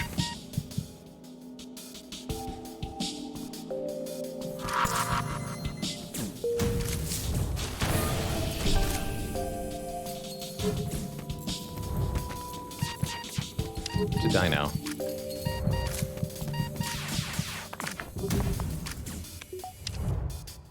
Yes, fleet delayed by one jump. You've managed to defeat the fleet ship, but you hardly have enough time to salvage more than a few resources. Still, the defeat of one of these rare and powerful ships will cause a little bit of trouble for the fleet.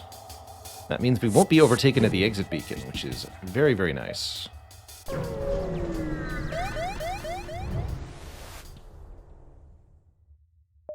Explore. Hail the refugees. 3 missiles for 2 drones? Well, with 66 missiles, I might as well, right? Cool. That went really well. I'm glad we got yet another ship unlocked. A very fun one to try on our next run.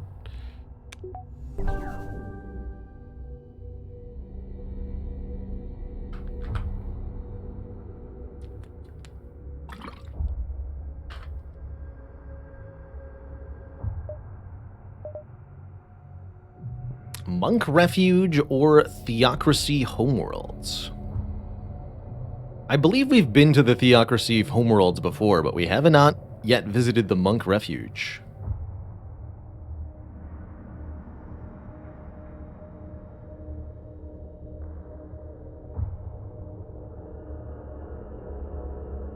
Let's go to the Monk Refuge.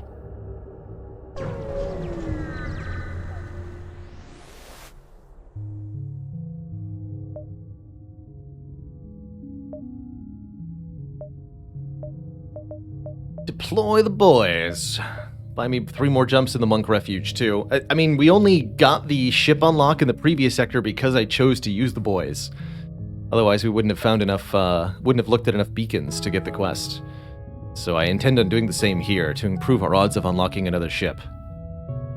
This sector is a hiding place for the most devoted of the Zoltan monks. Their religion prevents them from participating in violent acts.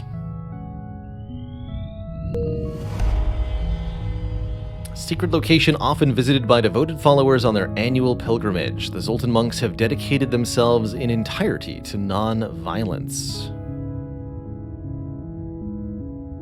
Appears the sector has little more than a single auto ship protecting it. The ship doesn't recognize you as a threat. I don't think I intend to come here bringing violence to the monks, although that could be an interesting choice. Seek them out and try to kill them. A very chaotic evil choice, though.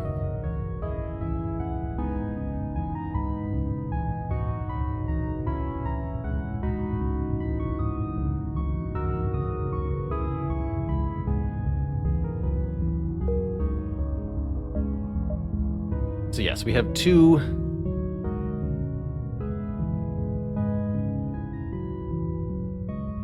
locations. Location of the Great Eye, a giant monolith worshipped by the Zoltans.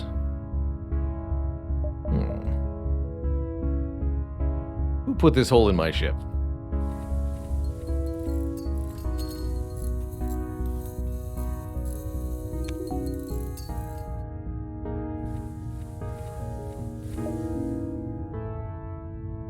I think we'll go over to the Great Eye, see what's there.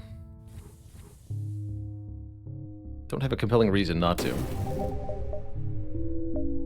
Don't know if there's a prereq for that or anything, but go looking.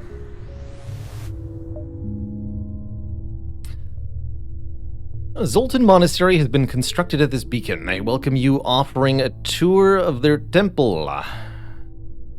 Sure, I'll take the tour. Tour ends up being less of a tour and more of a long sermon about the monk's religion. You find it rather boring. But what if your crew are convinced? To your surprise, they want to stay behind and join the monks. They didn't choose the monk life chose them. Tarkapet is gone. Oh no, not Tarkapet. Anybody but him. Dang it. The monks sympathize with you, understanding what a hard decision that must have been. As a consolation, they repair your hull and upgrade your reactor for free. You cannot clone your crew, as they are not dead. They are retired. Alright, Romeo, you're back on duty. The Red Mask Gang is reunited.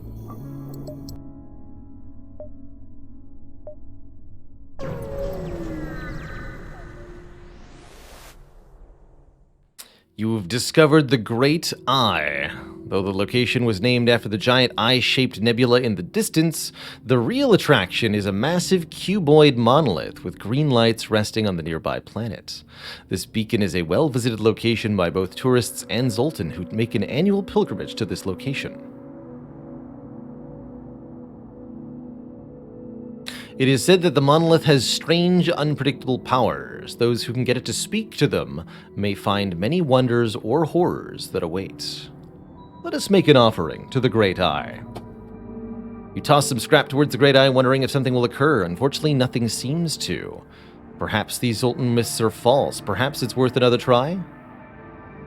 Speak to the monolith and await our fates. As you approach the monolith, you notice time around you begins to slow. You feel lightheaded and faint. When you awake, it appears a considerable amount of time has passed. We'll have to hurry out of here before the rebels catch up. Oof. Our fate was slowness. Nothing else here, huh? That was a disappointing outcome, that's for sure. Oh well.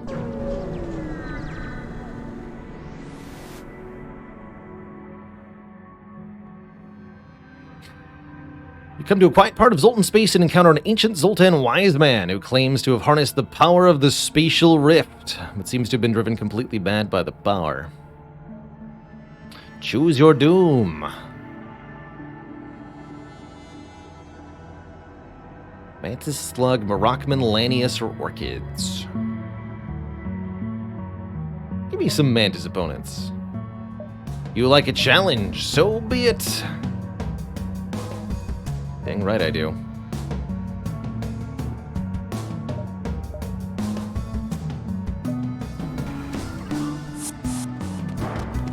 Oh, there's Zuman.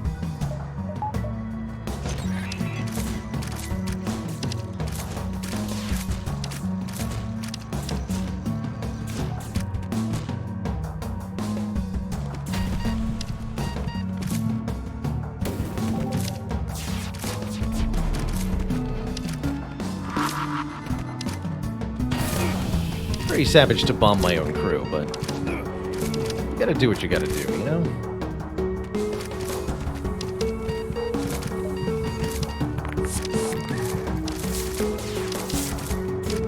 Wall of bodies approach. Hits him every time.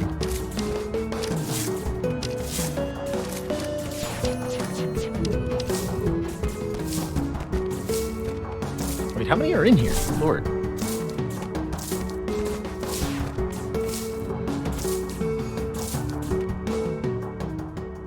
Salvage the ship and contact the Wise Man. When he sees you have emerged victorious, the Wise Man enters a rage. Rifts threaten to tear space apart until instead the Zoltan implodes, sending a blast wave of scrap and salvage dragged here from distant worlds in your direction. There's over 100 scrap for that beacon. That is a ton of stuff.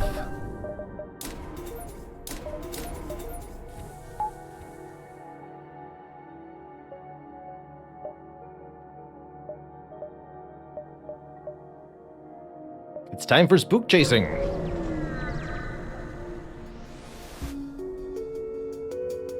The vagabonds live lives of danger and prospect. You aren't just another ship coming to kill them. You're also a chance at the score of a lifetime for a new ship. And they aren't going to miss that opportunity. Oh, that's what we are to them. That's right. It's like, they're going to give me a new ship? No, other way around.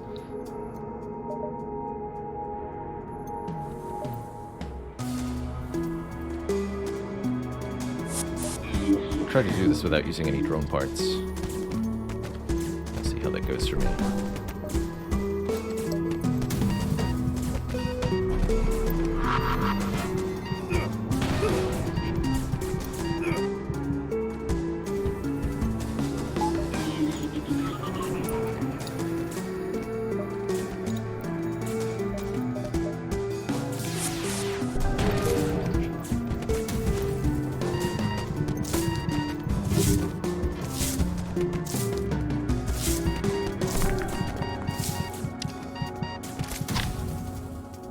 Now, empty of crew, you make sure to thoroughly scrap the ruins so that no more ghosts can ever inhabit this ship. That's pretty crap rewards.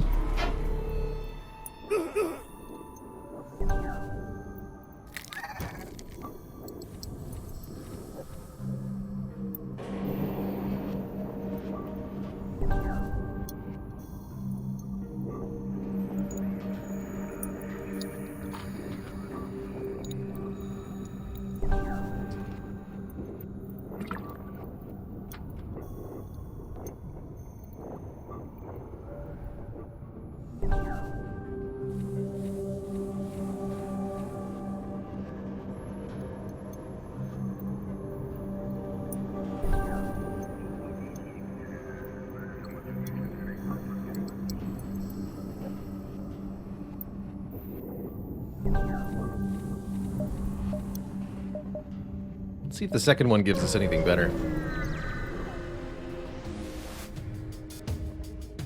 Here's the Dynasty ship is waiting for you. They must be used to Rebel ships always following them at this point, but you're just another ship who's come to kill them, Rebel or not.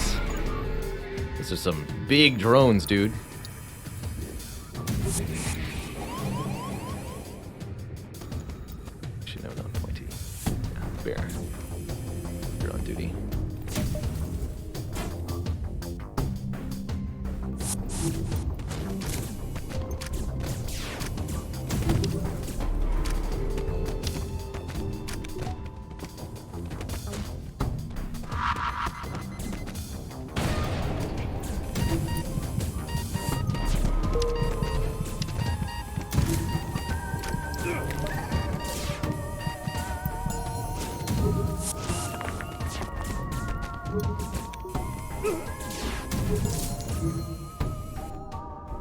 That's more like it. 54 scrap. You've heard the ghosts must have a most horrible odor to them, and you couldn't be more glad that there's no air inside the dynasty ship to carry the scent as you scrap it.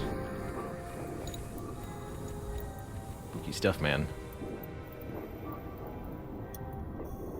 What happened to the Supermanus we chucked you out the airlock for? He retired to a peaceful life as a monk. Apparently.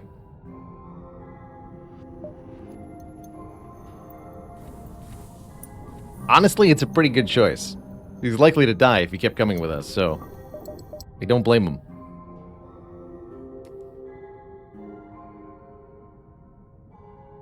Now, why exactly the Mantis Warrior chose this particular fate is deeply unclear to me, but that is what happened.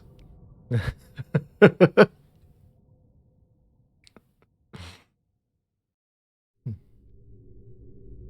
think he knew.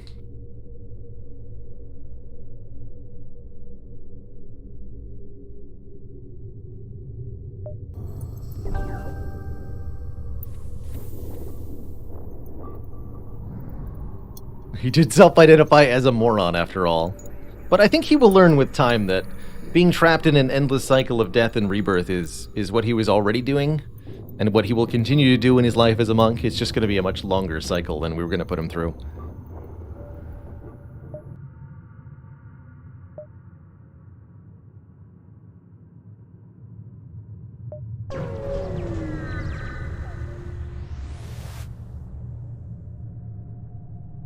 You receive a strange hail from the ships here. As the wise Sauve Voltar once said, he who lives with the voracious bat dogs awakes with the space fleas of Gamos 6.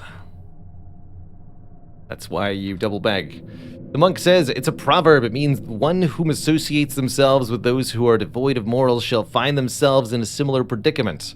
A warning, so I should say, for one's own situation, living within the Federation. Attack them for their insults to the Federation, or ignore them. Personally, given how many big words you've used, I feel compelled to violence. Their actions here will not reflect well in the eyes of the Ministry. Well, heck, I suppose.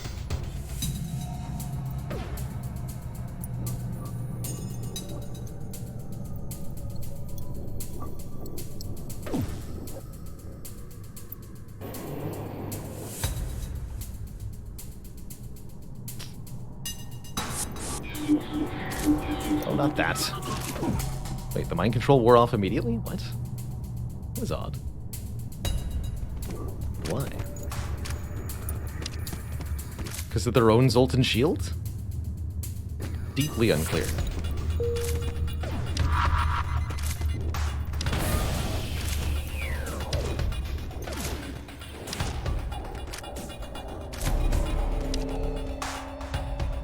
Zoltan monks cause stuns when they explode. That makes sense. They're like running in and out of the room like maniacs.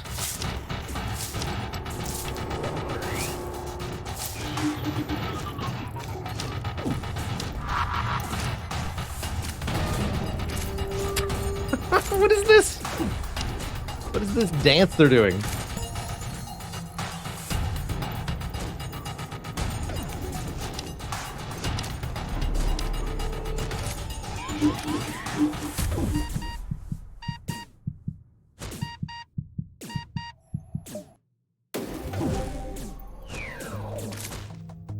Ridiculous. You aren't sure how to feel about the completely unnecessary slaughter of defenseless peaceful monks, but at least you get a small amount of scrap from it. Damn right I do.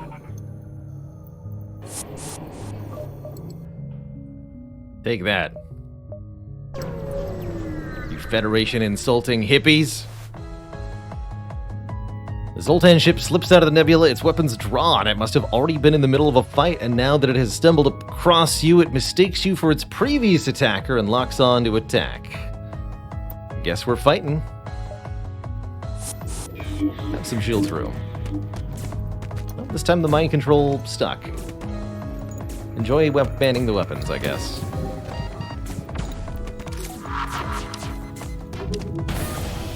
Oof, tough way to go.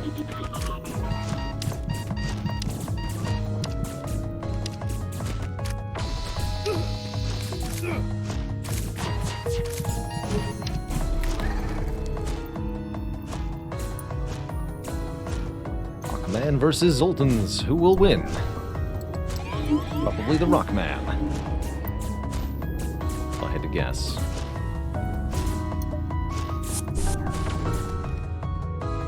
For a supposedly peaceful bunch, Zoltans are a risk to fight with. Luckily, you've emptied out this ship and can now scrap it at it. Intrellis, thank you so much for 5 months. I'm doing fantastically. And I'm very happy to be here.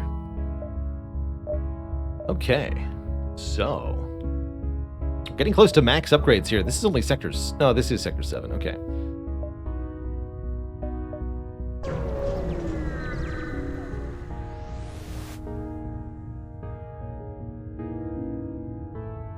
Ship computer informs you this beacon is considered sacred ground.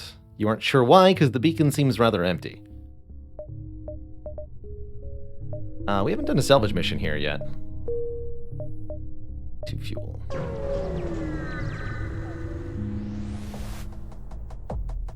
Aha! At last we have found you. It only took 768 different realities full of chocolate pudding or shape-shifting god aliens to find you here. A beat-up multiverse rebel ship moves in, weapons armed and ready. We've got a clone bay.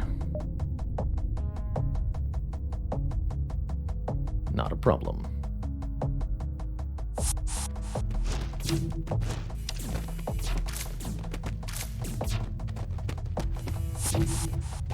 Yes, welcome aboard. What the? Please come in. Thank you.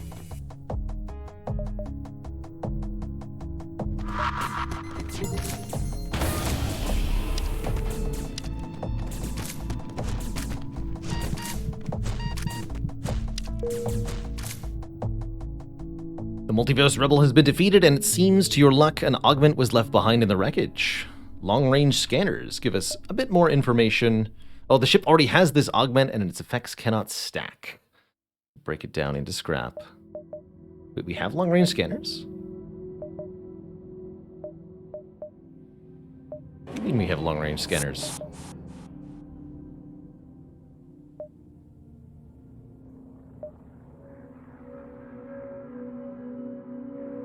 Guess we have had that for a while, but when did we get long-range scanners? That's not an onboard upgrade for the sensors or anything.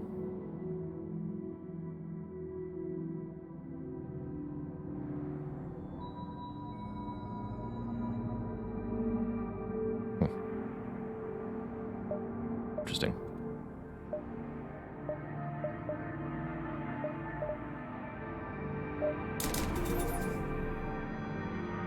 Oh, that's from Ether Scanner. That's right. That's right. I remember now. That thing provides.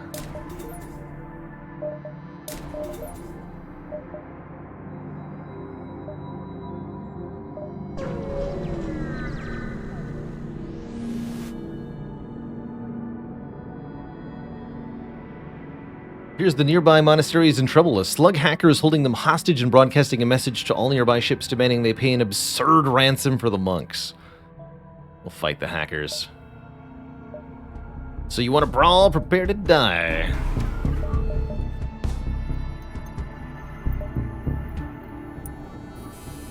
We haven't fed any enemies strawberries just yet. I suppose we'll arm the strawberry cannon right now. Oh dear.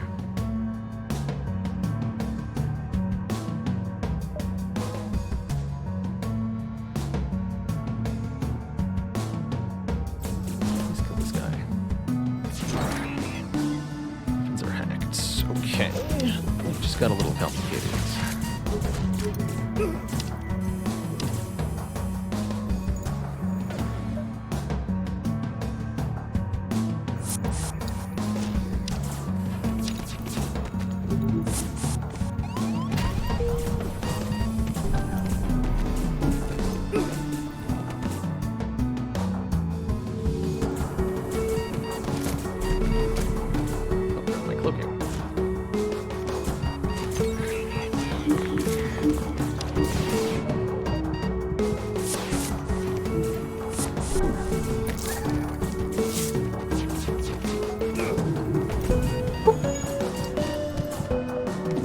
Me hack you.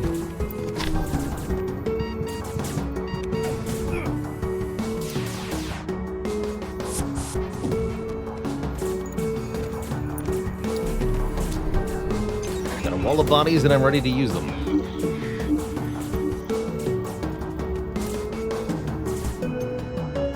The hacker crew has been killed. We salvaged the ship. The monks say, "You have done us a great service. We have little earthly possessions to give you, but help you yourself to our excess fuel." Don't mind if I do.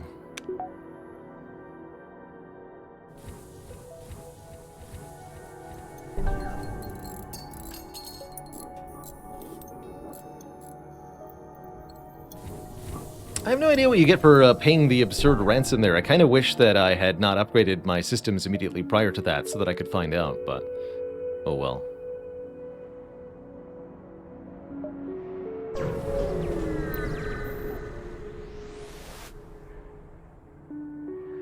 A Zoltan life pod is drifting out here in space. The wreck of a peacekeeper ship drifts nearby as well. Pull the life pod on board. Gasping Zoltan is brought aboard, still wearing their peacekeeper armor. "Thank you for saving me. We were tasked with transporting a monk ship carrying an important Zoltan operative who's undercover. Everything was fine until a mercenary hired by the Duskbringers showed up and obliterated our ship. The monks fled, but it won't be long before the mercenaries catch up. I'm upload those coordinates to the computer. I hope you will help me." This sounds like our ship quest hook, so we'll be pursuing that for sure. Wai Shin here is a Zoltan Peacekeeper elite crew. Only 65 max health, but takes significantly reduced combat damage. And provides 2 power to the current system. Fluffy Mittens, I agree. That should be Fluffy Mittens.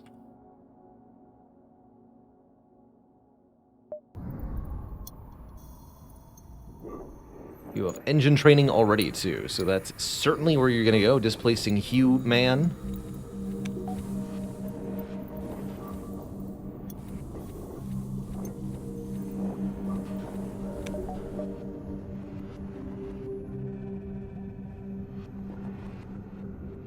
Yeah, thanks for the 2 reactor power.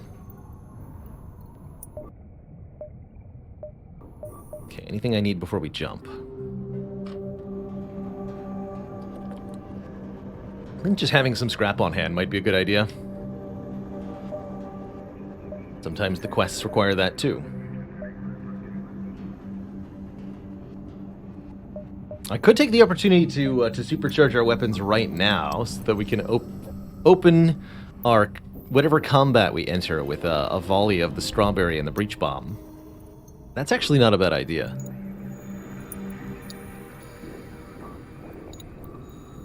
Okay, sure, I like that idea.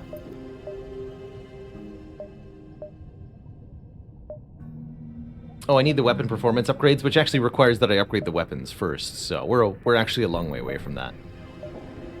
Not yet.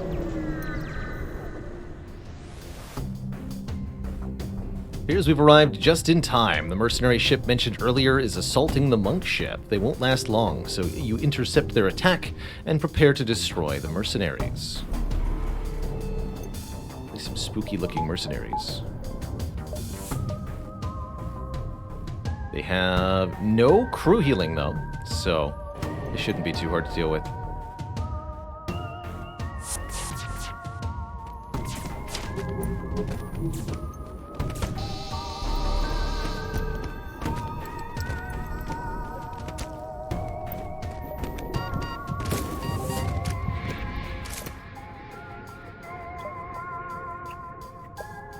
want that big thing to fire me again.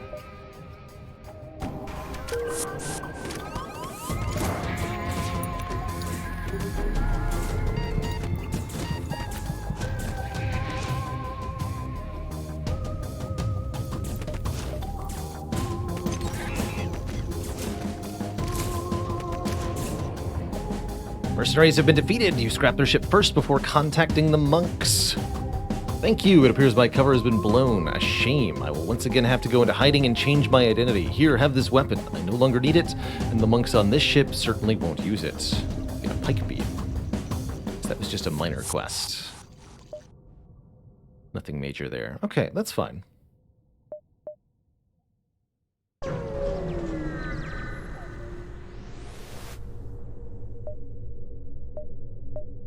Already salvaged. I could check the database, which adds a proton enemy to the next sector. Let's just get out of here.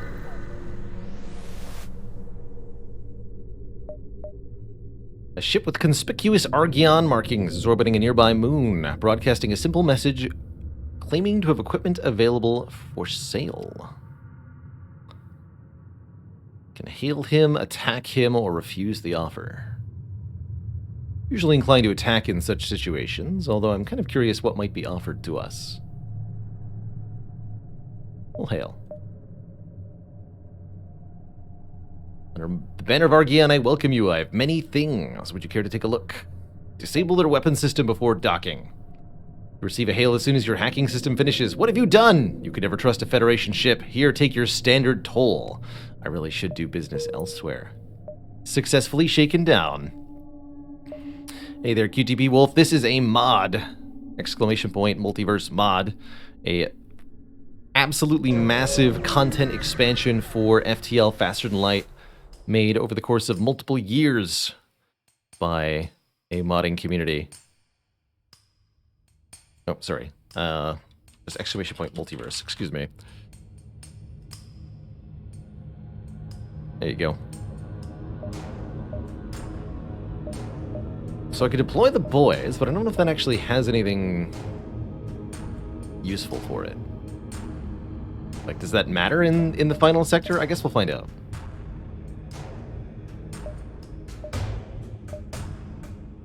Federation capital is your final destination. Under siege by the rebellion, to save this reality, you must kill the rebel flagship before it destroys the Federation base. Please give me ammunition and drone parts.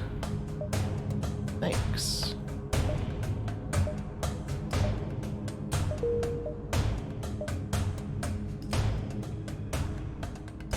Judges. Oh, we haven't actually seen the judges yet. I see the traveling merchant is also here. That's the Federation base. Well, we definitely need to make our way to the judges and see what they are or do. Might as well head to a shop, too.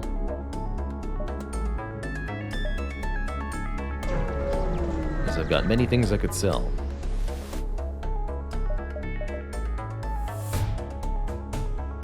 Johnny Maloney.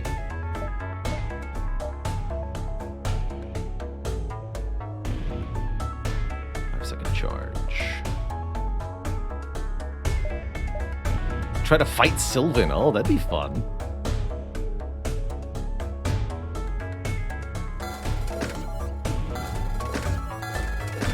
These don't need any more either. Or this.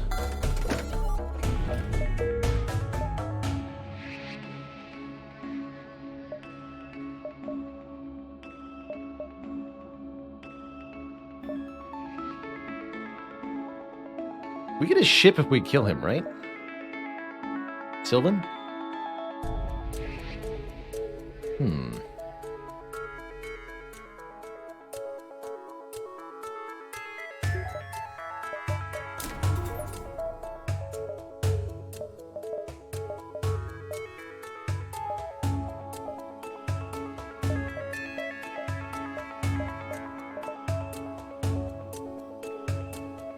Oh, but oops, I sold the thingy, so I can't get the pre-igniter. That's actually fine.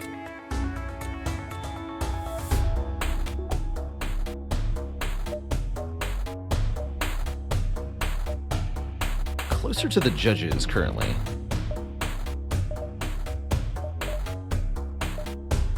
Let's max out our repair too.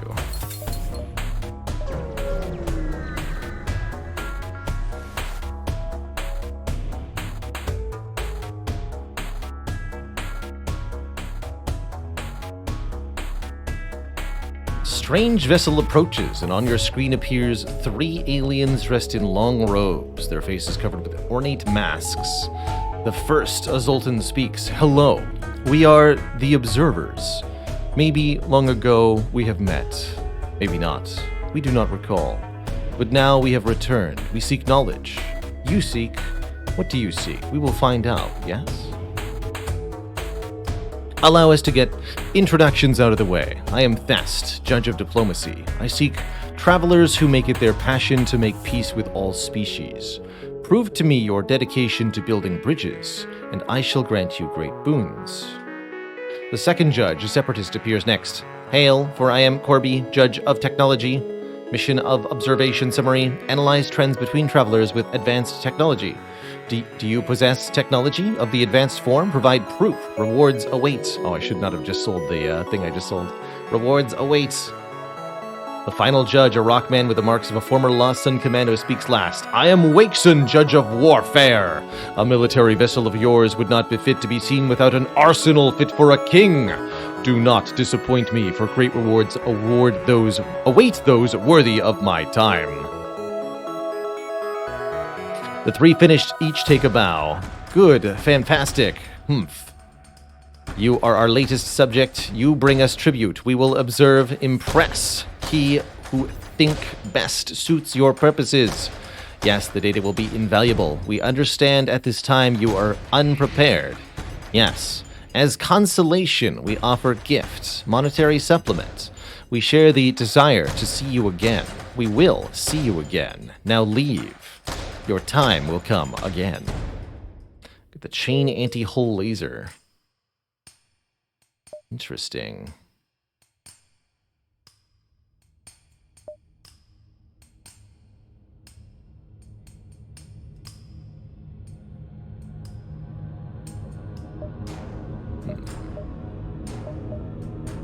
Long-range jump. Okay. Thoughts.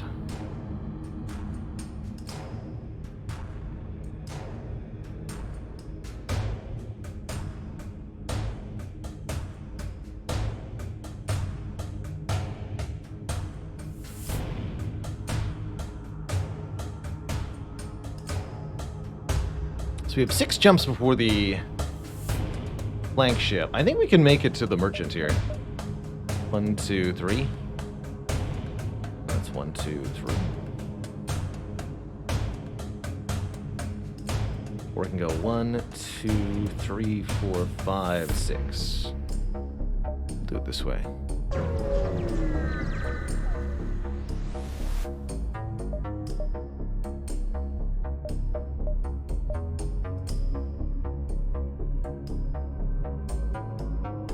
This thing? Really good at taking down hull on its own. Probably better than the light laser Mark 1. This is only 1 power weapon.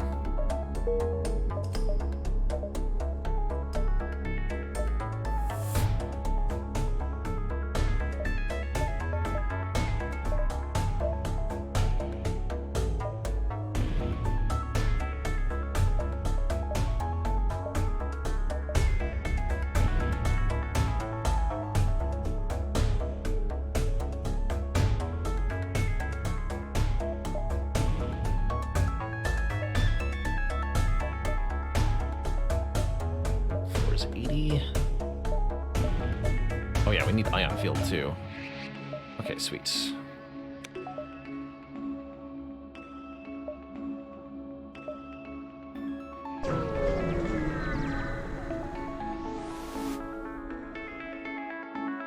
Pirate ship comes careening towards you. God damn it. God damn it, we need to get away from this bloody sector. Get out of our way. They seem rude.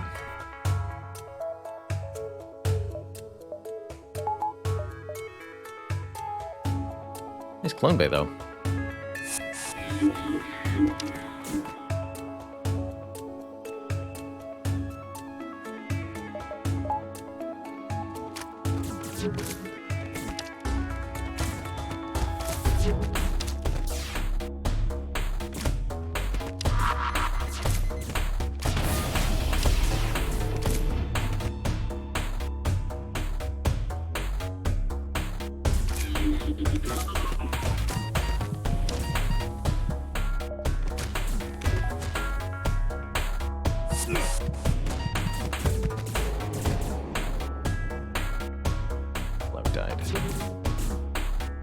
Healing. Because that's fine.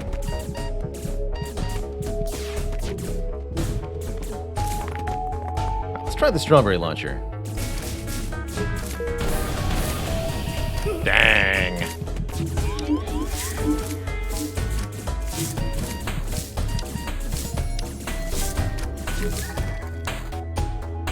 Pirate crew has been killed. This action will have no doubt avenged civilian lives. No doubt.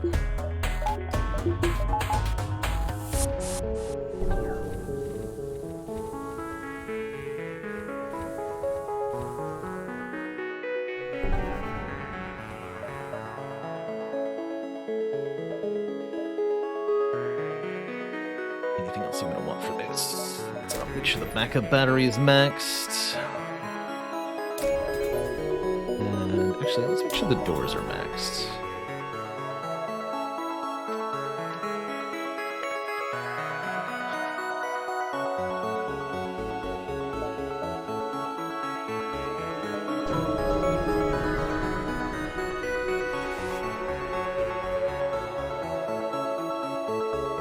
Traveling merchant waves to you as soon as you jump in. Ah, strangers, strangers, strangers. So good to see you.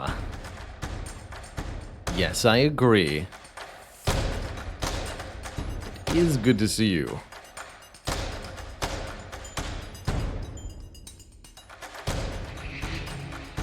Shield is purple. I just want to make sure that I can teleport through that.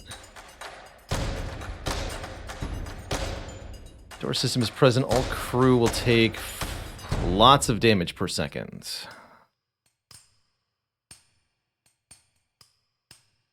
You can go through ours. There's mind control, teleporter. All right. I think we can take this guy. I actually do not know that for sure. Attack! For some insane reason, you have decided to attack the traveling merchant.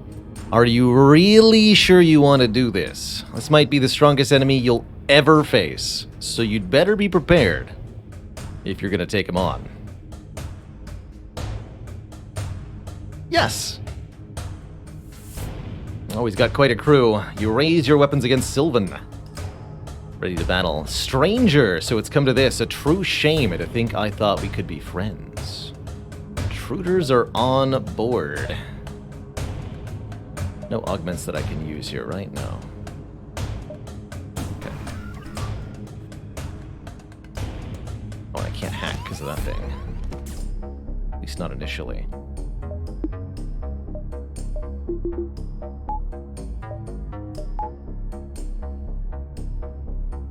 Okay, so that's a lot of burst 2s. For now, we're just going to use cloaking to avoid them. Clansmen are all over the ship, though, currently.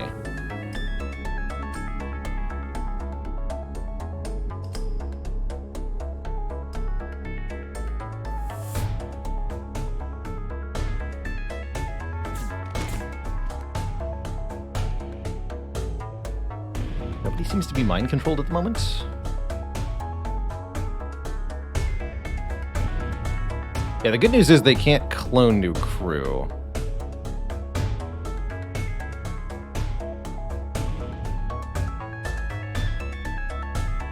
Doom lasers, man.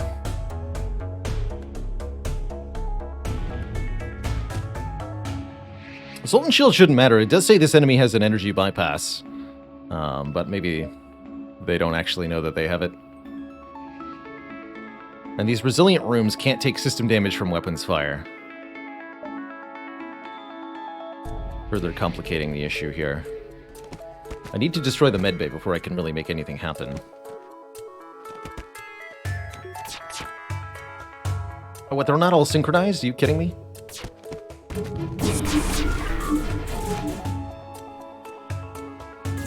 Yeah, there goes the mind control. They just didn't know they had the bypass. Are you gonna keep teleporting onto me? Because if so, good idea.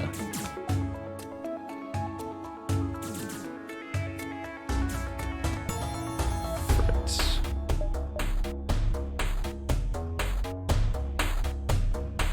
Currently the cloak is active, so I don't want to fire the weapons yet.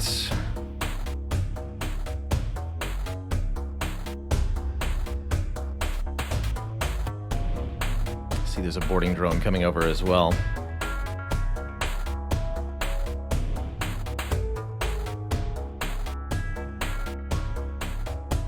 Okay, more crew are coming aboard too.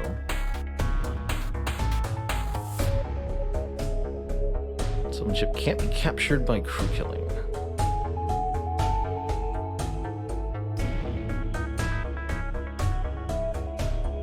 Noted. Potentially.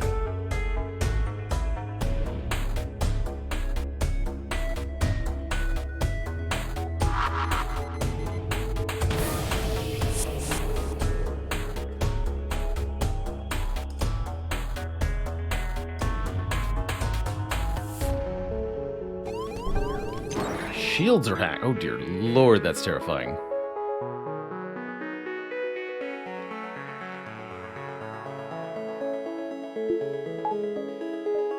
Super shields for the hacking, okay.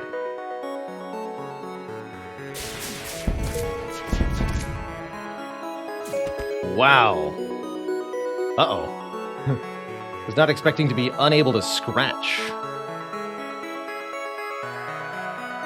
Let's get in here then. Prevent any repairs. Using the breach bomb.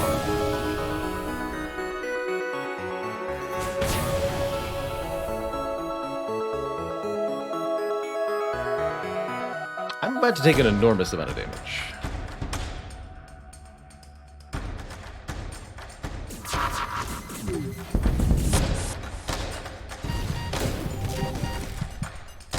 That defense drone is still active.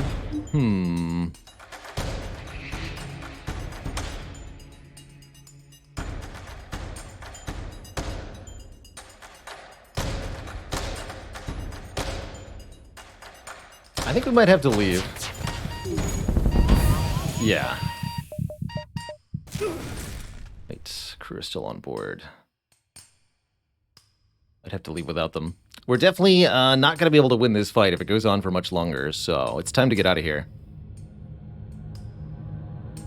What did we learn? That Sylvan has a lot of crew on his ship. And that he has a very, very powerful defense drone. Let them die first, then jump. The problem in bulk games is that our ship will die before the crew on the enemy ship die.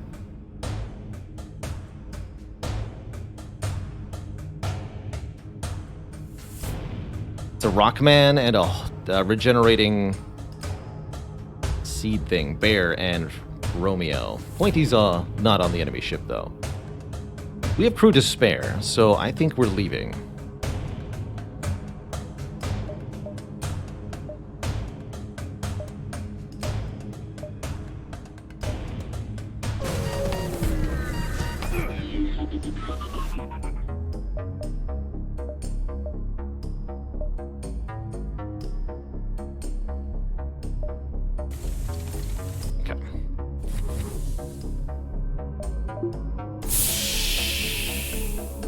Two's gonna break. Lone Bay is also gonna break, actually. Hold on. I don't want to die.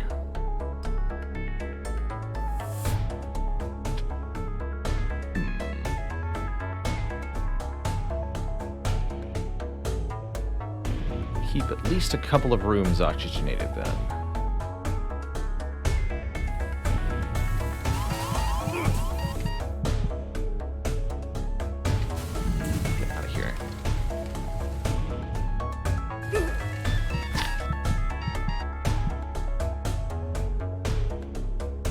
have a bit of a problem here.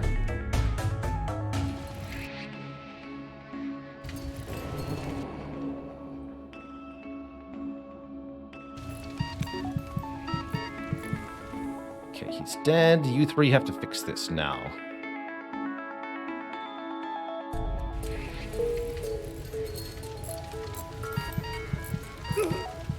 Okay, all's well. Some of you may die. In fact, all of you will die. But that's what it takes to fix the ship.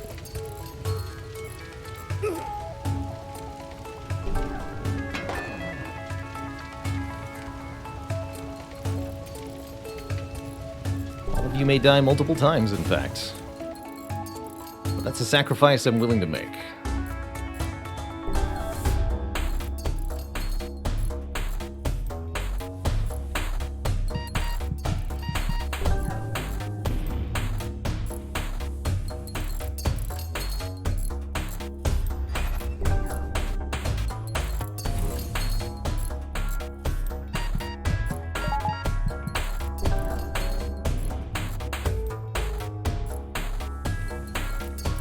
Okay, order has been restored.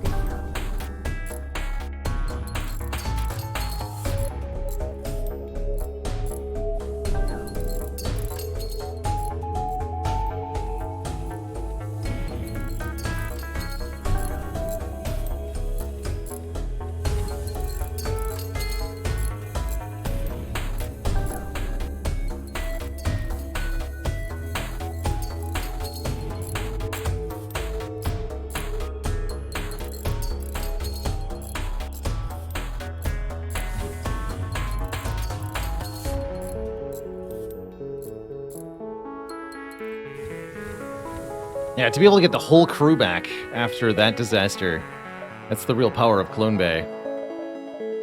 It's good stuff. Alright, we're a little beat up for the flagship now, but I think we'll be fine against the flagship. Probably.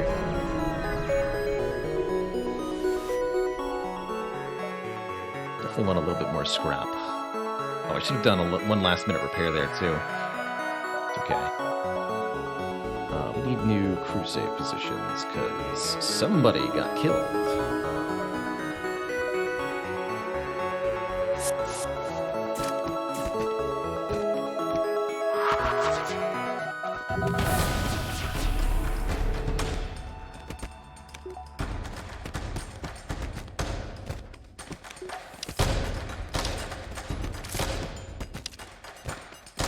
Get him, 20. The only survivor of the Red Mask Gang. Tough stuff.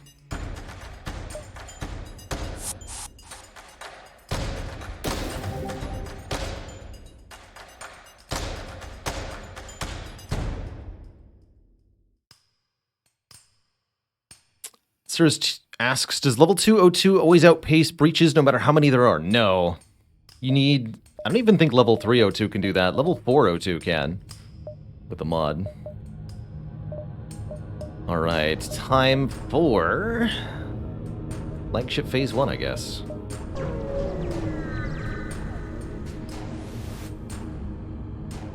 This is it, the Rebel flagship. If you're able to destroy this monstrosity, the Federation fleet will have a chance of surviving. Make a last-minute repair, please. Alright, lots of borders in this phase. The main thing to look out for is this triple missile launcher, which I would prefer... I'm just going to cloak right away, actually. Buy myself 15 seconds to take out the missiles.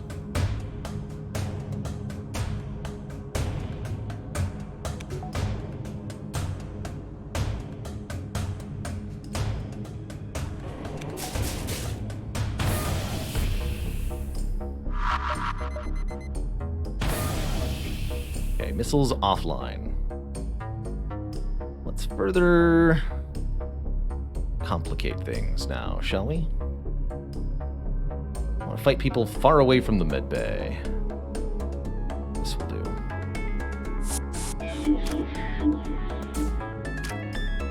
Goodbye.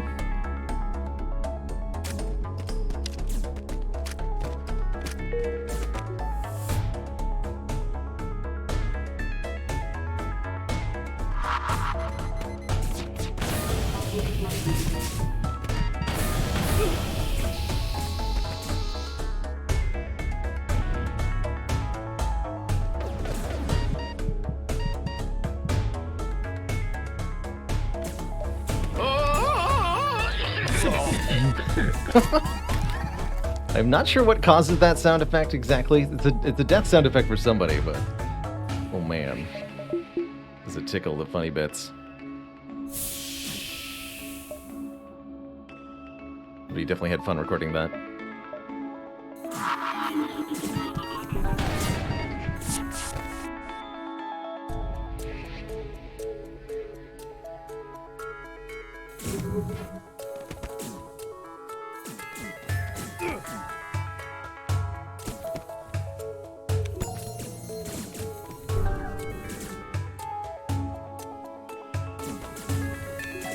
Fighting time.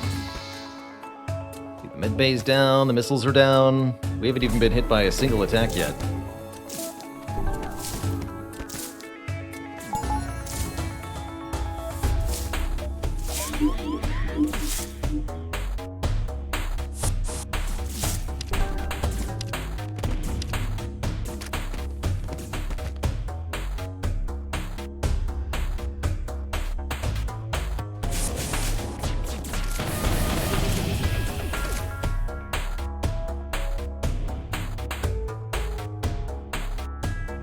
Ideally, though, we don't want to kill all of the crew. Automated mode will take over if all the crew are dead, but if all of the crew minus one are dead, we can get some better stuff to happen.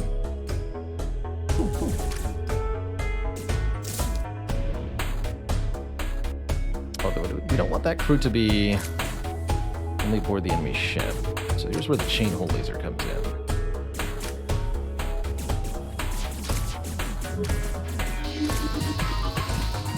Oh, that's right. We have an emancipation grill, though, so they're gonna, yeah. They're gonna die from being on our ship. Oh, well. That is fine by me.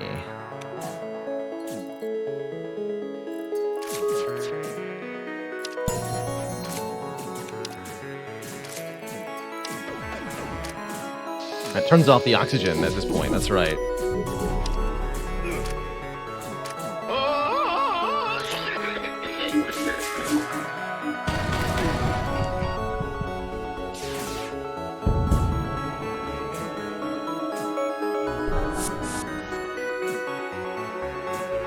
Jarinoy, thank you so much for 7 months of support.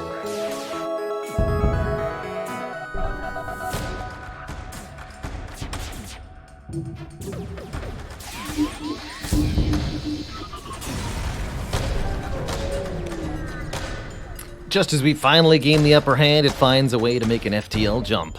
We've got to keep up the assault.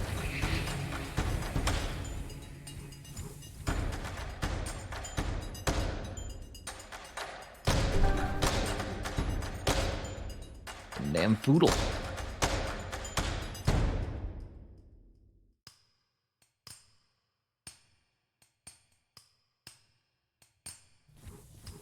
It's a human. Time to fight Sylvan again? No, that's not happening. This is definitely not going to happen. I am allowed to wait, right? Can I... Yeah! Burp. You can just repair in between flagship phases in this mod? That's kind of ridiculous.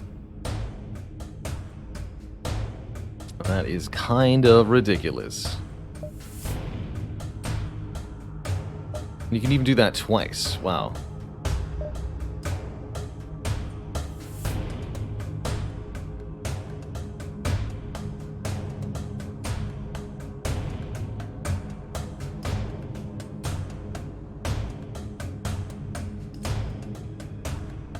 Dad joke for the crowd, courtesy of Ace Tyra. Why should you never attend a class being taught by an NG?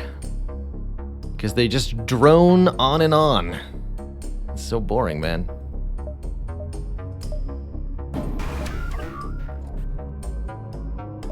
Now, it does start with full O2, of course. No. Positively no refunds.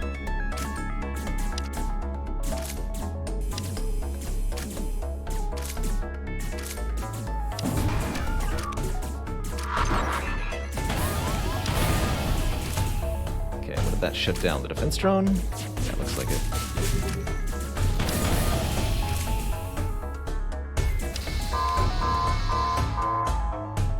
Okay, their missile launcher is offline, their boarding drones are offline. Their drone swarm is offline. We can't get a lot done here.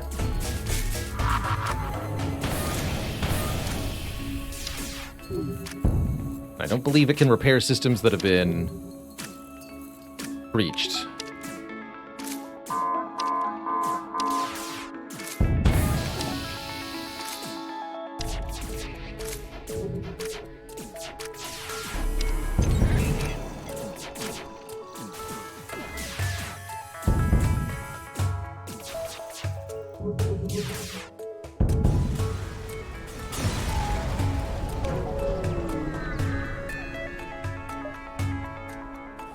Compare and contrast a flagship so far with the Sylvan fight, by the way. The most powerful foe you will ever encounter.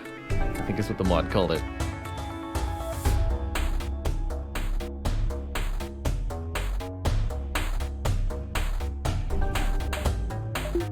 And quite honestly, that feels about right.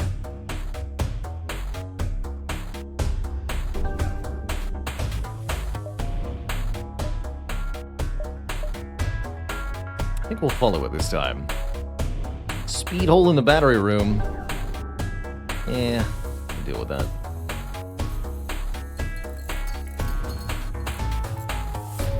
Can actually use the backup battery. But I bought it just to be sure.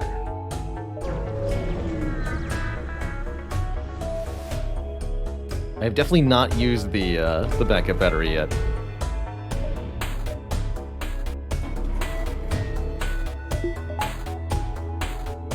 Maybe today's the day? Question mark? That feels extraneous. Probably no doors on this thing.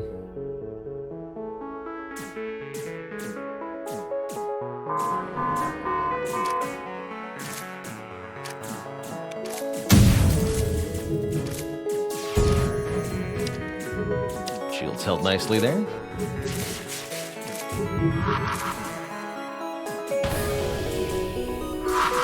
Oh, that's right, the bomb goes through the Zoltan shields. One missile got fired? That's cute.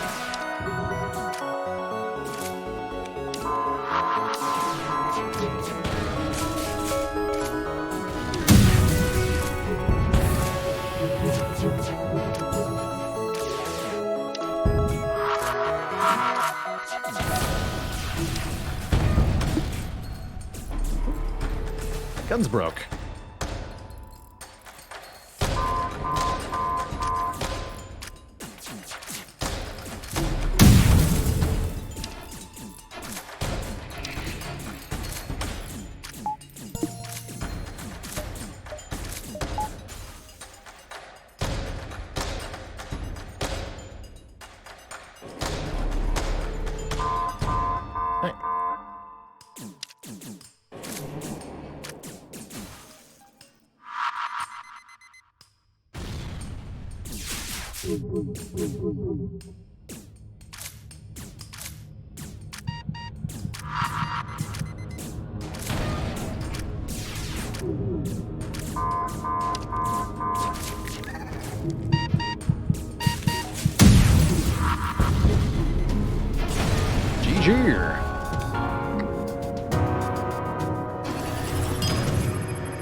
You unlocked the Militia Cruiser. Thanks to the valiant effort of the boarding chair and her successful crew bailout, the one surviving Red Mask gang member, and many others. GG. GG. What a run.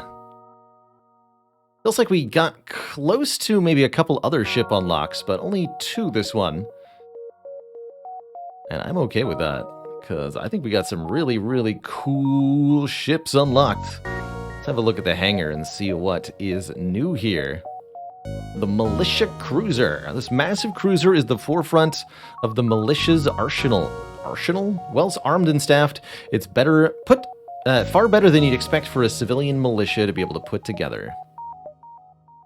Here's what that militia cruiser looks like. Pretty beautiful.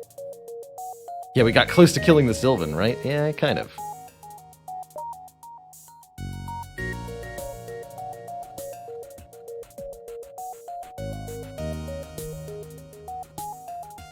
Kind of. So it starts with 2 Crystal Crew. A Free Mantis and a human. As well as a Heavy Laser Mark II and an Artemis Heavy Missile Launcher. Pretty cool. It's got also a shield charge booster to start and the emergency manual. But overall, pretty low system upgrades and very low reactor power. Honestly, simply getting into a fight with Sylvan and then surviving is an achievement in and of itself, so I'm pretty happy with how that went. And that's right, the Spook Hunter ship is also unlocked. Where's that one? Oh, way in page 13 here. The Spook Chaser Cruiser. Who are you gonna call? Oh, it's even got the logo. Beautiful. That's a huge ship, man. Starts with Venkman, Raystance, Spengler, and Zetamore. 4 human engineers. The Pelta Radbeam. It's a conservative radiation beam weapon. What the heck? It does start with the proton pack, right here. Sorry, my face is hiding it. But it's totally there. It's even locked in, so you cannot get rid of it.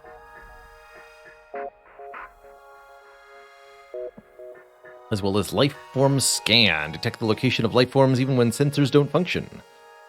Makes sense. Darscorn says, does ship size affect anything mechanically other than the sort of systems you can have on board? It increases your vulnerability to beam class weapons, as they can hit multiple rooms more easily. It also makes it so that defense drones are less effective at preventing missiles from hitting the ship, as the coverage area has to be a lot wider. Although that could be fixed in the mod. Of course, it's called Ecto 1. Stunner Mark II. 6 check and charge time, high stun chance, and a burst 1. Interesting. Starts with drone control and a boarding drone, or, well, an anti-personnel drone.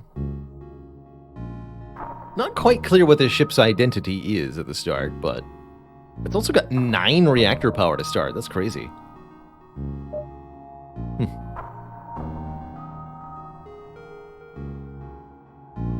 Either way, cool.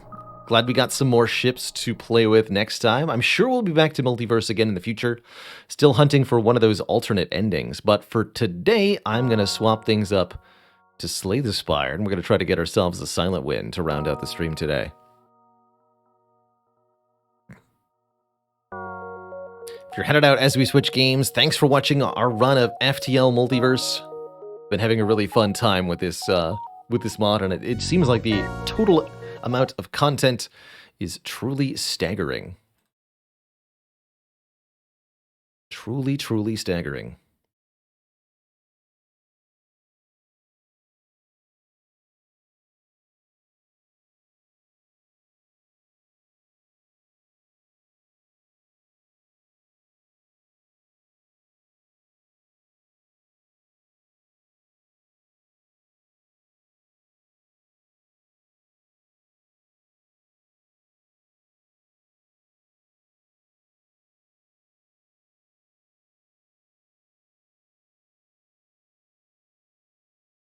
Yeah, and what I know we need to go to NG sectors and look at them more closely, but it's not NG separatist sectors. There has to be non-separatist.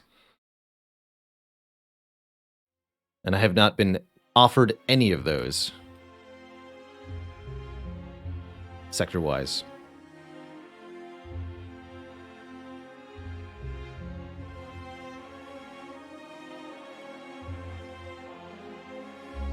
Oh, wait. There we go. Hello and welcome, the Bandage Man. Bandage Band says, who streams do I watch in my spare time? Don't have a lot of time for watching other streams these days, but I do like to take a look at the Slay the Spire category and see the folks that are in there. There's a whole host of other Slay the Spire streamers that are very, very wonderful. Some streams that I've watched a lot that I like quite a bit. Sneaky Teak is a wonderful variety streamer, does a fair bit of Slay the Spire, but is just an all-around wholesome dude and really good personality. I'll also give a shout out to Dolphin Chemist.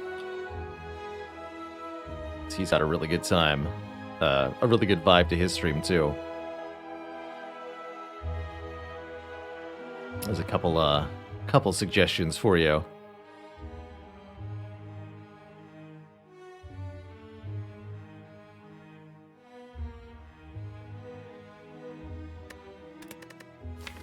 So we've got a silent win to get. We're unfortunately banished 3 times in a row during our previous attempt. Merle, also a wonderful, wonderful part of the Spire community.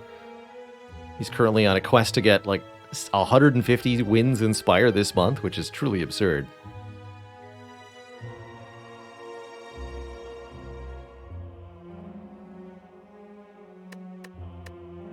So we'll be doing a new run with the Silent here. Get the title and stuff updated.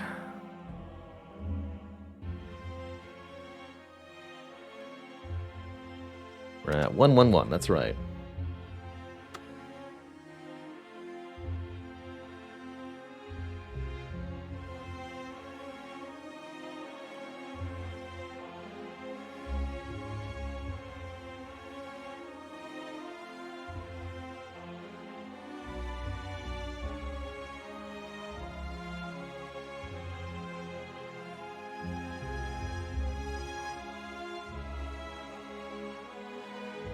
Alright, so before I start a Slay the Spire run here, I'm going to take a quick break, refill my legs, stretch my water. When I return, we will advance up the Spire in proper deck building style. Be right back in maybe 5 or so minutes. Don't go nowhere, folks.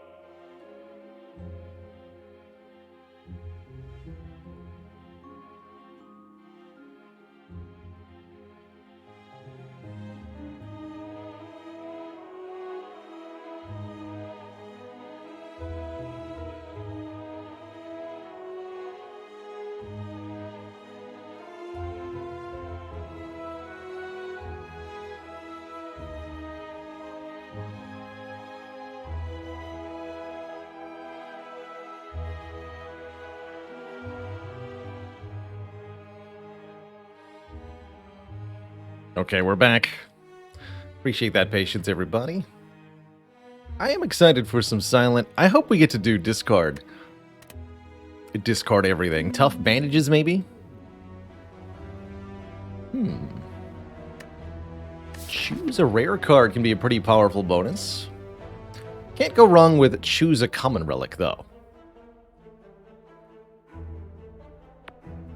Fairly constrained map here, but tight. There's not anything really on the right half of the Spire.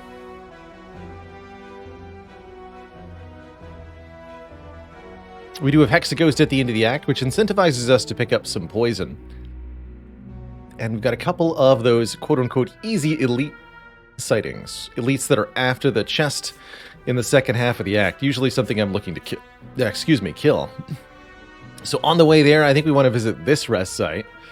And then maybe we fight this elite or don't, depending on how we feel. But we should probably take... let's take 2 events. And a few combats on the way to the rest site. Upgrade one of our cards, fight one more combat, and then we can evaluate. Are we ready for elites yet or not? I think starting with a common relic would really help us get there. I guess choosing a rare card could maybe get us started even further. Perhaps starting with something like an alchemize or a rare attack. But I'm just going to take the relic here. Oh, and what an elite killing relic it is. A preserved insect first relic. You'll love to see it. That almost assuredly means we'll be fighting this elite also. We're at 1, 2, 3 knock 'em down elites. Good luck with your ironclad attempts, Sackett. May you find many dead branch. Indeed, on ironclad, sometimes offense is the best way to block for sure. Kyle Kid 2000, thank you so much for that prime sub. Welcome to the Cozy Sub Club. At least that Gray Slime had less than 12 hit points.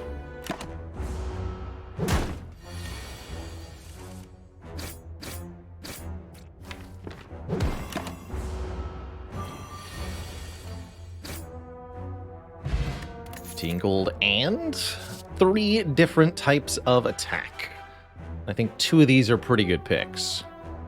Dagger Throw does 9 damage along with draw 1, discard 1. I think Dagger Throw is a really good entry point into discard interactions on the Silent. Yeah, 7, 8, 9. I like it. It's also Quick Slash, which does 1 less damage, but then you don't discard a card. Arguably, that's a worse thing, honestly. But it does notably have a better asterisk upgrade. Quick Slash Plus goes to 12. Dagger Throw Plus also goes to 12, but they have a higher base damage. So the Quick Slash has the better upgrade. Either way, I'd usually rather have the Dagger Throw Plus than the Quick Slash Plus. Last option, Sucker Punch does the least damage, but also extends Weaken on the target, allowing us to make our enemies deal less damage. That can be pretty helpful. But I think I'm going to go with a first floor Dagger Throw here. Heal 11 or remove 1 card. Greetings, Choleric. Not a bad time to heal up. The extra 11 health would definitely allow us to more comfortably tackle 2 or 3 elites this act. But you also can't go wrong with removing a card. I suppose I would remove a strike first. Although maybe with a preserved insect, we want to keep the strikes around. Dunk 1, defend. Make sure we can just kill whatever elite we're up against a bit more easily. Silent definitely wants to get rid of starter cards in large numbers where possible.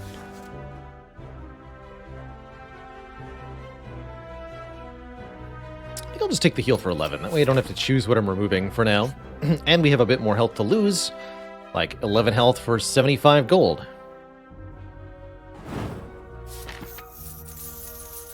Wait a minute. So I traded 11 health for money right after healing 11 health for money.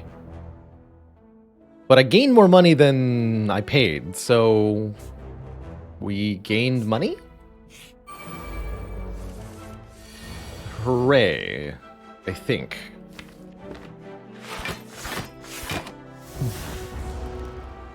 Yeah, and you'd also have to factor what we would have lost to not taking the deal from the Scrap Ooze. Slime Ooze thing. So we're definitely up quite a bit of money compared to not taking the health, but okay, we get a potion and I guess I'll take a Bane. And we're gonna grab a poison card somewhere. That's how I feel about it right now. The Bane will be very, very good against Hexaghost, after all. Didn't occur to me that we can actually technically fight 4 elites if we want to. But currently we are not in a position to do so. So I'm just going to continue on the current path. Fight this Jorm. And hopefully we'll get a poison card. Even if we don't, we'll hopefully get a damage card. Of which there are many that I would consider acceptable.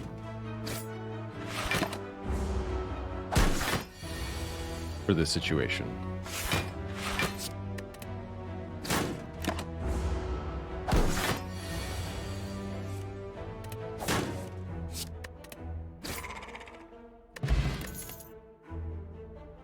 That's not one of them. Finisher is definitely not one of them. If nothing good to upgrade, that is deeply troubling.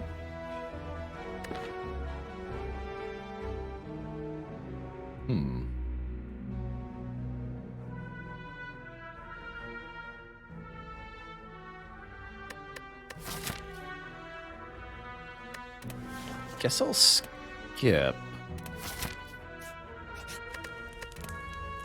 I'm gonna try upgrading the Bane. Both Dagger Throw and Bane upgrade for +3 damage, but the Bane might hit 1 additional time if we can get poison later. Or even if we find a poison potion. Definitely very happy to have this fight. This is arguably the easiest of all Act 1 hard pool fights. Likely I might have dropped Bane, don't worry about it.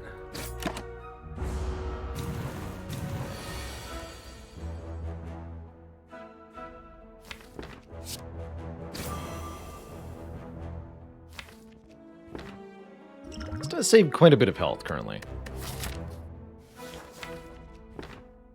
Could argue it might do the same thing in the elite fight though. I'll use it now.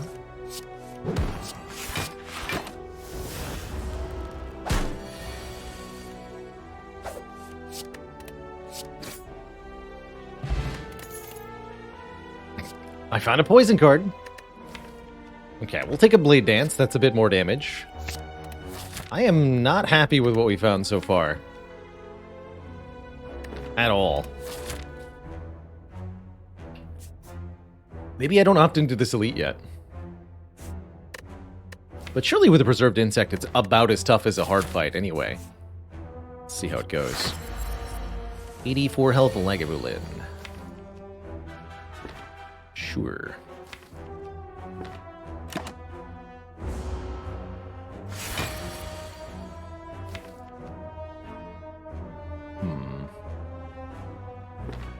Okay.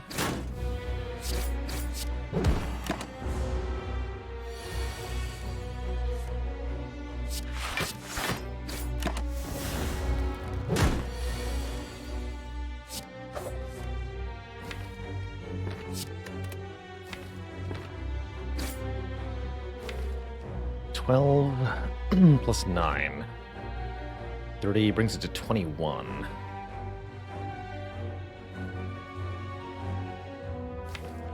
$15 if I do this.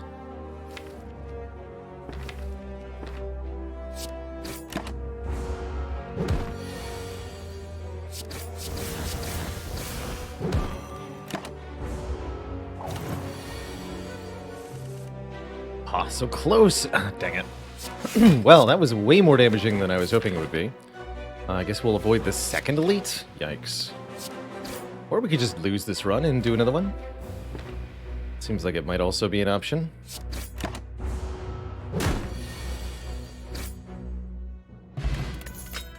We have a kunai, though. And either a piercing whale or a dagger spray.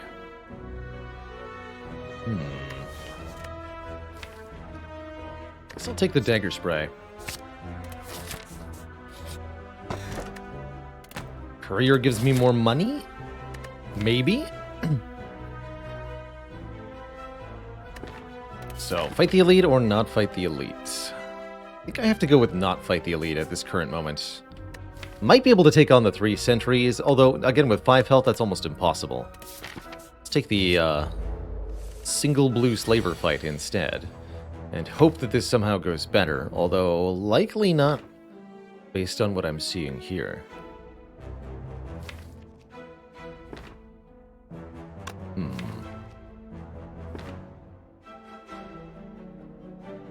Do I potion it now, or do I potion it next turn? I guess is the only question I have to ask. I'm gonna use it now. I just need to survive for one more floor. This does 10.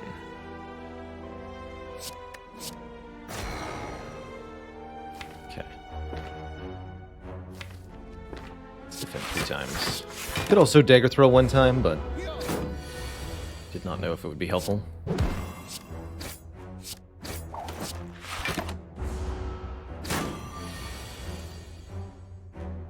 I live! Amazing. At least for the moment I do. On 1 health. No, 2 health. 2 health.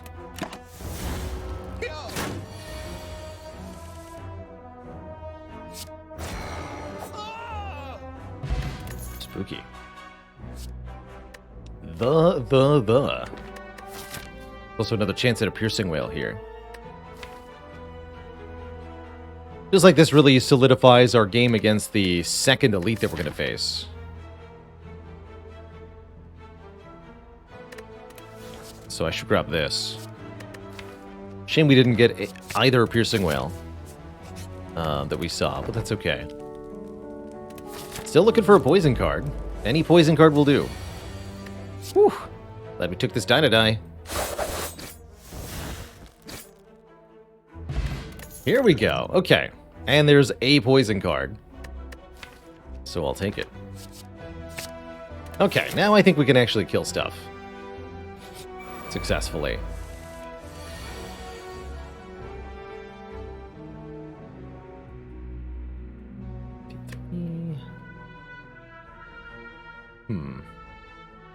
Guess this could just be Blade Dance, Defend. Works out here.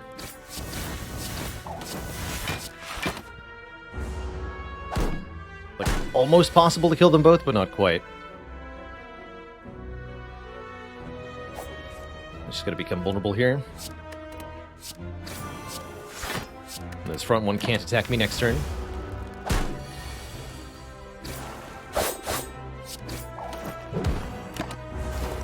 Cool. Another dagger spray. I'm gonna pass. I've already got the die. Act as our second dagger spray. The smallest, tiniest knob. I really just want to kill him. I'll flex potion right now. Is it necessary? How much damage is this? We do 8 plus 6, 14. Plus 12, 28. No, 26. Excuse me. The flex potion would add another 30 to that. Yeah.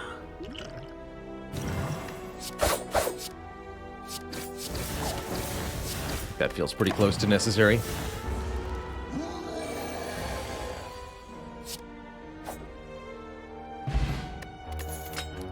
Healing acquired. We actually didn't need to rest at this rest site.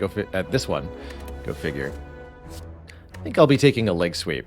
As we've taken a lot of offense, we don't have much in the way of defense, but leg sweep brings us around real nice.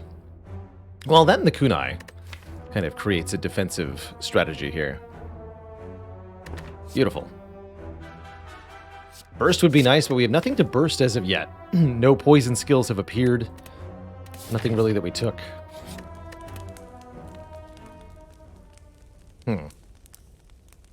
Tempted to upgrade the Poison Stab just to make the Bane more consistent.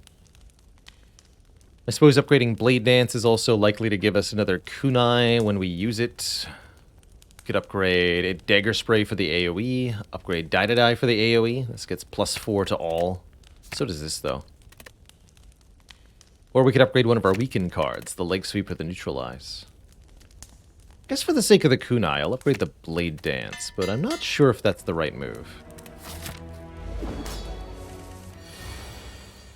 Feels right on this turn.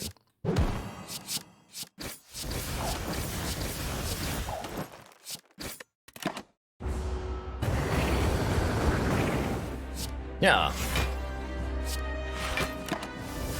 I am Block Man. Or Block Lady. Take 4, gain a dex? I think I will, actually. Got plenty of health to spare at the moment.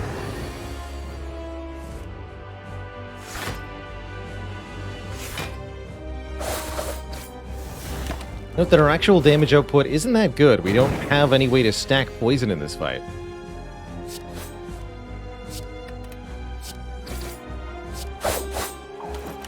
So we might end up having to survive the Inferno attack.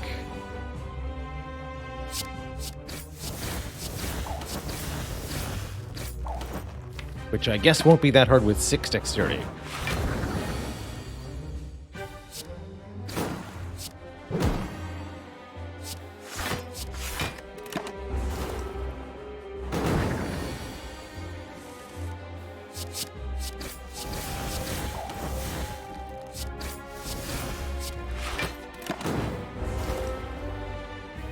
Here it is. Oh. I guess I am still alive, technically. Thank goodness. For Neutralize, but ouch.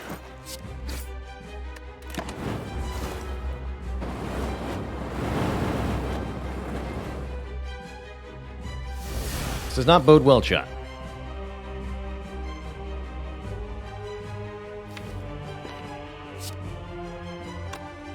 Times 2 attack next turn, huh?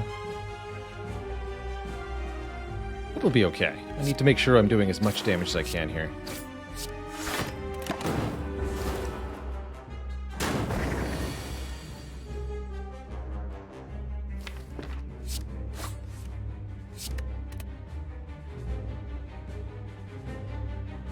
I take 2 to deal 6. I think yes. We need to bring this fight to an end.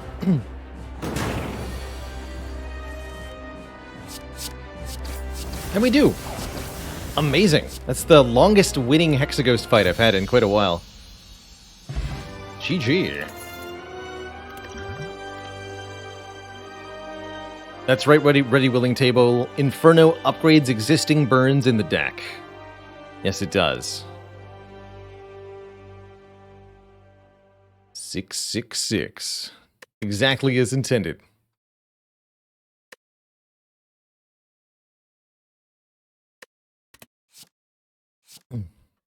I like either of the powers here. After Image gives us more block per card we play. Great with the Blade Dance especially. Whereas Tools is draw and discard 1, just helping us find the more important cards more frequently. I'd say they're both pretty similar at the moment. After Image has more immediate utility, useful on the turn you play it, which is not the same for Tools. One could also argue After Image is maybe more of the same with the kunai, but it gives us some front-loaded kunai block, which can be important for fights like the Heart or Time Eater, where we have to block immediately and scale up our block. I'm going to take 1 After Image here. I think it's pretty comfortable. Oh my. And we're either taking Pandora's Box to transform all 10 Strike and Defend cards. That's almost assuredly what we're doing. We could outright remove 2. Or we could take an extra Curse and 3 Relics. But I have to say, if Pandora's Box is giving you 8 transformations, it's exceedingly good. If it's giving you 10 transforms, which you can only do on the Silent, then it is as good as it ever gets. Now, that might replace our best dexterity scaling cards with things that don't scale with dex, and that could be a problem, at least a short-term problem. We get 1, 2 cards that scale with dex, but I also note that we get a Nightmare and a Wraith form, the combo together. We also get a much better poison card in Bouncing Flask, 2 more dagger throws. All told, not bad. Not bad at all. Definitely need some upgrades. On 3 energy, a lot of these cards are going to be outright unplayable. But we can change that. I think our first priority is get to a store, because we have 381 gold with Courier. See you later, Tom. Thanks for hanging out. Yes. Yesery Barb. But shop and good path seem to be, well... yeah. I have to fight an elite if I go to the shop, though, is the problem. I guess that's not too bad. The other option is fight this elite before the shop, then get to a shop afterwards. I like that even less. So let's start here.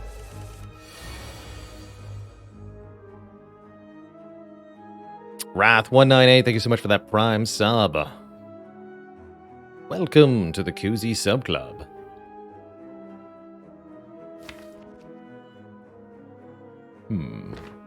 I can go Neutralize Terror Bouncing Flask. Apply 6 poison. 654 won't kill it. But 6... 7/6 would also not kill it, actually. So even if I draw Poison Stab next turn, we don't kill with poison. Then maybe I should go Bouncing Flask, Terror.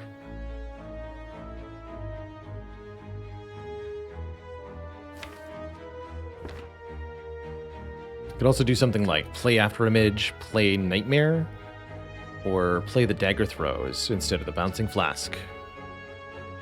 And just gain dex. After Image, Dagger Throw, Neutralize. Ooh, I like that one.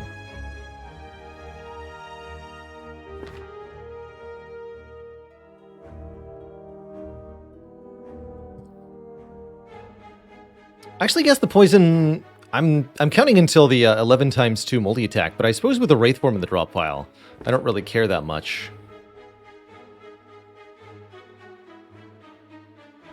And you're right, it would be 687, not 676. So yeah, I'm actually going to go with the Bouncing Flask play. Because I'm either playing the Wraith form or I'm drawing the Poison Stab, probably. Yeah. Either works.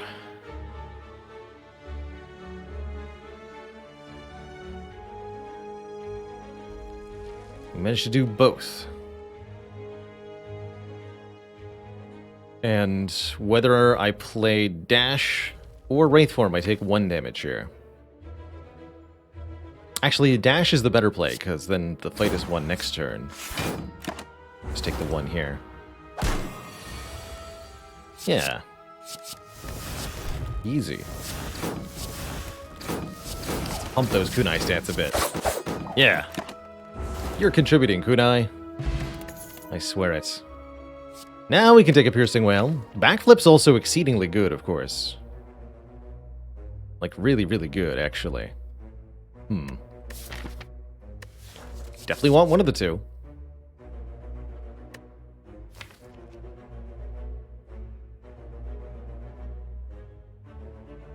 I think with the kunai, I actually want the backflip over the whale. It's only sometimes true. Backflip's replayable. Whale is not. Giant book, huh? I have any 2-cost attacks? Yes, I have a dash? Okay. I'll read your book, you rogue. It's 21 health to read the book, which is a painful experience. However, we're rewarded with the Necronomicon. The first attack played each turn costing 2 or more gets played 2 times. Such as dash.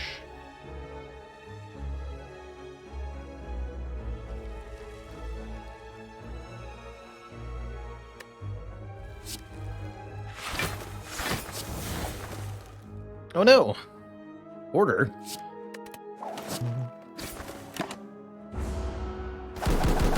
Definitely should have dagger throw first there. My blade dance.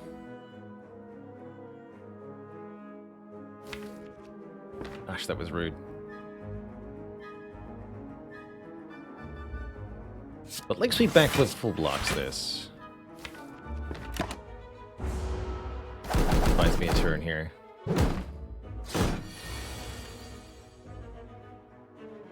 Good.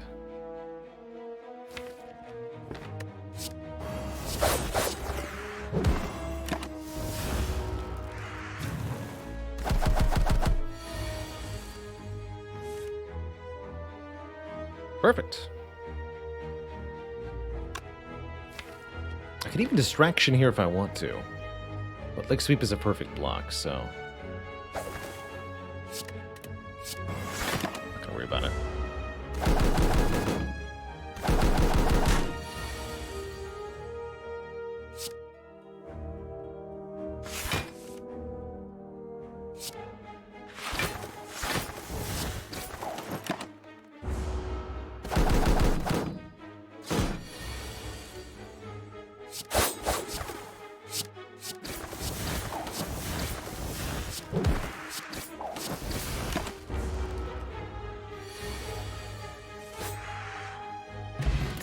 Beautiful. I think with a kunai, Deflect is definitely on the menu here as a zero-cost block card in a deck that really, really needs it. Isaac asks, is it ever worth taking a distraction? I find personally distraction to be just way too unreliable to almost ever make it worth taking. That said, there are some relics that work really well with it, such as the letter opener. Rewards you for playing 3 skills in a turn. Distraction is 2 or maybe more skills in 1 turn. Dodge roll also definitely takeable here, I agree, but we don't have the energy to spend on it, whereas Deflect is free.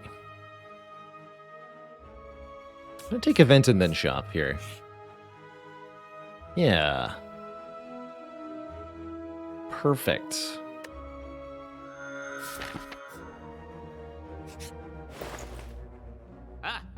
Ow. We might be dead. We'll see.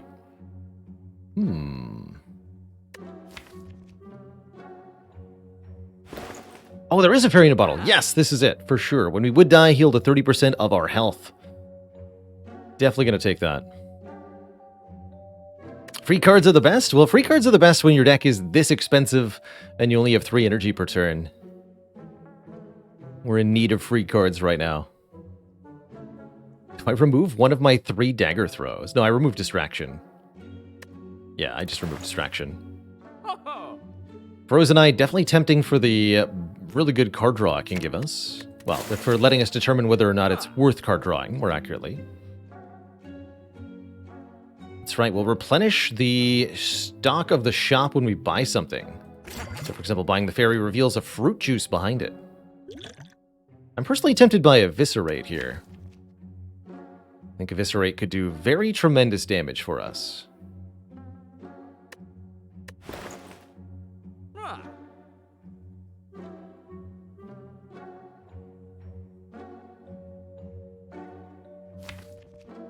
Actually, knowing exactly where Wraith Form is really, really helpful information. I am going to buy Frozen Eye. There's an egg behind it. But not a frozen egg. Eviscerate works with Necronomicon. That is why I'm eyeing it. If it costs exactly 2. Do we not like the Concentrate? We do not. Concentrate gives energy, but the requirement of discarding 3 cards means I won't have any cards left in my hand to spend the energy on. Rob Zor, thank you so much for 25 months of support.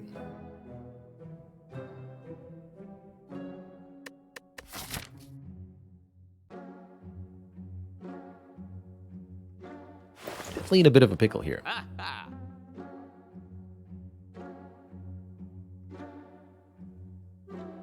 Since BE called attention to this detail, I'll talk about it a little bit. Saying a 23 gold difference between the eggs must be a low roll versus a high roll. That's what you might think, but it's actually a bug. which is that when Courier restocks an item into the shop, it forgets to apply the Ascension 16 modifier, making the shop 10% more expensive. And so the replenished items from Courier, if you're playing on A16 or above, they'll be cheaper relative to their compatriots.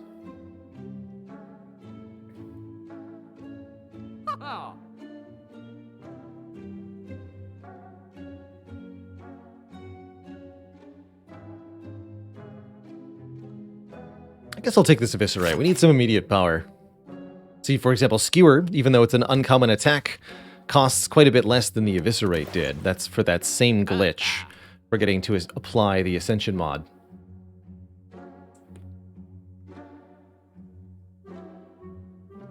I would totally buy a Skewer with Necro if I could.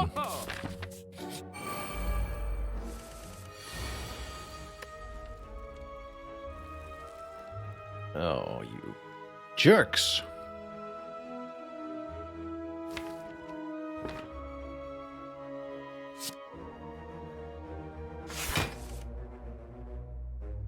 Of course. I see how it is.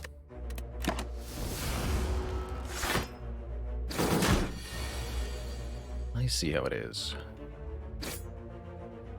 Dash twice. No, we want to play the Bouncing Flask for 9 poison on leader here. Well, let's get some kunai value here. Oh yeah, we've got Frozen Eye letting me know what I'm going to draw, too. That's important. So, for example, I know that next turn, if I dagger throw, it'll draw me a Wraith Form, which is terrifying. It's not where I want Wraith Form to be. Please don't kill me. Thank you. Alright, so under no circumstances can I play Dagger Throw here. Suppose that means I'm going to use the Fire Potion on the Mad Gremlin to avoid getting hit by him. And then next turn we'll just play Wraith Form. Or I'll play Dagger Throw Double Eviscerate. That's pretty good too.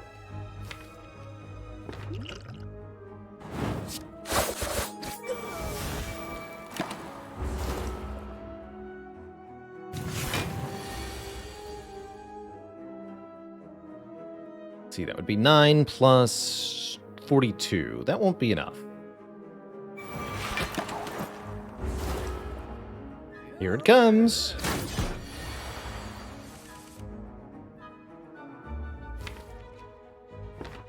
Backflip draws, Dagger Throw, Leg Sweep. Nah.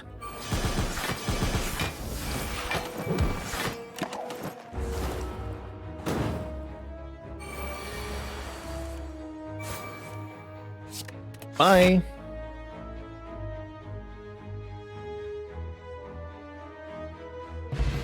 We get Nunchaku, giving us energy for every 10 attacks played, as well as an energy potion, solving, at least in the short term, our energy woes.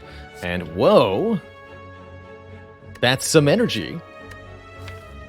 Adrenaline gives us an immediate energy and 2 cards drawn. I'd say it's pretty perfect here. Do I opt into a second elite fight? Am I insane? I don't think I'm insane enough to do that. I think we should rest at this rest site and fight one of these 2 elites, but I don't think we should go here. Hello and welcome, Numsy. Numsy asks, if you're trying to make Perfected Strike work, do you still remove basic strike cards?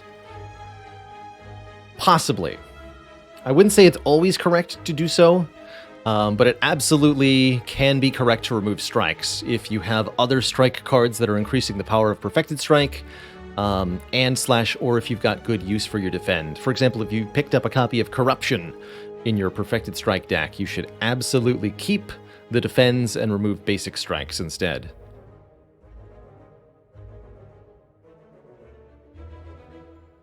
Yeah, I'm gonna go this way. Big chest containing a smaller chest containing relics and future chests. Okay.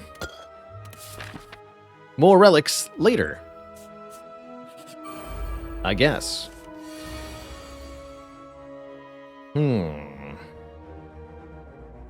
Snake plants.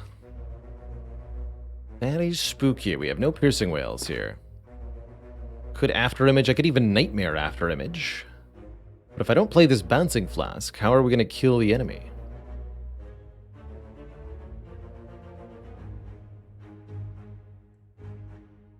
Yeah, that's right. We have the frozen eggs, or frozen ice. So I know that I'm drawing Wraithform next turn, which is perfect timing, actually. So yes, I should just do poison damage. I will take 3 damage next turn. Well, actually, I'll save 2 if I play after image. Because of Wraithform and Slice. So I'm somewhat encouraged to...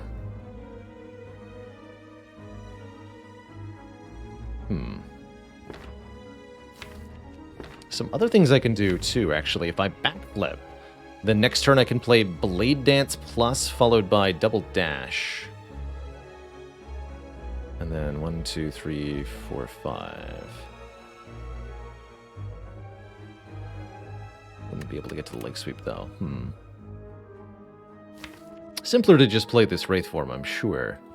But that does mean I should probably go after Image Bouncing Flask.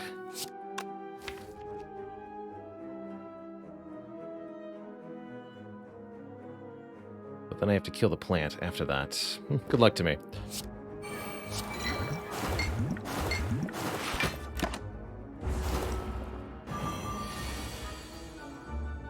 Maybe I want an Energy Potion on this turn to save the remaining health. And to allow me to do more damage by playing Terror Wraithform Bane Plus.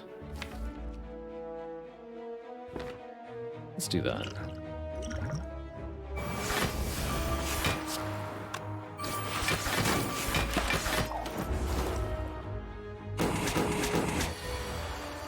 That I'm no longer worried about killing this thing in time.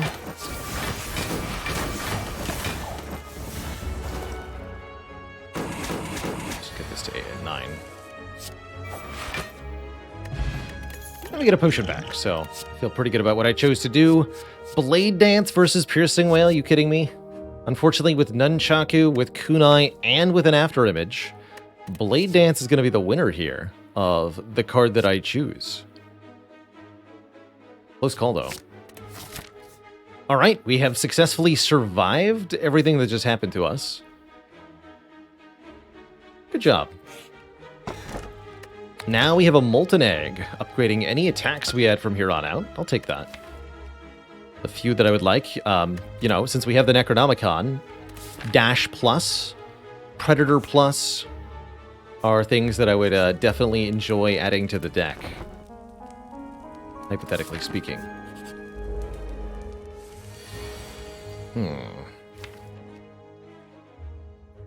Form next turn, huh? I can Nightmare the Adrenaline. I like that idea.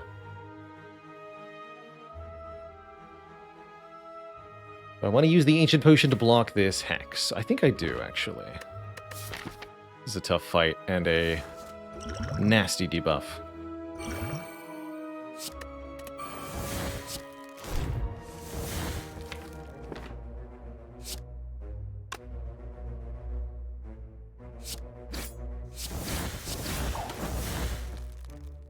This is this.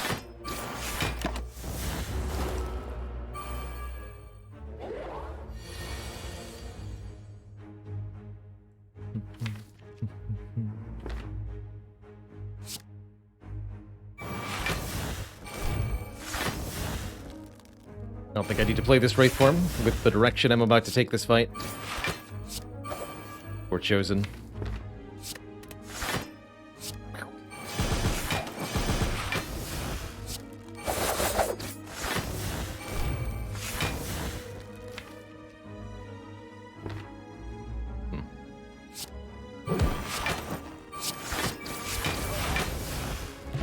Beautiful.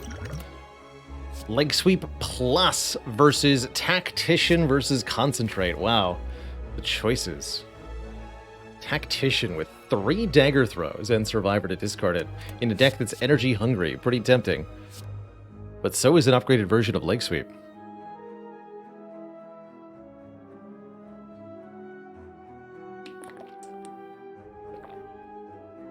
Hey there, Welena. Welena asks, do you have any tips for the heart in Slay the Spire? Strength down is definitely a good way to help those multi-attacks. The most difficult thing about fighting the heart is surviving the first 2 attack turns. When you're debuffed, when you have statuses in your draw pile. Two of the best things that you can do to decrease that damage are to make the heart weak, or to prevent yourself from becoming vulnerable when the heart debuffs you. It only takes 1 artifact charge at the start of the heart fight to prevent that vulnerable, and the health savings is enormous. Oh yeah, Tactician with Frozen Eye? Man. Give it a go. And I'll even be able to upgrade it. Although we should probably upgrade Wraithform first. Let's take 1 event. Hey there, stranger. Interested in advancing science? Can make you stronger than any training or blessing. So, yeah, 1 artifact at the start of the heart fight, or using Weaken to mitigate. If you can use both, if you get both artifact and apply weak, then you reduce the damage of the heart's first attack cycle by fully half, and make it way easier to block. So 2 of the best potions to carry to the heart are the Ancient Potion and the Weak Potion, in order to provide that defense. Gotta say, Mutagenic Strength on turn 1 would definitely let me do some serious damage to enemies in our opening volley. But transforms are tempting. What would I transform? Any attacks we get would be upgraded. I would think about transforming Dagger Spray.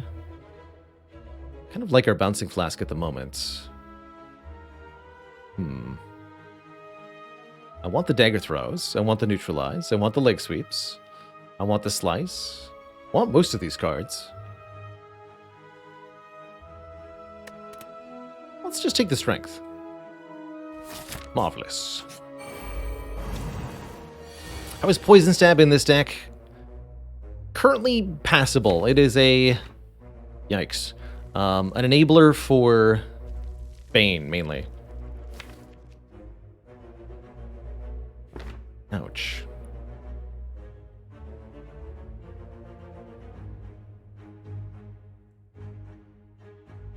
Well, I guess I'm losing most of this health. Not much I can do about it.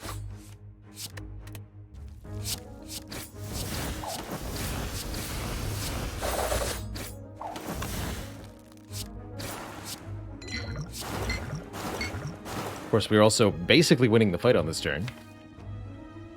So that's nice.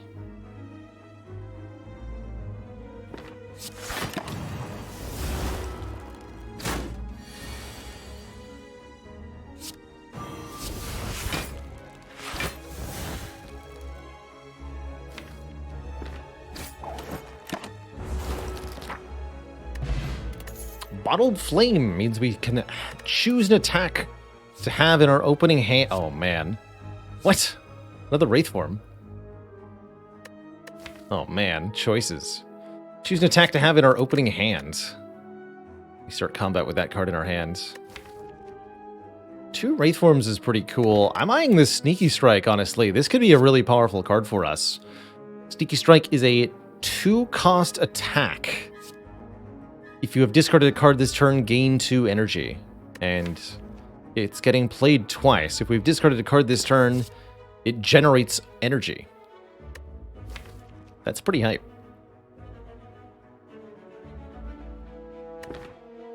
Yeah, the game really doesn't want me to take any Piercing Wails. I'm going to take the upgraded Sneaky Strike here. Would I like to bottle, attack-wise? Bottle Dash is deeply tempting. Although maybe if we're going to use the Sneaky Strike plus thing, maybe we should bottle it. On turn 1 is the highest chance that we have to see a discard card, after all. So I think I am going to bottle it. And we're going to see what that does for us. I'm also going to... Oh yeah, this is our next upgrade. Good luck to us. I think we're a bit more energy effective now. There it is. Survivor says hello. So do I Nightmare the Wraith form? I guess so. Might as well, right?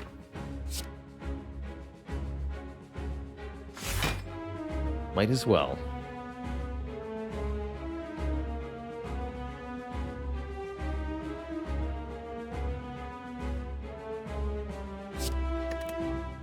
Play it twice. Note that I now have 5 energy.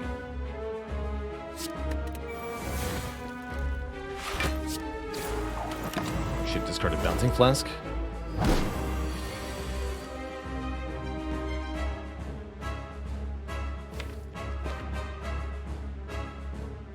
For Necro Curse, we could discard this Tactician, and then, unfortunately, we're going to dead draw this. Wraith form right now? I think that'd be highly excessive. Although next turn is really going to hurt me. Yeah, we'll play it right now.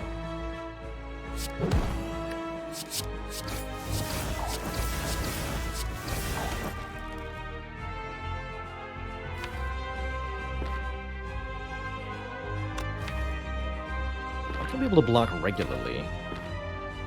It's also going to be a real burden if I keep drawing these Wraith forms over and over again.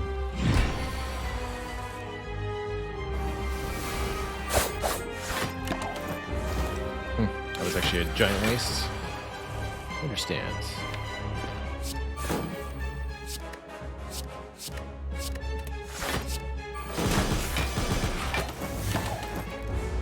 Oh well, that's why there's 3 more.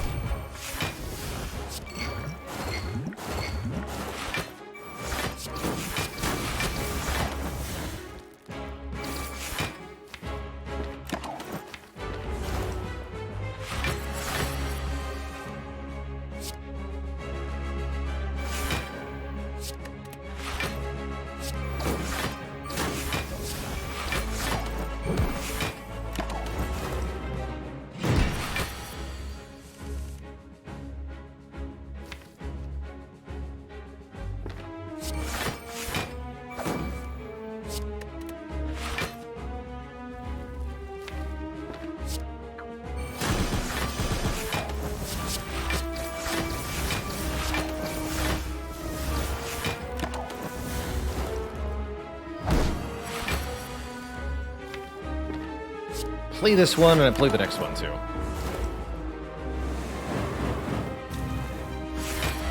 Dar. Okay.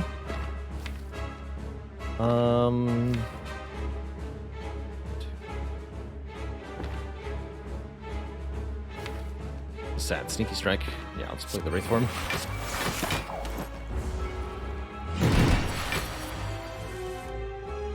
And this one, too.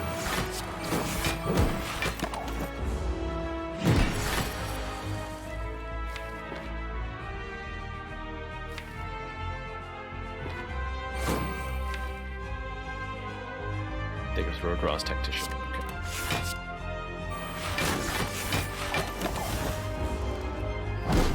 I'm only losing 4 decks per turn. What's the big deal here?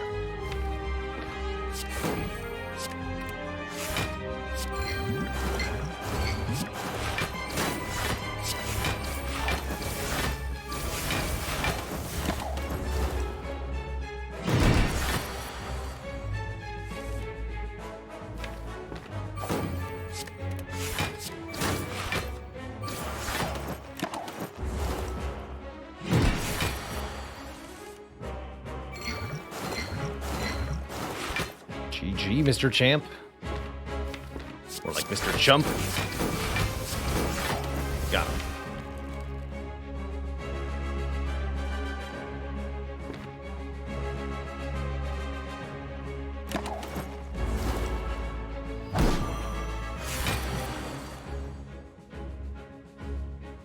Right.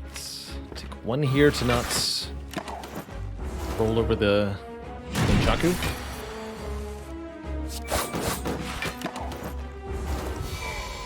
GG. Doppelganger could be very interesting in a deck like this. Anything that lets me draw a really big hand of cards, or anything that lets me sink excess energy, is pretty good. I think Bullet Time could also do something intriguingly similar. by letting us play every card in hand for free, no matter what those cards cost. That said, Tools the Trade is probably the nice reliable pick here, right? Guaranteeing that we can discard Tactician, guaranteeing that Sneaky Strike works. And it's nice and easy to get into play in and of itself. Yeah, let's take the Tools, actually. And then I could take a Hovering Kite and just gain 1 energy per turn.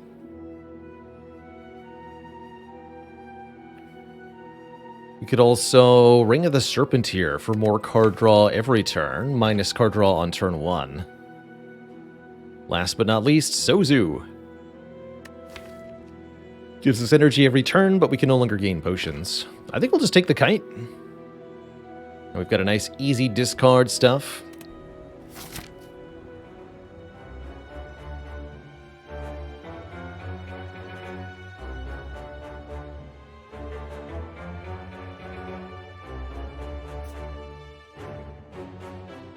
Okay, we must go here, so can't go here or here. We have to pass through, I assume, the shop. I would definitely like to remove Dagger Spray at this time. Our first act boss is the Time Eater. We'll have to relatively carefully measure our cards against that boss.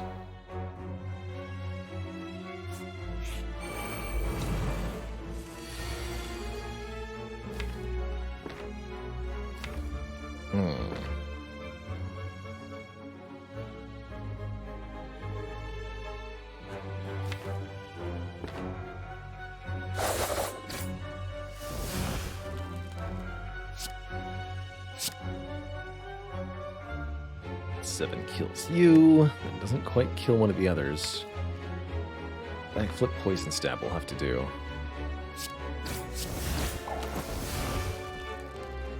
Take a little bit here. Or I could use the Poison Potion to avoid damage entirely. And that's actually kind of reasonable, because it's a pretty bad potion, and I'm relatively likely to find a new one. Let's do that.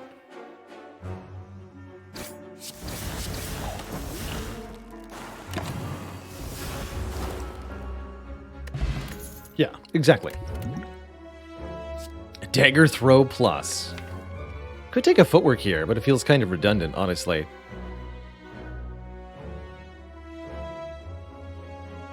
I'll take one more.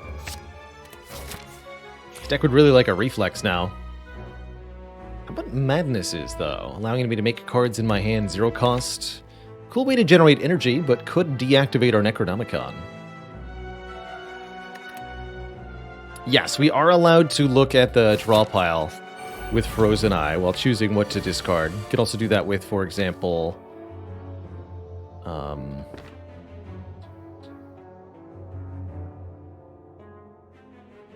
Gambling Chip. Can only draw 2, huh?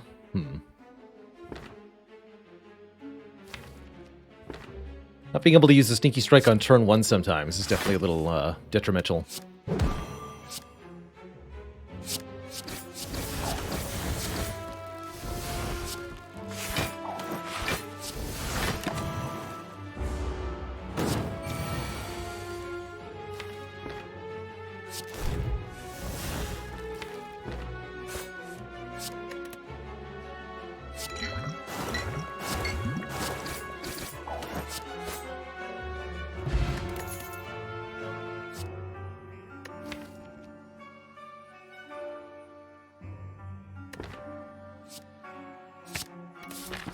Take one more.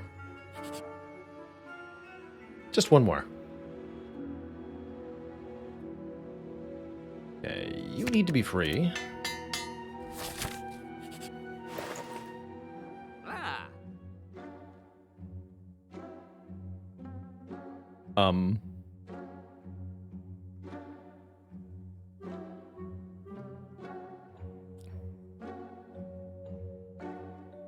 Could have 2 Nightmares and a Strange Spoon, although I really don't want a Strange Spoon because of Shivs.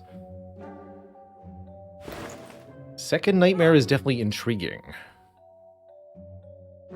It could allow us to do any number of turns of intangibility, as long as we have the energy to afford it. Easier said than done.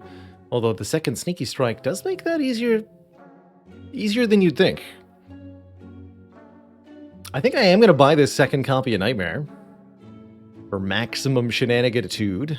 Even though we don't have Retain, what we do crucially have is Frozen Eye, allowing us to know what combos are going to be available at the start of a fight. That's a big deal. Oh, and an Acrobatics, you better believe it. That I will also take.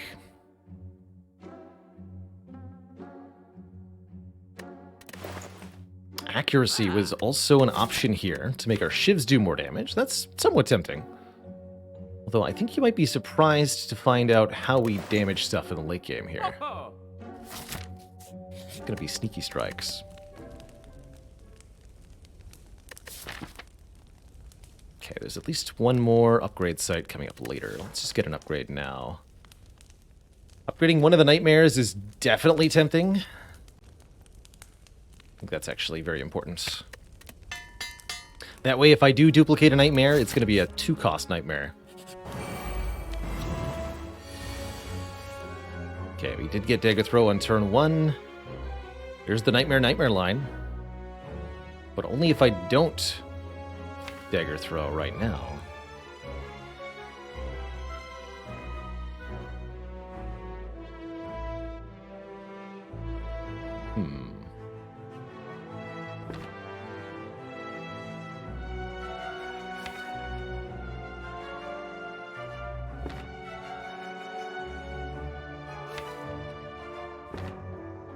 Well, I am going to do it this turn. Be a bit weird, though.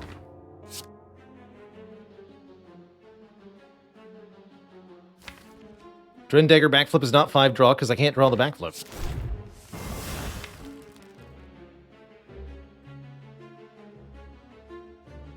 Unless you're advocating next turn I backflip Nightmare, in which case the math on the energy doesn't add up.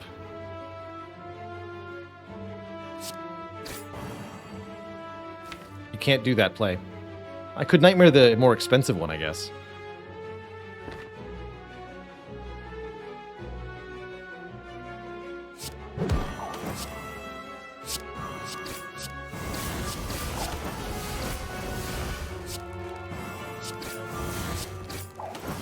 Actually, wait. Because I can backflip. Draw these two, then Dagger Throw, Nunchaku plus Hovering Kite to gain 1 energy. So actually, wait. I totally can. As long as I do it in a weird order here.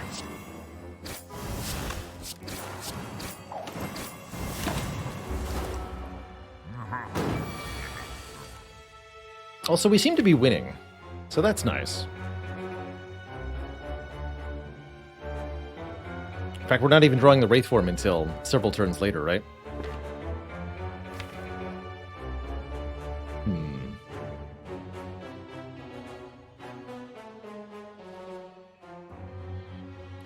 Got some schmancy stuff I can do next turn.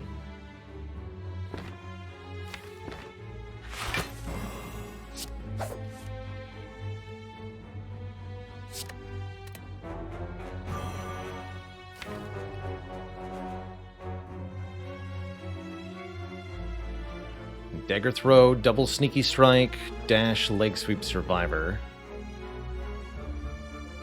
I draw 1, 2, 3, 4, 5. We Acro Tactician, Wraith Form. Okay, yeah, we're fine. That means I can Bouncing Flask Bane here.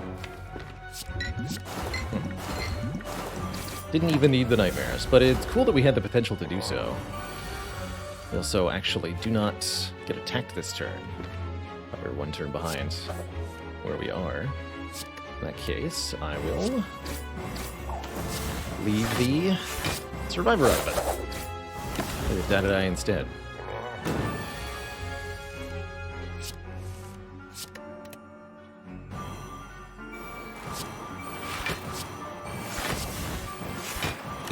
Might have just had an instant win with double Eviscerate there.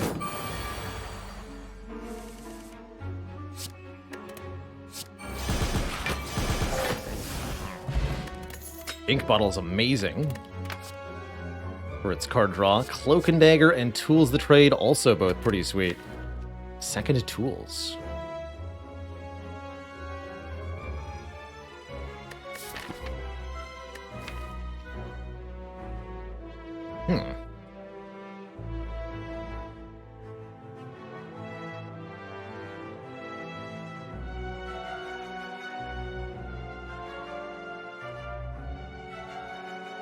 deeply unclear to me what I should do here. Guess I'll take the second power. It's a little iffy, though.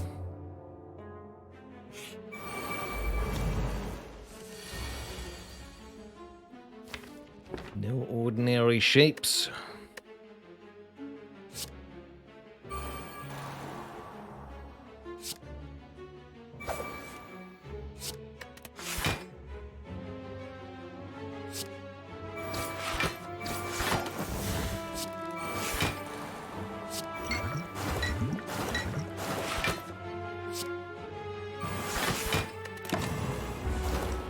So maybe we should have made that dash leg sweep. Doesn't much matter.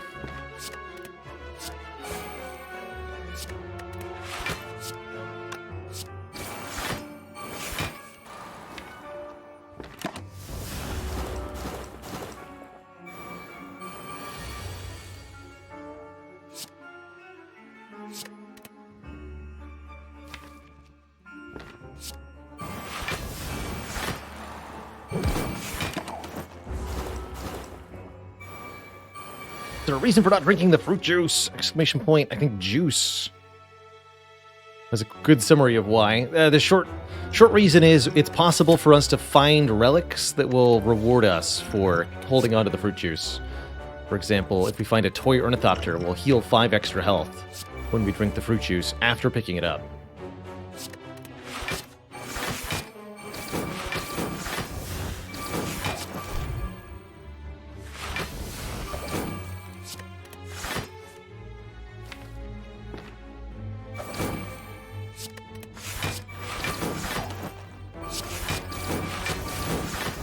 Jonathan, thank you so much for 27 months of support. You know, this setup plus is actually almost okay.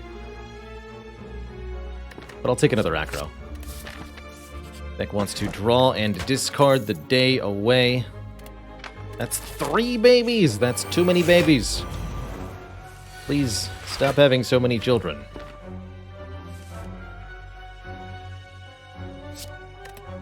Because they are starting to smell.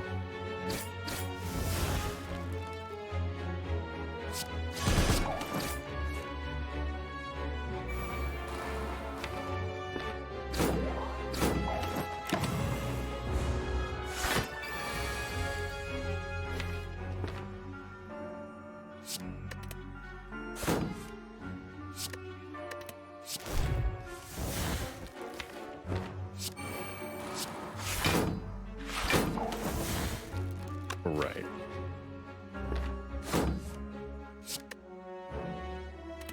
And I will draw the blade dance. Play the blade dance.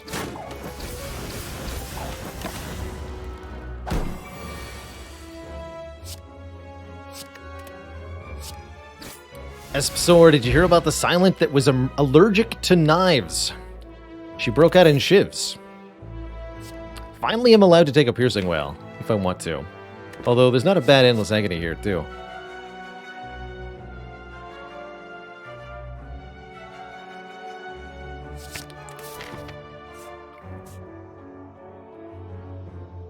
Might as well fight another elite here.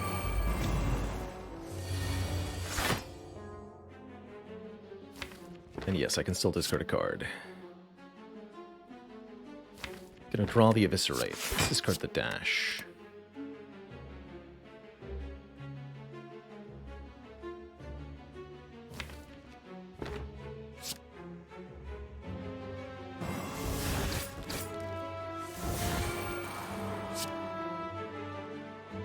Just do all the damage directly to Reptomancer, actually, I think is the correct play here.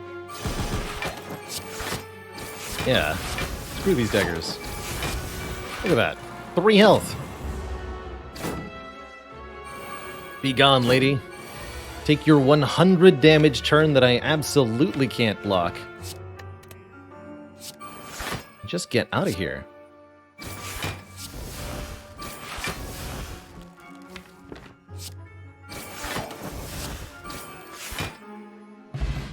Get a happy flower for even more energy. We'll drink this and pick up a strength potion. I don't think I need another dagger throw plus. I've already got 4 of those card. But it's the thought that counts, you know? And there's that relic, the Toy Ornithopter. Whenever you use a potion, heal for 5. That's not bad. Well-Laid Plans is here, which could allow us to retain cards. That's probably the core piece of the puzzle here. Allowing us to retain cards means we can bring the Nightmares together, or the Nightmare and the Wraith form together, to create excellence. I could even afford a card removal alongside. That might genuinely remove Bouncing Flask. Or actually maybe Bane. I think we could lose Bane at this point. Exactly 100 for a card remove. Maybe let's leave that for the final shop. We'll keep the money, that way, just in case there's something really important at the final store, I can purchase it. Or I can purchase this Piercing Whale and still afford to remove a card. Yeah, let's do that, actually. Let's go double Piercing Whale. And then we'll remove the card at the final store. We did not pick up that Doppelganger. Ended up going with...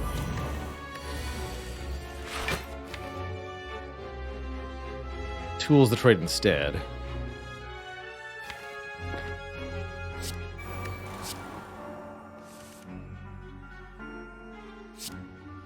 Just lose that for the moment.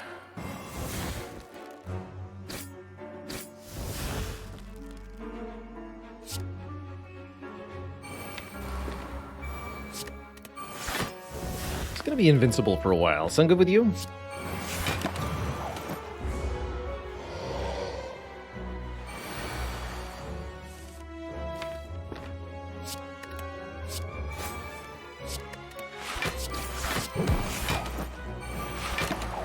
If the whale is on sale, you will not fail.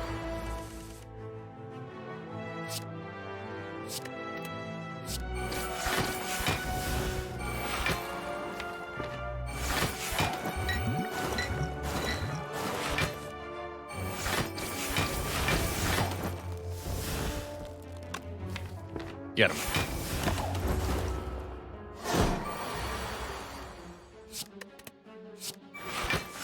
Who's intangible now? That's right. Ooh, here's accuracy to make those shivs do more damage. Felt like we wanted another power, / needed more damage. That'd be a reasonable way to get it. I'm not convinced, actually. I'm gonna skip. We're gonna upgrade this. Let us retain 2 cards, and we're going to proceed into the Time Eater fight with full health, no less.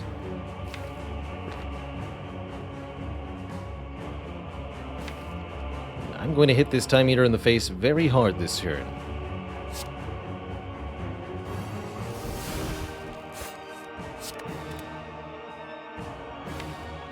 Dare throw to draw Piercing Whale here. Might choose to do that. We'll see.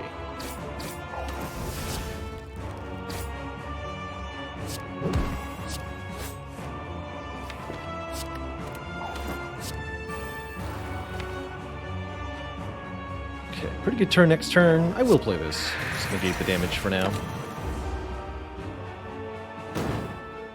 That was an incredibly damaging turn 1, by the way. We did well over 100 damage. And I'm going to do even more right now.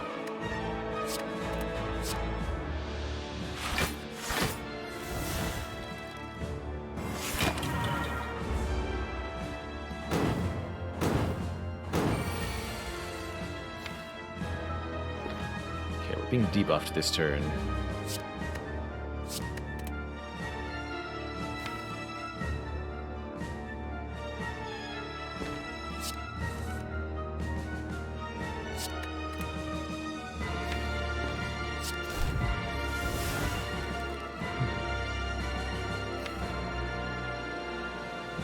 Next turn's going to Smart.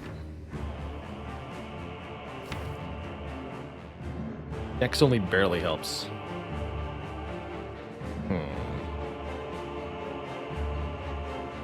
How many cards can I play this turn? This is 5. 6, 7, 8. 9.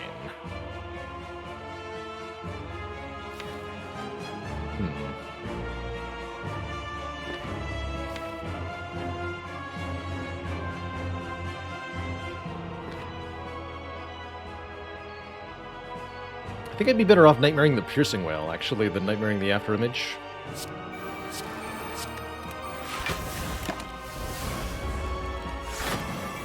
Yeah. That's the way to stop it.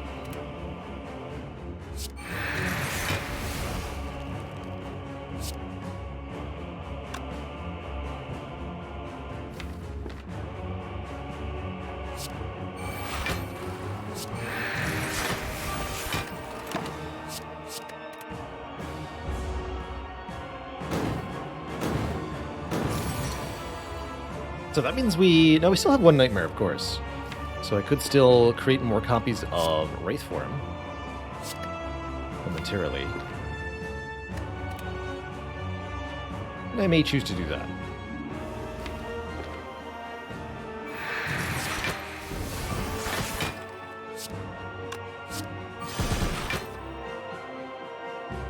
Right, that doesn't get doubled.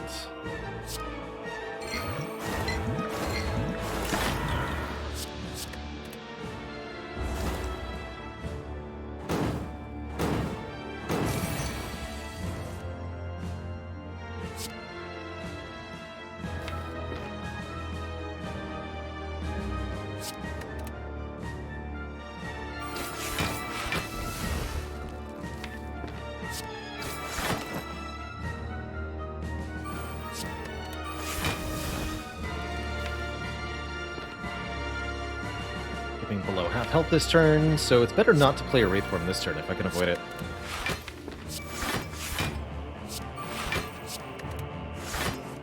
And I can.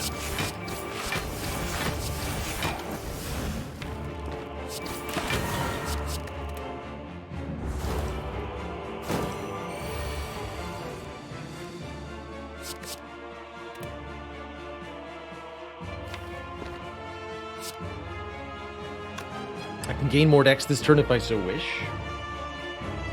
Not really a whole lot of point to doing so.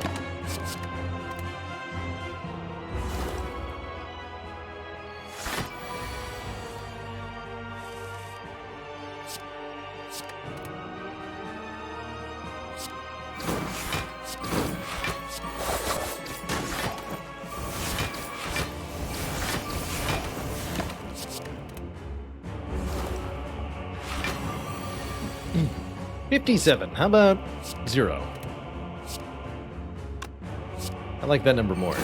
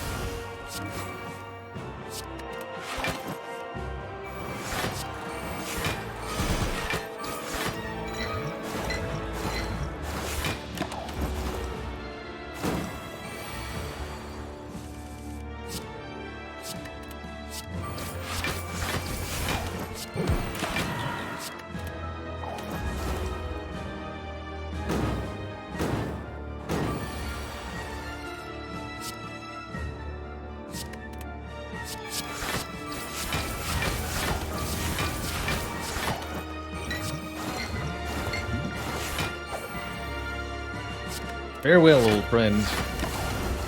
Till next time.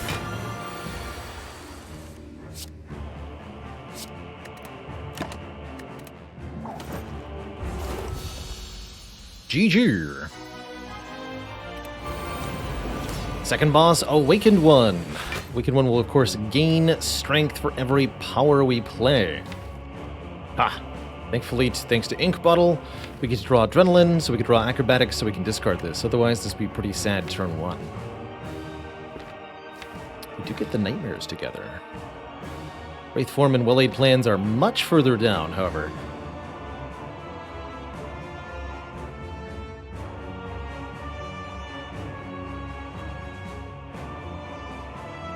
even if I Blade Dance, I won't run into handful problem, right? That's right.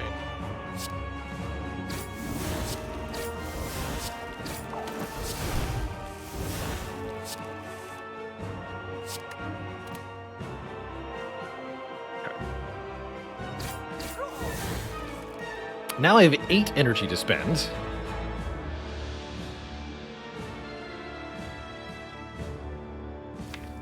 Ridiculous.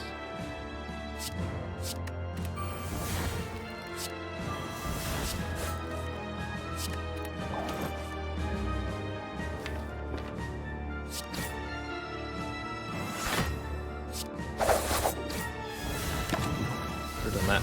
And gained even one more kunai proc that turn. But now I have the Nunchaku here. I will be playing both of these. Crow only draws 3. It's okay.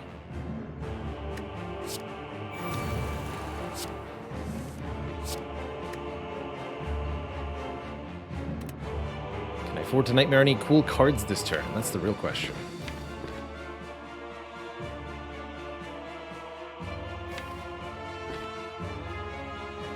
I can... Necronomicon Sneaky Strike. That seems important.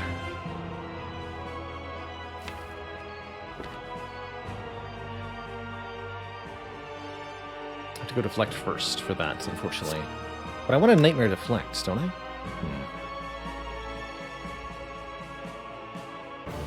I could Blade Dance and only get 3 shivs. That won't work either. Okay, I think I just have to play Deflect then. Deeply unfortunate.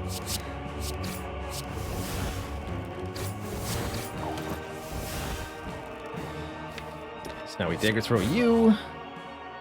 Oh, I forgot about Gremlin Horn too. Double play this.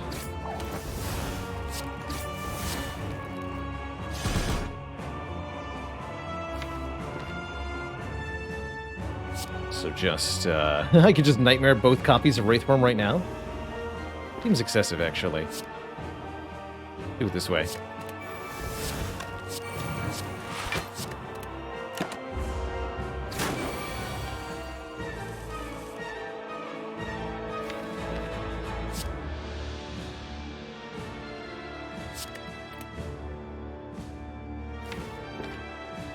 It's like well-laid plans, leg sweep, piercing wail is definitely going to get me somewhere.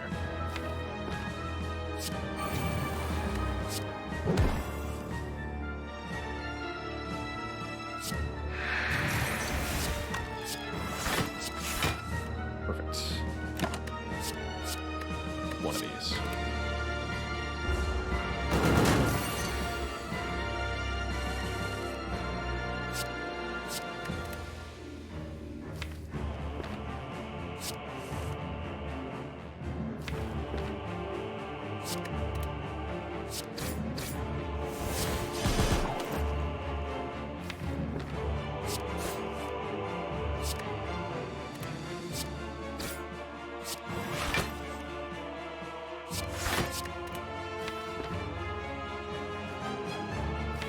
Drawing another Wraithborn next turn. Let's just hold on to this Sneaky Strike.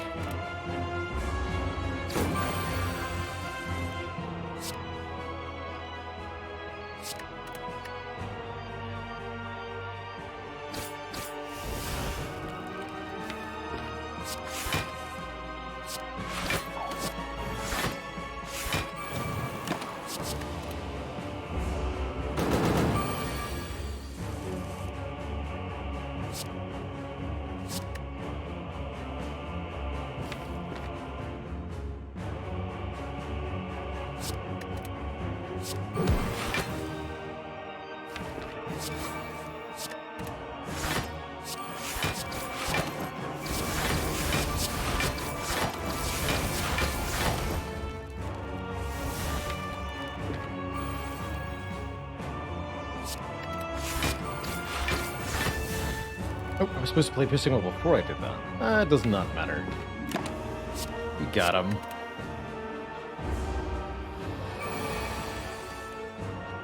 Now I am a Wraithborn. Ho, ho, ho.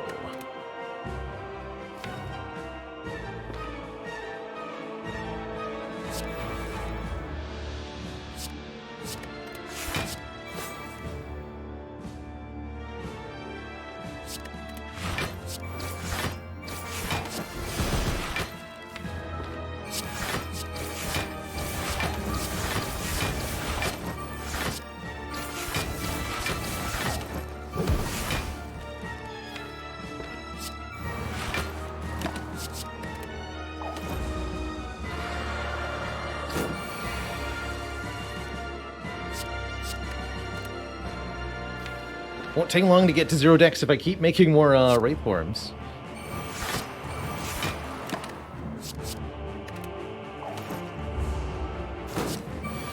-3 per turn.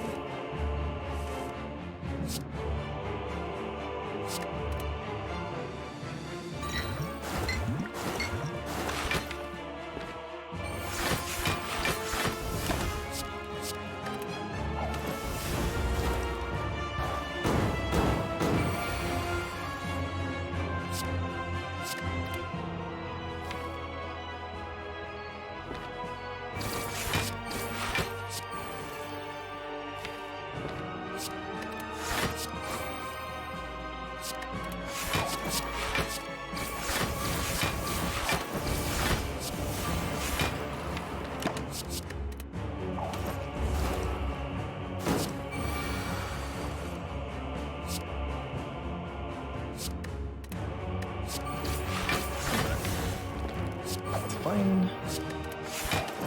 Copies of that. More copies of that.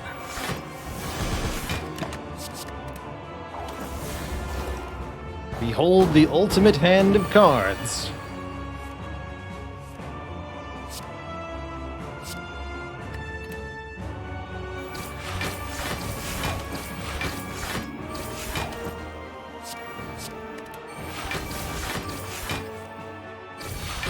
GG.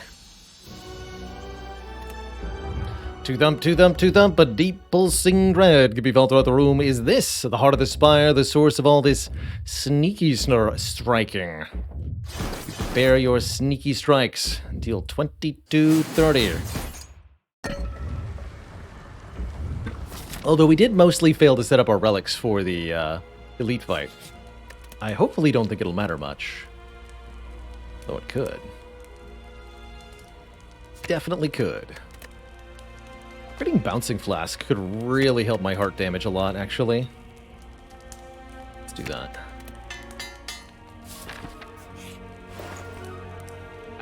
Especially if I also add a Catalyst to the mix. I'm also rather inclined to pick up a Dash Plus that gets played 2 times.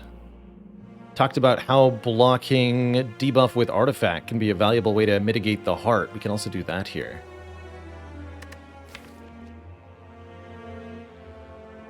Dash Plus is really good. So is Predator Plus, actually. Wow. I think that's enough 2-cost attacks, though.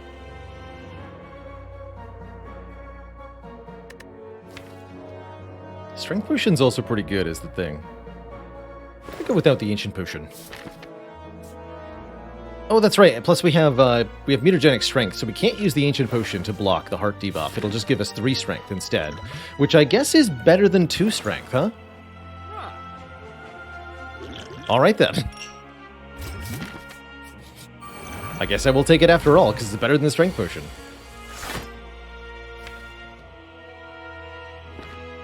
Go figure.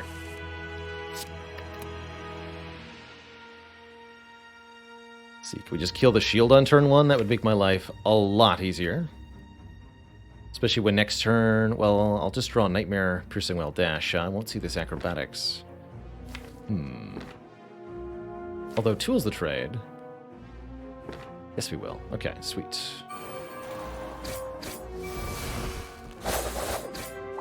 Big thanks to the +3 strength on this turn for helping me out here.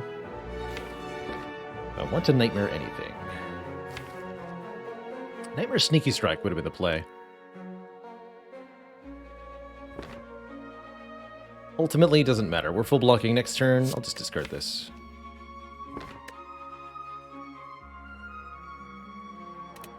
Ink Bottle's a problem, though, actually.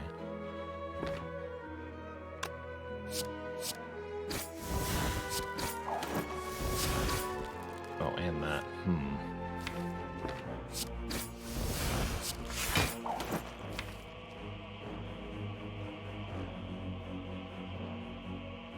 4, 1, 2, 3. Okay. Play this. Do play these.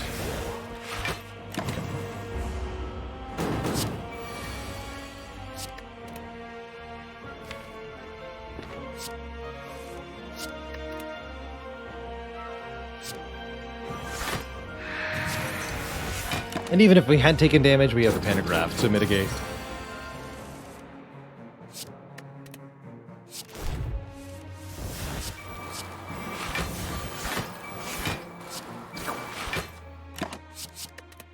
Beautiful. I guess my main concern is reaching the heart with the ink bottle set on a higher number, as that will enable us to... Oh. Never mind. Forgot I was getting a play twice. Skip.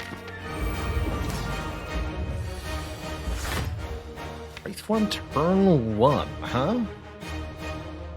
It's also an intriguing option we have for this fight.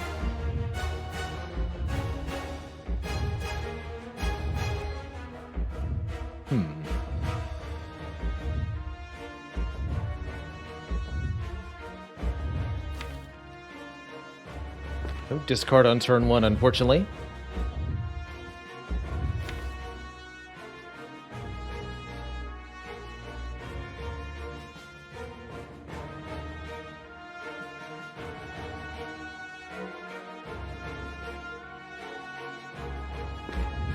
I think that means we use the Ancient Potion with the Wraithform to avoid any sort of dexterity down, and we just provide ourselves total immunity to the first few turns.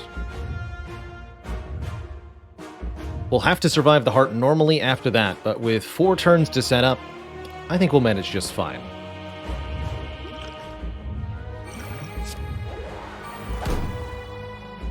Means we have no strength for this fight, which is a little scary.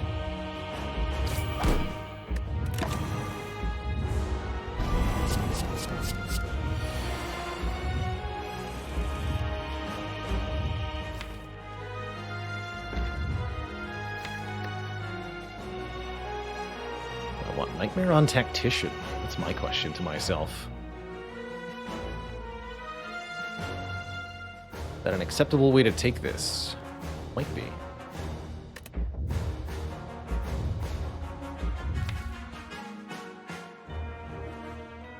I think Nightmare on Blade Dance would be a pretty foolish choice.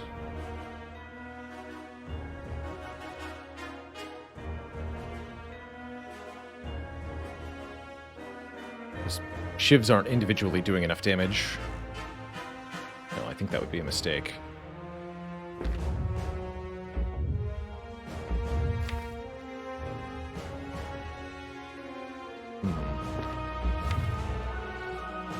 Next turn I'll probably Nightmare plus the Sneaky Strike plus. That's worth it.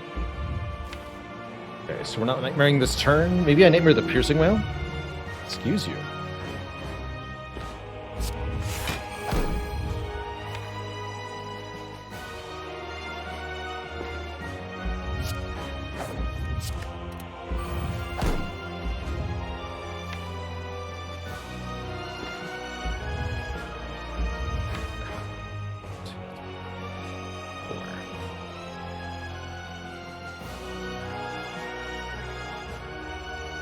Turn's gonna be a bit wonky. We'll activate the Pocket Watch next turn.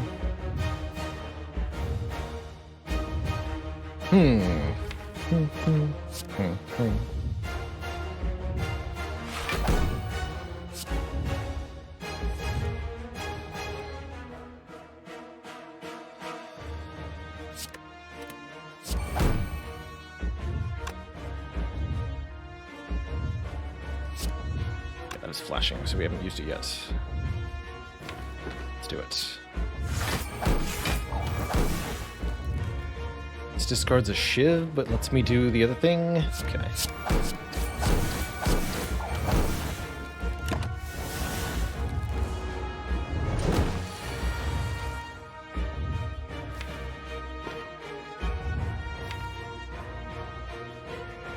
Lots of beat to death damage this turn if I continue to play cards.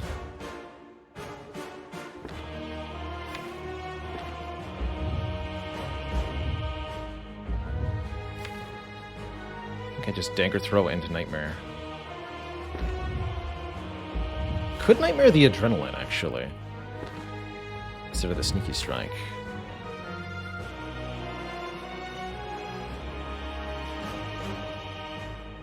Beat of Death is really going to start to hurt.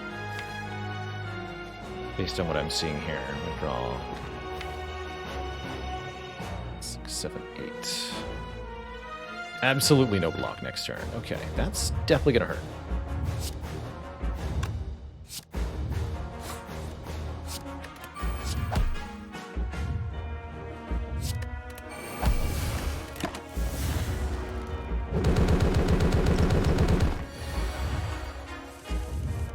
Oh, I actually get to draw one fewer card than I thought.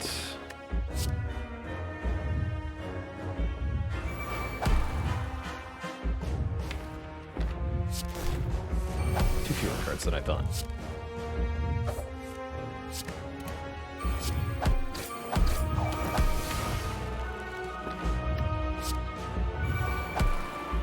Ow. This. Play 3 more attacks and the slimes. 2.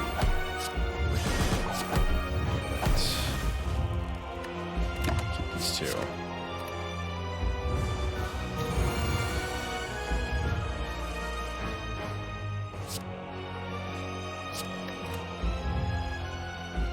After Image definitely would have helped earlier in this fight. Let's just say that.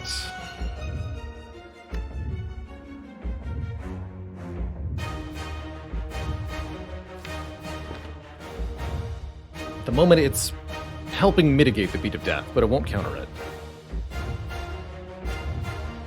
Bouncing Flask could be a really good way to get through these artifact stacks.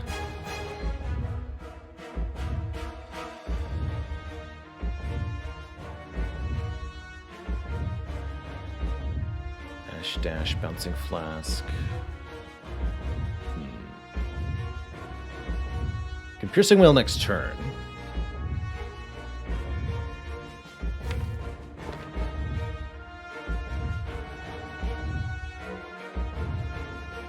Can't apply Weaken without using the Bouncing Flask, looks like.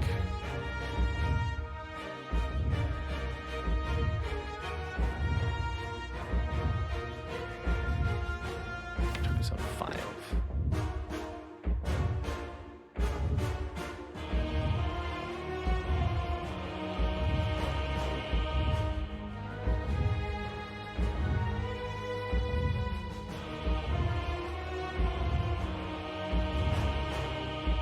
Oh, actually, no, I can do After Image, Bouncing Flask, Double Dash, Neutralize. Keep Leg Sweep, Piercing Whale. Yeah! That's the way to do it.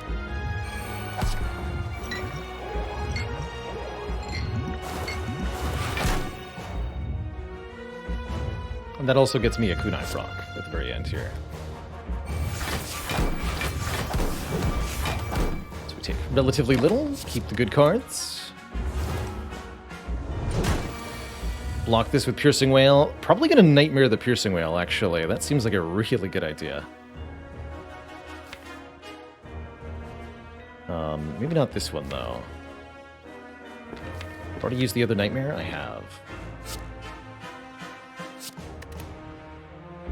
I understand.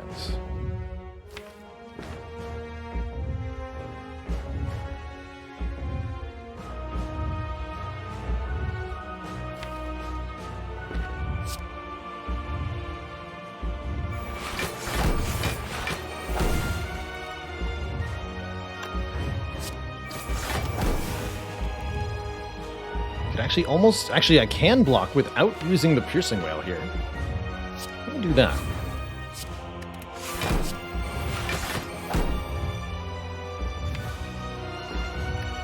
The Nightmare and the Piercing Whale. She might have needed that leg sweep now that I think about it. Because otherwise, how the heck do I block? Could also Nightmare Deflect, which feels equally reasonable. Let me slice here and one Sneaky Strike.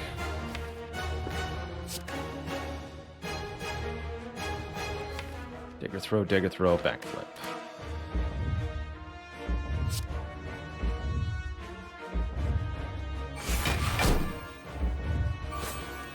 Guess I'm not nightmaring it, huh?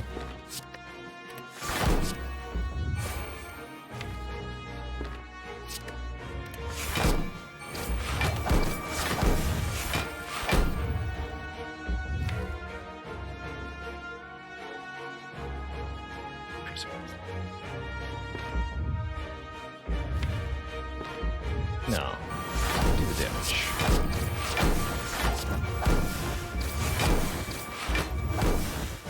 Lose the nightmare for now.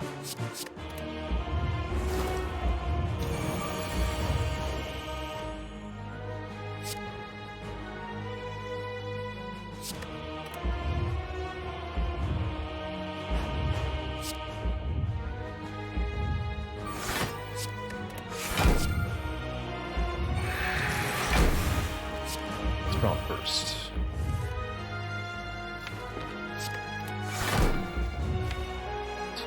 Nice. Beat of Death is now 3, note. So we're taking additional damage per card. Got double dash to survive with next turn. Sounds pretty good.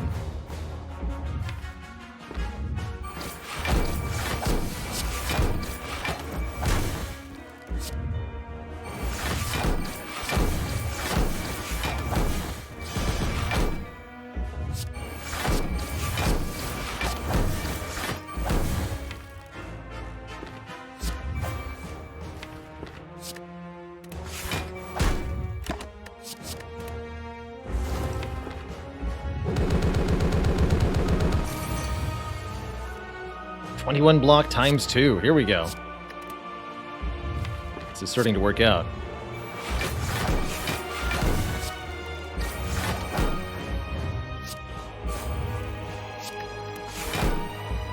That poison going.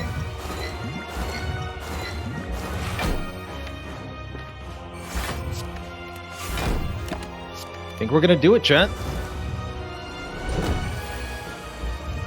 Feels like the kunai is absolutely getting us there.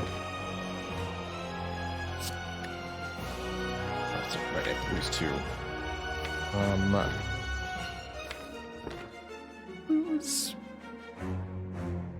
Lose 1 sneaky strike.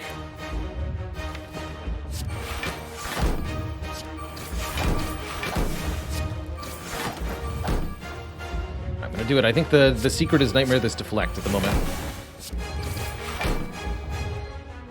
I believe.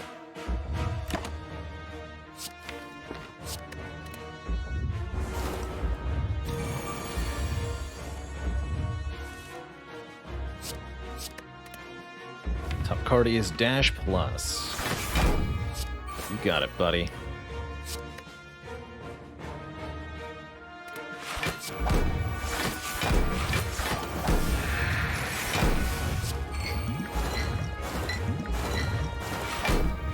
Beautiful.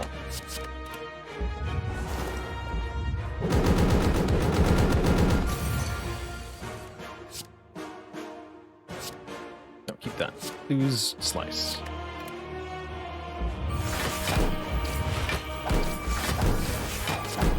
GG, Mr. Hart. What a run. GG, everybody. Whew. Slow and steady wins the race. GG. GG.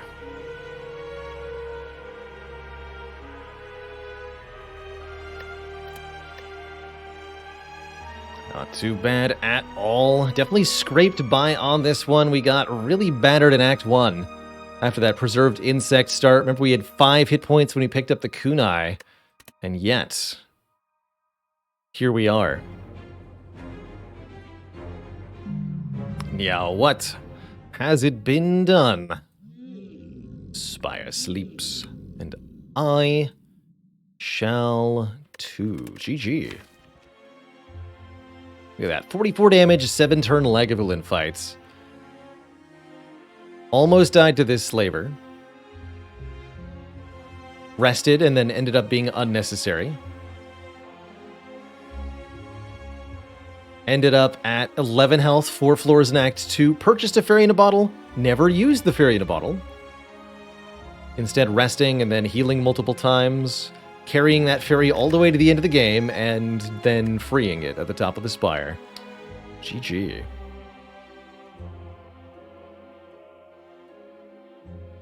That was weird. Total time spent looking at Frozen Eye? Less than 10 minutes out of a 100-minute run, so less than 10% of our total time. Not too bad at all.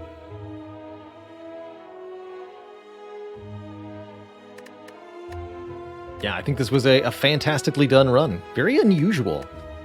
Scaling so hard off this kunai. 117 dexterity. Dang. GG.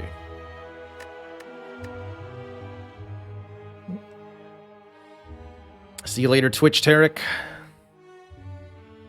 Hell's Razor, Rubem PD. I think I'll call that the end of a nice, lovely stream. We had a great FTL run, a great Spire run, and now it's dinner time.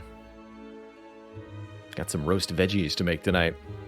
See you later, Vuda, Expressive Syntax, Ingenol, Bailey, Mr. Baconudo, Shmemeron, Pony, Zuthus, Anawab, Krogzar, and everybody else. Thanks so much for watching. Ta-ta for now. Till next time. Toodaloo, everybody, and good night.